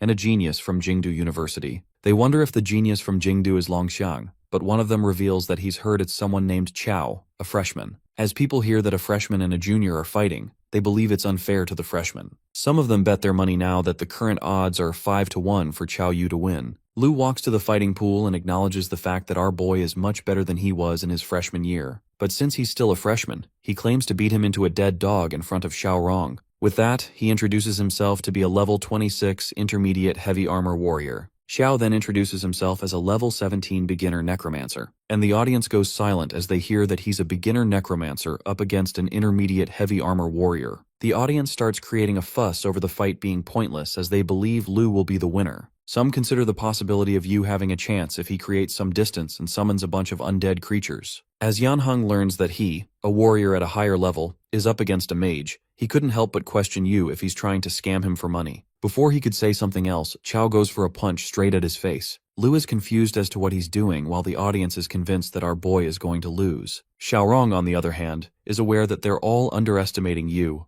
Yanheng decides to take our necromancer's punch head-on, assuming that he won't be able to do much damage to him. As he's punched, he's sent back flying to the ground and the sight leaves the audience dumbfounded. They can't believe what they're seeing, and the ones who bet their money start regretting betting on Lu. Just then, Yanheng stands up again and admits that Qiao's punch really hurt him, hence it's his turn to use his powers now. The battle begins as they both block each other's attack and stand their ground, until Lu pulls out his signature move and hits our boy. Qiao is taken aback by Lu's brutal move, making him wonder what the hell that is. Lu warns him not to underestimate him, and as our boy tries to attack him with his spear, he blocks it with his forearms. Yu is unable to pull his spear out, and as he tries to do so, he's punched viciously by his opponent. As he's hit, the Silver Lion Helmet's effect is triggered, which when worn, increases head defense by 50 points and grants immunity to one head-targeted attack. Turns out Yanheng is much stronger than Qiao expected, and he's glad that he has the Silver Lion Helmet with him right now. Lu expects our necromancer's strength attribute to be really high because of those last two hits. He could tell his attack power is at least 500. This shocks the audience even more while the high-level warrior lets out that having stat points alone is useless. He believes that's because, even with 500 points of strength, some people can fully integrate and utilize those 500 points of power, while others can't even bring out half of their potential. That, according to Yanheng, is called the conversion ratio, and based on his observations, he concludes that Qiao has high attack power, but his conversion ratio is terrifyingly low. And that's when our boy realizes why his stat points are so high, yet he always feels like he's falling short of being invincible.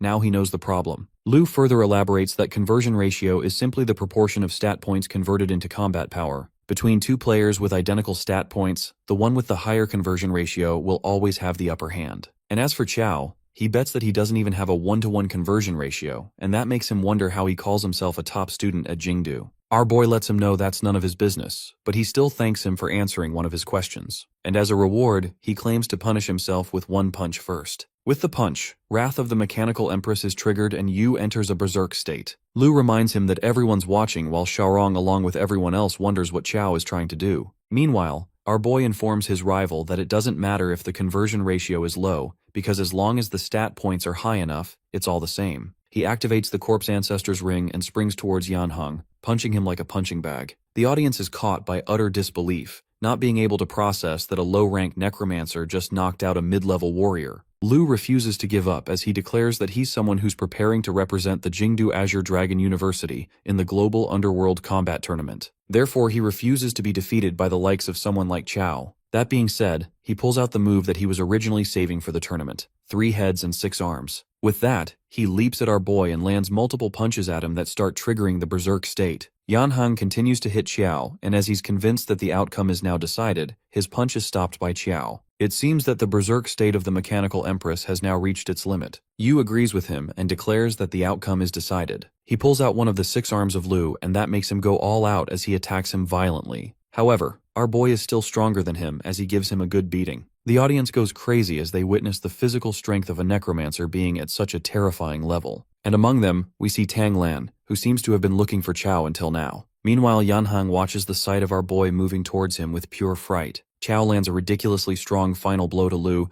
and that reduces his HP to 1, thus defeating him. The audience is still trying to process the fact that a freshman who just entered college, a low-rank necromancer, won a one-on-one close combat against a junior mid-rank heavy-armored warrior. Yu walks out of the fighting pool, and as he enters a place where no one can see him, he coughs out blood. Our boy had to take a few punches from that guy in order to stack the Wrath of the Mechanical Empress skill to its limit. He finds the skill really powerful but life-consuming, and now he's way too exhausted to even stand. The berserk state is deactivated, a mysterious side effect is triggered, which is immobilization for 1 hour. Chao collapses and his body is about to hit the ground when Tang Lan shows up and holds him. Our boy recognizes the scent, but before he could react or resist, he's knocked out by the wood mage. Later, Yu finds himself in a luxury bedroom. He remembers fighting Lu and then being knocked out by some weird woman. The 2 maids present there are glad to see him awake and refer to him as young master. Our necromancer is confused about what's happened. He tries to run away while the maids tell him that he can't wander around without the young miss's permission. He asks them who the young miss they're referring to is. This question surprises the maids as they wonder how come he doesn't even remember her. Nonetheless, Chao rushes to the door, and upon opening the door, he's welcomed by none other than Tang Lan, whose goal all along was to get out of the arranged marriage. Yu immediately recognizes her, and Lan instructs the maids to leave them alone. After they leave, our boy asks her what she wants and she tells him not to rush. With that, she grows out a flower from the seed implanted in Yu's neck, and the seed disappears as she does that. Our necromancer strictly asks her about what is going on and why they're calling him young master. That's when the wood mage reveals that she's the eldest daughter of the Tang family, and Xiao Yu is her husband,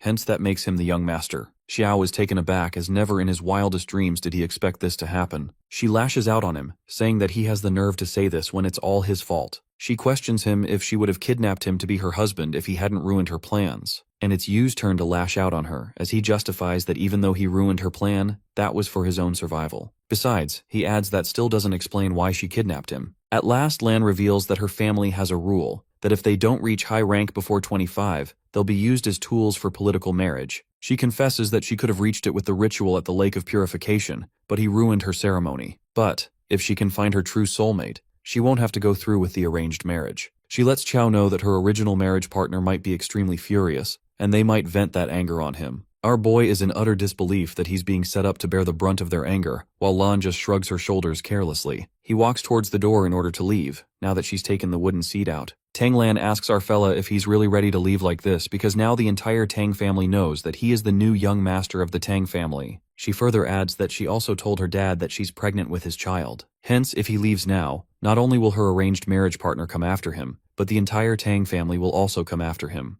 Chao shuts the door loudly and admits his surrender when Tang Lan walks toward him, grabbing his arm. She asks him if being her husband is such a bad deal since others would have loved to, but she wouldn't even look at them. Our boy yanks her hands away and tells her to stop, knowing that she just doesn't want to be in an arranged marriage. He offers to help her with the arranged marriage issue, and in return, he tells her to let him go and be strangers from then onwards. It is then she proposes a deal as well. She wishes Chow to pass the Tang family's test, then deal with her arranged marriage partner, and once that's done, she'll be free, and so will he. Chow has a feeling that he's fallen into her trap and realizes that her goal, all along, was to get out of the arranged marriage. Tang instructs Chow to take a good shower and make himself look handsome. She informs him that she'll come pick him up for their Tang family banquet. As she's about to leave, Yu traps her against the door and himself, making her nervous. She asks him what he's doing, and he believes she shouldn't care about it since he's her husband. Tang Lan covers herself and warns him not to try anything, reminding him that it's her Tang family home. Chow pulls his head back and headbutts her, leaving her feeling furious. In the evening, Tang comes to pick our boy up, and our boy walks out, dressed all handsomely in a tuxedo. The wood mage feels shy and leads him the way to the venue. As they both enter, all the maids greet their young mistress and master. Lan instructs Chow to say less, do less, and just follow her lead. He assures her not to worry, and as they walk forward, they're welcomed by Tang Lan's mother, Kong Yun.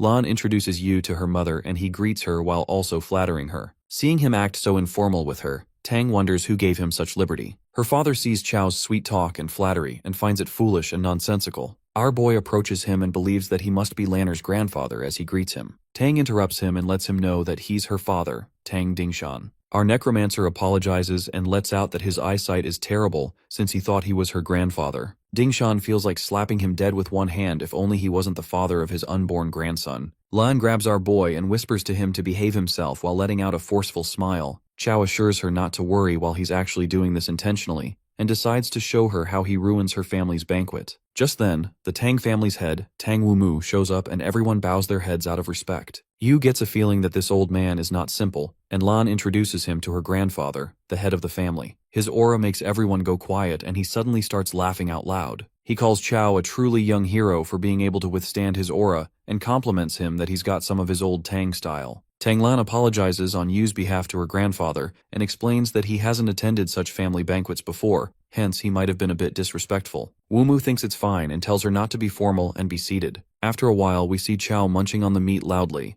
and then burping out loud in front of the whole family. He wants to test how long Lan can tolerate him while she just feels embarrassed. After finishing their meal, Wumu orders everyone to leave except for our boy, since he wants to have a private word with him. Tang Lan and Dingshan hesitate to leave the two of them alone, but the old man tells them to do as he says. As they all leave, he informs Yu not to be nervous as he means no harm to him. The old man judges that Chow was brought here by Lanner. He rants that Lan has been spoiled by them in the Tang family since she was young. Hence it's normal for her to be a bit willful, but her nature isn't bad. Our boy recalls Lan's previous acts and doubts Wumu's words about her nature isn't being bad. The old man lets out that he's kept him here alone to ask for his help with something for their family. He reveals that the younger generation of the Tang family is lacking, and currently, only Lanner is presentable. But, every year in the capital, there's a family gathering to decide the new 4 great families. Only those under 25 can participate, and he's hoping that Chow can represent their Tang family. Our necromancer instantly refuses and asks him why he should meddle in the Tang family affairs.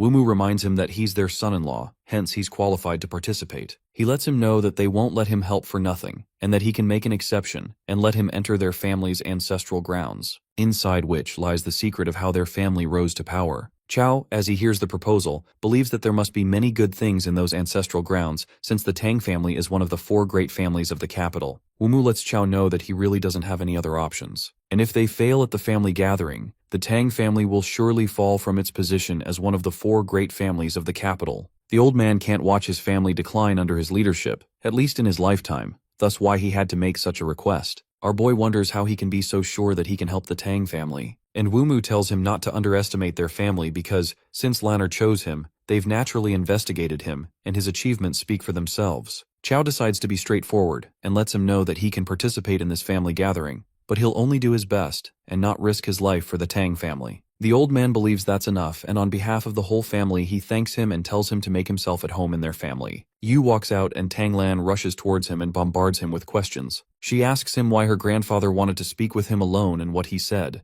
Chow informs her that he said he's cutting off his grandfather-granddaughter relationship, and from now on, he's her grandfather. Tang Lan gets furious and questions if he's asking for death, threatening him if he believes that his corpse won't be thrown into the sewers tomorrow. Our boy requests her to turn him into a corpse, but he tells her that it's best if her grandfather doesn't find out. The wood mage feels enraged and then an idea pops up in her head. She clings to Chow, begging him to tell her, and his nerves spike as he finally reveals the truth that her grandfather has just asked him to represent the Tang family at this year's family gathering. Lan is taken by surprise as she hears that and asks him if he just agreed to it like that. She implies that since he was brought here against his will, he shouldn't have agreed to it. This makes her wonder if he agreed to it because of her, but he tells her not to overthink it, since it has nothing to do with her. A few days later, at Chuanling Mountain, the four great families of the capital are gathered. The Tang, Qinji, and Xiao families. The Xiao family head, Tiance, mocks the Tang family that they surely have a big ego, arriving last for a grand entrance. Both the family heads are busy arguing when Qin Qianshui spots Yu's back, and it looks familiar to her. She shrugs it off,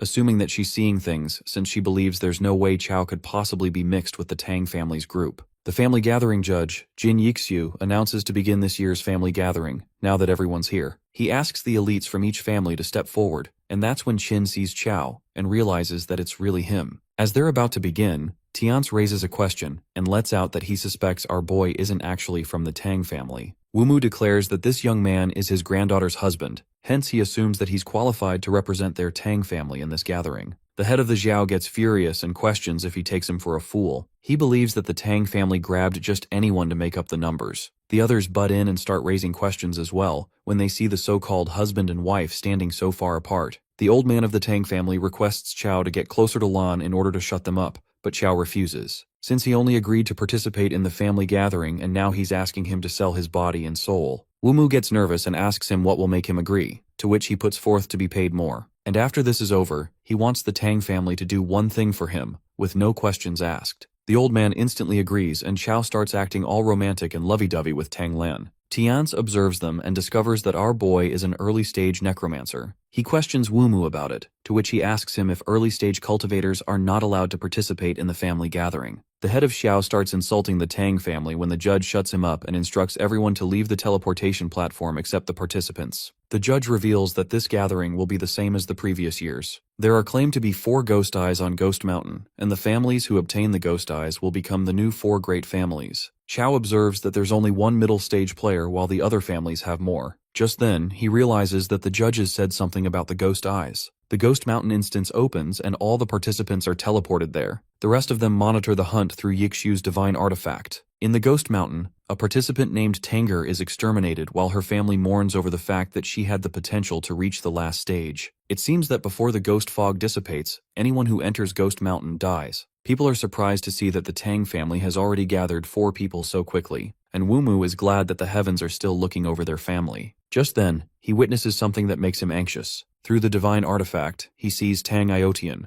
the only mid-level player in the Tang family, and 2 others cornering Chao Yu. Aotian tells our boy that he'll be listening to him in this Ghost Mountain since securing a ghost eye for the Tang family and maintaining their position among the 4 great families is their top priority. And as the only middle stage cultivator, he believes he's the strongest and the highest DPS. Hence, naturally, he takes the responsibility of giving orders. The girl interrupts, saying Brother Aotian is their family's #1 genius. Therefore, no one will listen to a freeloading son-in-law like Chao instead of him. Our boy obediently agrees to listen to them and declares that he'll be hiding behind them. Wumu, on the other hand, feels enraged because he told his players before they left to follow Chao's lead. Aotian is in a hurry to obtain a ghost eye before anyone else as he leads them the way. As they're walking, Yu is busy contemplating what he should do because he needs a ghost eye to restore his memories, and the Tang family needs one too. But there are only 4 ghost eyes. They come across an NPC from the Ghost Mountain instance who's sleeping, and they decide to approach her quietly without provoking her. As they pass through her, the NPC wakes up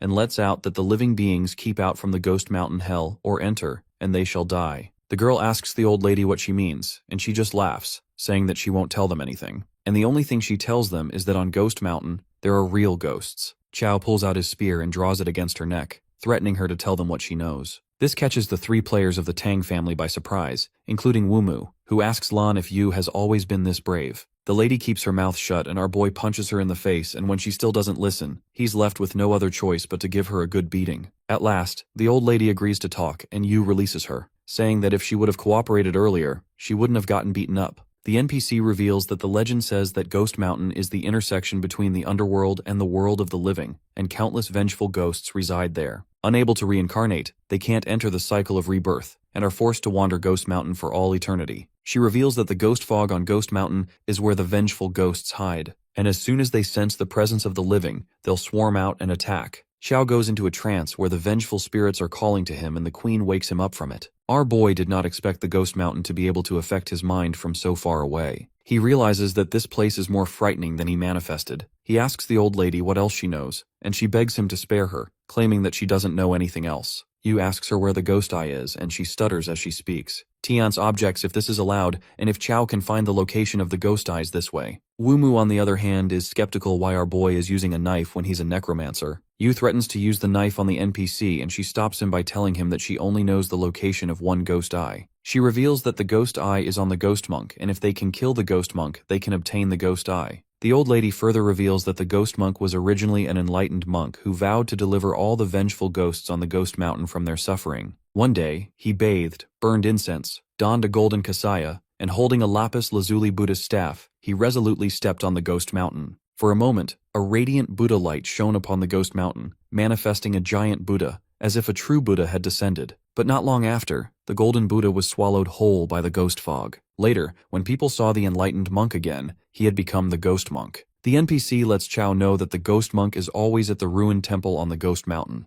Our boy turns around to leave, claiming to trust the old woman and go to the ruined temple and investigate. As he does that, the NPC tries to attack him, and it seems that our boy already predicted it. He knew she wasn't being honest, and that being said, he slices her body in half. As he defeats her, his golden dragon crescent blade's deathly energy increases by 1 out of 100. It's revealed that when the deathly energy reaches maximum, the golden dragon crescent blade gains an additional enhancement effect, called the Ghost Slayer. Our boy discovers the way to gain the deathly energy while his teammates seem to be intimidated by him. The girl, Tang Long, asks Aochin if Yu is possessed by something unclean, while he just warns him to avoid doing anything reckless. Xiao gives them an evil smile and reminds them that they're all teammates. Hence, why would he do something like turning them all into deathly energy? This leaves the players of the Tang family stunned, and Aotian, in order to ease the situation, introduces the two others to our boy. He reveals the girl to be Tang Long and the other guy to be Tang Hu. With that, he suggests that they keep moving now that there are no other objections. As they're walking, they hear weird noises coming from inside the trees, and that makes them feel uneasy. Aotian, as their leader, instructs them to ignore those sounds and just pretend that they didn't hear anything.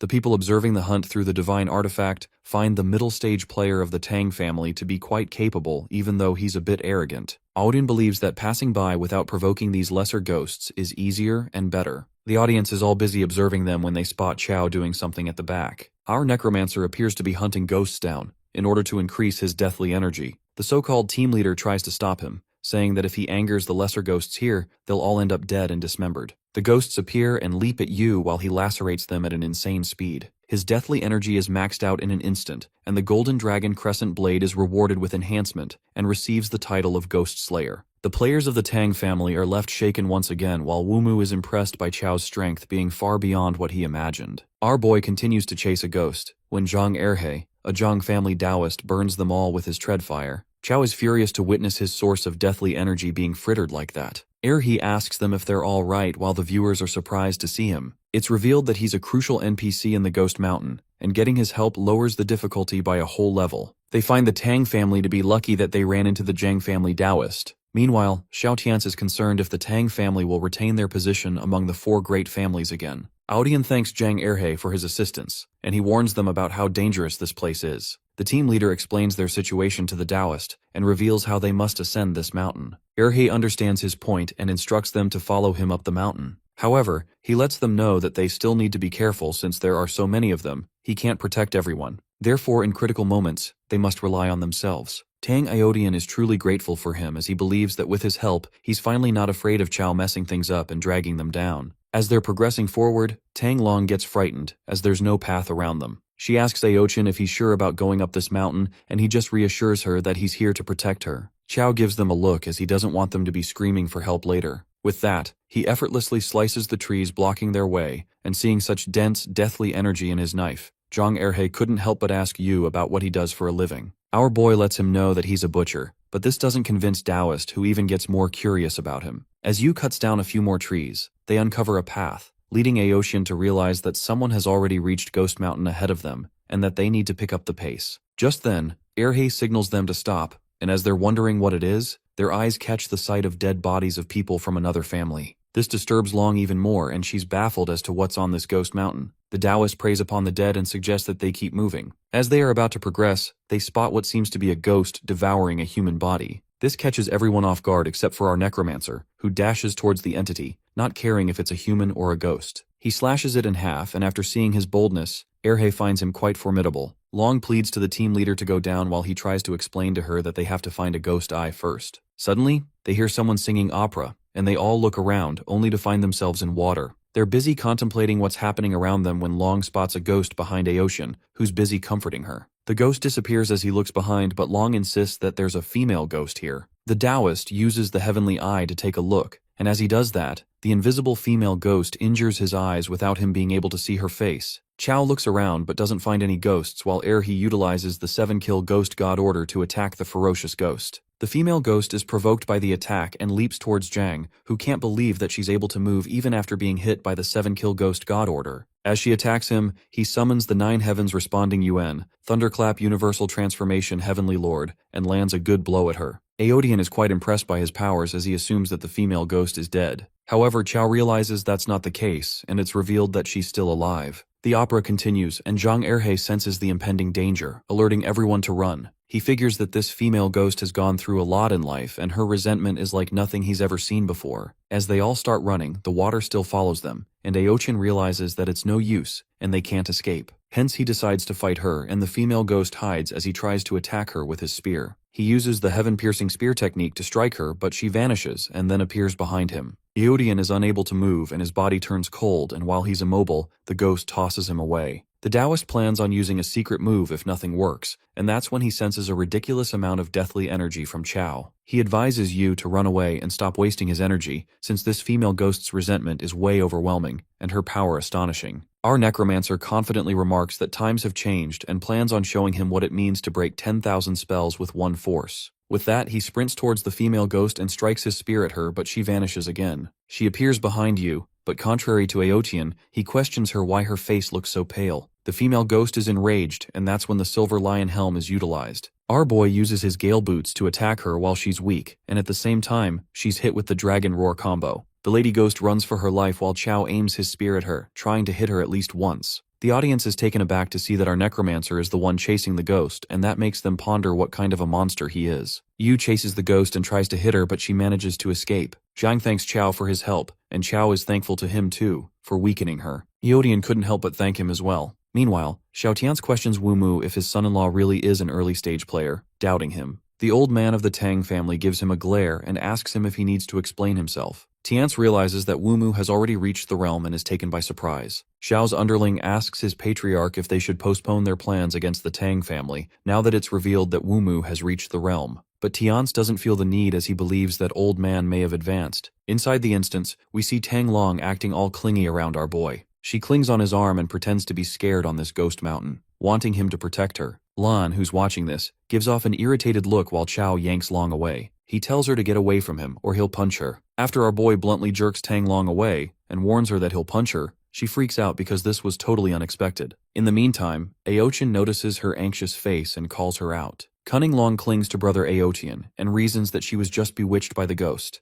adding that he's the best to her. Shortly after, Zhang warns them of strong yin energy ahead, and also hears the sound of fighting. He can't tell if it's a friend or foe. As the Taoist looks back, he freaks out when he realizes that Xiao Yu is missing from the scene. Well, it turns out that our guy's fighting spirit is through the roof, and somehow helping others is the root of happiness for him. But he's actually eager to acquire deathly key value. Xiao excitedly glides through the air, declaring that he's an expert in exorcising evil ghosts. Just then, he jumps down the cliff, making an iconic entry, finding Xiao Zun of the Xiao family and the painted skin ghost there. When the Taoist witnesses the ghost, he looks terrified and opens up that this creature peels off people's faces and wears them, eventually transforming into that person. Just then, Xiao Zun requests our hero to help him subdue this evil ghost. But when Xiao realizes that it's the Xiao family he's talking about, he straight up refuses. Our fella bids farewell to him, but Xiao Zun stops him and agrees to pay him if he helps them eliminate the ghost. Well, when it's about money, Xiao shamelessly turns back and bids higher. Our greedy hero states that he wants at least 5 million since brother Xiao is being so generous. Surprisingly, the deal closes with Xiao Zun agreeing without any thought.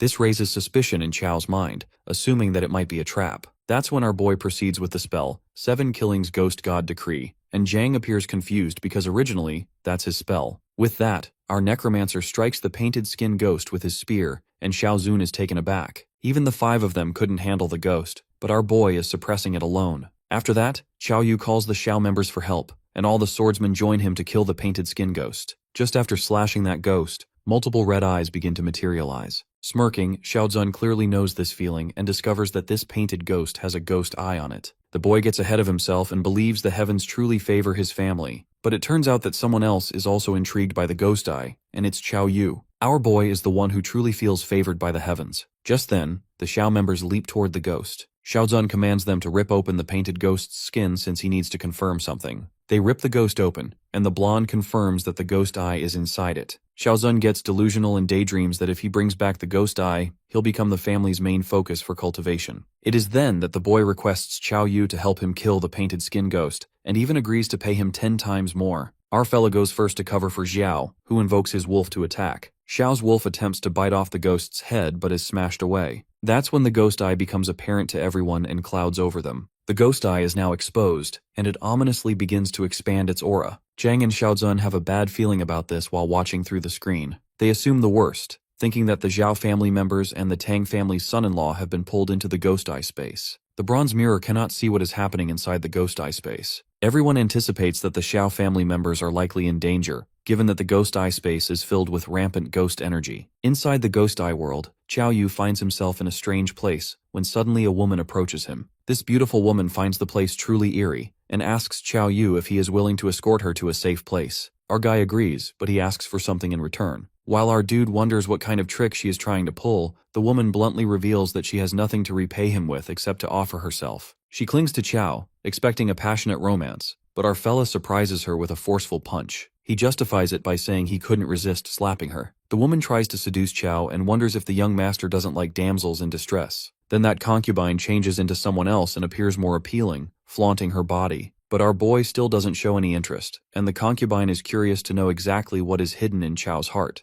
considering he likes neither young girls nor mature women. The concubine guesses that he has someone very important in his heart, which is the only reason he can ignore these carnal temptations. Abruptly, that woman's hand pierces through Xiao's chest because, in the ghost eye space, she can control him. That woman looks inside his heart to see who exactly is hidden at the bottom of it. That is when the concubine transforms into Zhu Yu. She didn't expect Xiao to be a lolicon and assumes that this girl is very important to him. Xiao boils with anger and believes this woman has a death wish. The concubine is too confident that our boy cannot hurt her and that he won't hurt her in that form. Smirking, our guy wonders if the concubine noticed that there is someone else hidden in his heart. To be exact, it is an existence even more terrifying than him. That is when the mechanical empress walks out of Xiao's body and looks scarier than the ghost. The concubine gets scared as fuck and runs for her life. However, the empress captures her on the spot and asks Xiao Yu to hurt it now that it is in its real form. That woman takes her real shape and our boy strikes her with the deathly key value. With no more than one attack, he acquires the ghost eye. He then asks the empress if this ghost eye can unlock his sealed memories. The empress nods and mentions that the ghost space hasn't collapsed yet.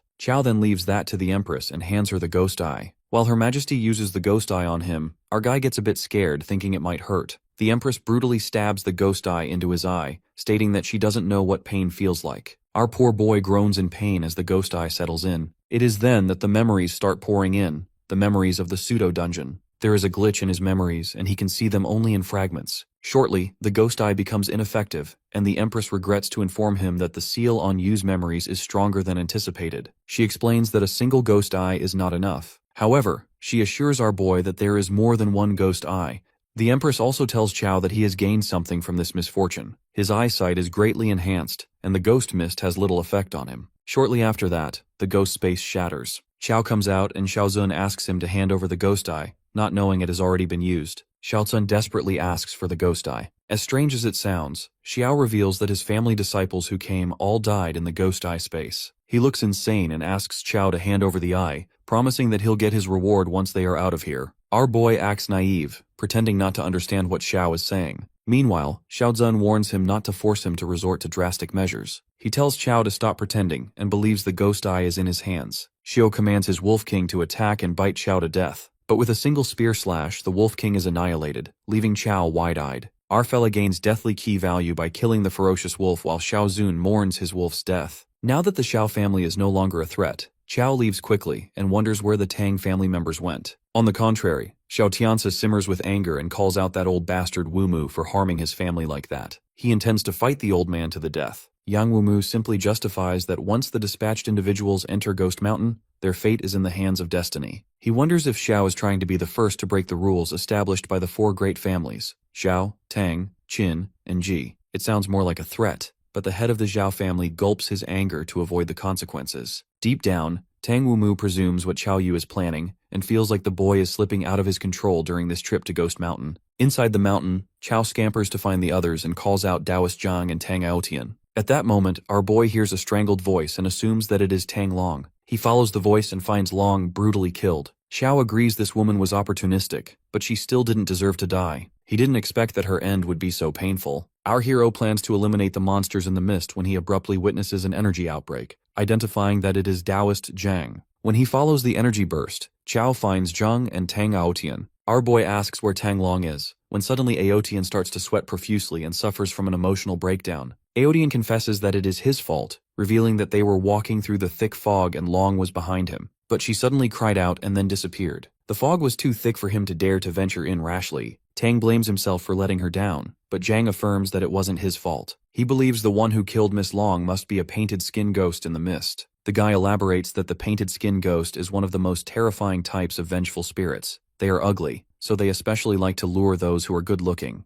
The bone-chilling fact is that when humans lower their guard, the ghosts peel off their skin. The painted skin ghosts desire to wear the human skin, but in the end, they are just ghosts. Moreover, since the human's yang energy is too strong, the ghosts suffer terribly when wearing the skin, so they turn the humans into lanterns so they can permanently keep the beauty that doesn't belong to them. Upon hearing this, the guy appears terrified and assumes that Tang Long's skin might already be scratched by the ghost. To which Daoist Zhang sadly explains that Long has already been killed, given that she was separated from the group and alone. Suddenly, lanterns begin to materialize and the guy warns Qiao Yu to look behind. Numerous lanterns float in midair, while Zhang immediately casts spells to destroy them. As Zhang gets all the deathly key value from damaging the lanterns, our guy asks him to leave some for him. Qiao Yu jumps in to take the rest of the chi value, and the Taoist warns him to be careful since these human skin lanterns are just a minor trick. The truly terrifying thing is the painted skin ghost hiding behind the scenes. Well, to everyone's surprise, the horrifying creature ends up lurking behind Qiao Yu, who senses a deadly intent. That is when a giant arm ambushes him. Our guy is terrified by that sneaky bastard, the painted skin ghost. Shortly, an ugly-looking creature with a human body emerges and wants Chao's skin. Since our boy stays silent, the painted skin ghost takes that as a yes and proceeds to take his skin. Enraged, our fella tells him to get lost and strikes with his spear, cutting through the lantern-shaped face. An even more hideous form of the ghost comes out. The ghost goes on a rampage and curses the humans. It complains that it kindly asked for Chao's skin, and he was not only ungrateful, but even damaged the human skin lanterns it painstakingly made. That freaking monster desires to eat our guy's flesh and aggressively rushes toward him. Qiao fights back with the staff and discovers that only Deathly Key is effective against the ghost. But the realization soon hits that he cannot defeat this ghost without entering rampage mode. Just as Qiao Yu is activating his rampage mode, a glacial barrier topples from above, halting the ghost's attack. It turns out that members of the Qin family have come to his help. The little sword god of the Qin family, Qin Hao, also arrives, and our boy is low-key impressed by his high attack power. Qin Hao and the others fight the monster with good coordination, not to mention the timing was perfect too. Qiao Yu wonders if they encountered the ghost before, and speculates that they are here for the ghost eye, because there is no way they would help their competitor. Just then, Taoist Zhang mentions that brother Aotian has gone missing and suggests to our boy that they should leave first. But Qiao tells Zhang to leave first, affirming that he'll catch up later. He then witnesses the team fighting, admitting that they are indeed strong. No wonder the painted skin ghost tried to escape from them. Qin Hao, the swordmaster, spectacularly slashes the painted skin ghost and commands the other members to attack together and not let it open the ghost eye space again. With that, all the members strike together and successfully kill the ghost. As one of the members obtains the ghost eye, in that split second, it vanishes. Well, it turns out to be our cunning fella who runs after stealing the ghost eye while the others chase him. Our boy successfully acquires the second ghost eye and believes that the Ghost Mountain instance is inherently a competition. Also, they plotted against him first. Qin Hao tosses his sword toward his teammate, and that sword helps him catch up to Qiao Yu in no time. Our guy freaks out when he witnesses that the sword can even do that and stops running. The Qin member warns our dude not to escape and plans to hold him back until brother Qin Hao arrives. Right at that moment, we see two masked figures standing at a distance with their weapons. The anonymous group surrounds Qin Hao and his members. Qin questions the masked assassins, asking who they are and calling them out for breaking the rules of the Ghost Mountain instance. Deep down, Qin Hao observes that all these people are mid-stage, and if they attack together, his team is dead for sure. Tang Wumu and the others notice the masked group lying in wait in the mountain to ambush their juniors. It is clear that their behavior is no different from provoking all the families in the capital. On the contrary, Qin Hao asks the masked assassins what they want, to which they reply that they wish to spar with the Qin family's little sword god. Qin, assuming it is a one-on-one spar, challenges that guy to fight him. On the other side, Qiao Yu and the other Qin members are also ambushed by 2 assassins. The guy reminds them that he is from the Qin family and warns them of the wrath of his family if they dare to attack him. The assassin bluntly claims that they are here to kill them. The Qin guy has had enough and scampers to throw a punch at them. He activates the Qin King's tyrannical fist and relentlessly throws punches at the assassin, who keeps dodging effortlessly. After a few punches, that assassin calls the Qin dude trash and counterattacks with a painful smash, banging him into the ground. That is when Xiao Yu, witnessing the fight, notices that these assassins are not humans, given that their hands are covered in strange patterns. This feels somewhat familiar to him, and after those assassins beat the crap out of the Qin dude, the fellow assassin reminds his partner of their main objective. They ask Xiao Yu if he wishes to surrender peacefully, or if they should beat him half to death and then drag him away. In the next moment, things take a surprising turn when the assassin stabs his hand through his fellow teammate, killing him on the spot. The guy utters the name Lin Lang, who apologizes for his inexplicable actions. Lin Lang turns out to be one of the assassins, and while Qiao Yu tries to question him, Lin recalls that they were once classmates, hence he will not make things difficult for him. Lin warns our fellow that a group of black-robed people in the Ghost Mountain are all after him. He then signs off, saying the next time they meet, they will be enemies. While our boy processes all this, Qin Hao and his family members arrive at the spot only to find their teammate beaten to death. Well, poor Qiao Yu is now in a tough spot since he cannot clear his name no matter what. Outside the mountain, the rumor spreads, and the Qin family patriarch, Qin Changtian, calls out Tang Wumu and divulges that his son-in-law has killed his family's junior. He demands that Qiao Yu be handed over to the Qin family. Meanwhile, Qin Qianshu is left in disbelief, wondering how he could do such a thing. The scene takes us back to the Ghost Mountain, where Qiao tries to make them believe that he didn't kill their Qin member. But they don't seem to believe a word he says, and that forces our fella to activate the corpse ancestor's ring. Qiao thinks it is best to run away, and he escapes. Qin Hao follows him with his sword, drawing energy, and asks our boy to stop if he hasn't killed their teammate. Our hero keeps scampering and manages to hide in a tree as the Qin group loses track of him. Hiding, Qiao Yu blames Lin Lang for putting him in such a mess, and he manifests that when he leaves the mountain, there will be an uproar. He is reminded that Zhang is still waiting for him, and decides to get the ghost eye first to restore his memories. The scene then takes us to Taoist Zhang, who reaches the temple to find his sect's lost Dharma artifact. He decides to go on this journey alone since it is too dangerous and apologizes to Qiao for leaving without saying goodbye. Nonetheless, Zhang enters the temple and witnesses a giant Buddha statue holding the lost artifact of his sect. He easily finds the Taoist sect's artifact, and the moment he touches it, a dark, ominous aura emits from the statue. To make things even more terrifying, that statue starts to speak and wonders how many years it has been since a Taoist was able to reach this place. Meanwhile, Zhang is rendered speechless by the strange occurrence.